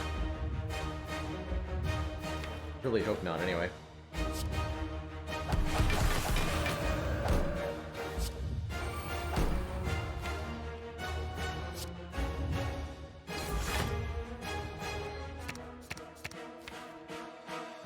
Body is the last card. Whatever, I'm just gonna... It's a clean shuffle here. I don't want to wheel kick because that would shuffle the deck without empty body vigilance, and we're going into attack turns. Let's just stop.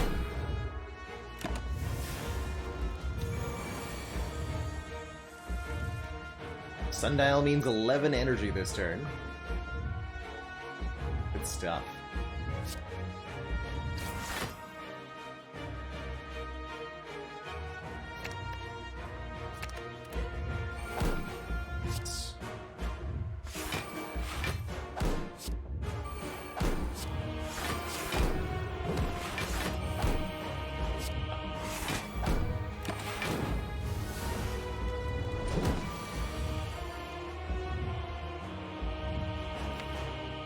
So we can Unceasing Top now if we want to, although Collect will say no. Collect will say no to that. Also, our blocking amount here is definitely lacking a bit.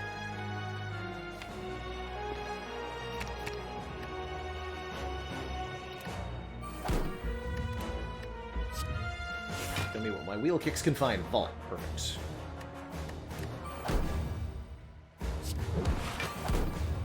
Zero cost vault, even better. Let's just get rid of this. We have more than enough energy now.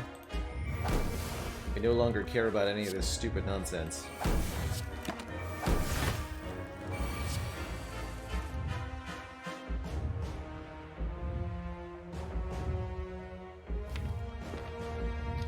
These cards would have been nice.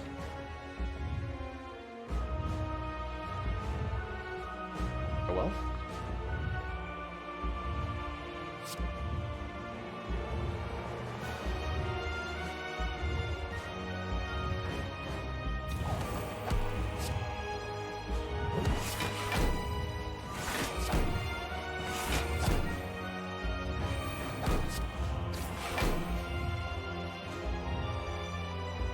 Ow. I'd like to kill the heart now, please.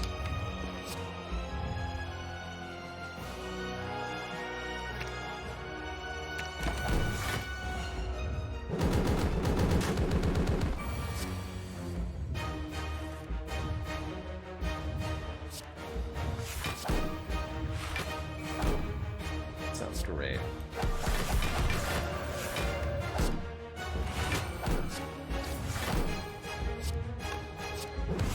Should we cap the heart?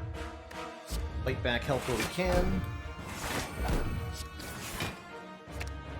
Actually, empty body next turn sounds great.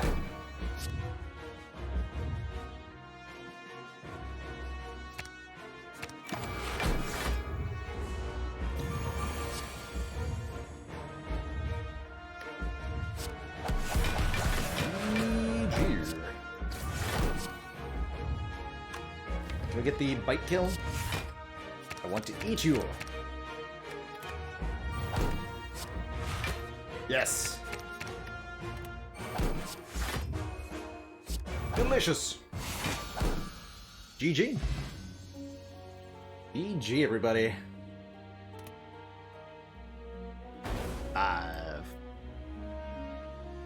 Awesome.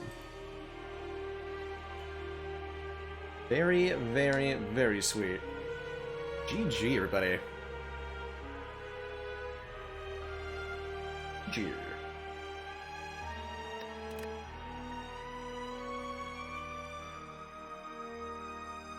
I think that early apotheosis at the first shop, just kind of like in the Silent Run where we bought it previously, really enabled this run to be quite consistent. We had relatively little difficulty in Act 1, right? Before we got that Snecko Eye and everything changed.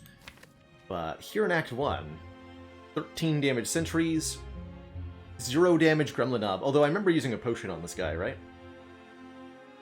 But all in all, pretty good. We took that early fasting. We saw it, like, here, yeah, floor 7 after the Centuries. We saw fasting and immediately decided to take it. And I'm so glad that we did, because it became such a core piece of how this deck worked in the late game. GG. Those were some pretty easy bites, too. I'm really, really happy with the bites on this one. Not very often, I think, that I get to play a run where they're the right thing to take, but they were perfect here. We didn't lose any current... Well, we lost a little bit of current health, but being able to upgrade the bites just meant we stayed at full health for the whole rest of the run, really. Right up until Heart.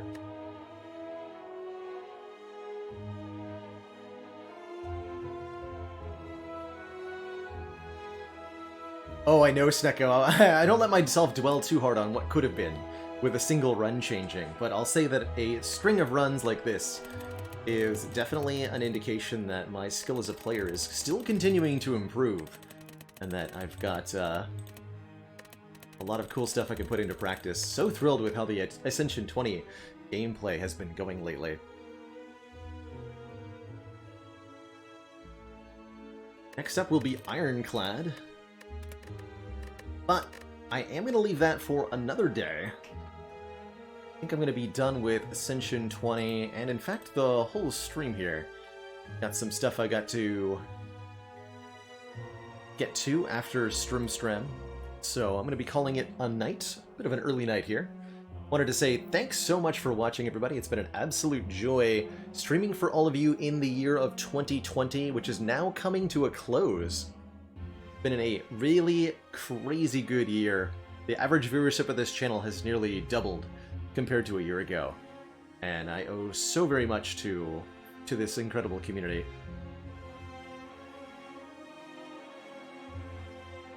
You're all too kind, and I appreciate that you're here day in, day out.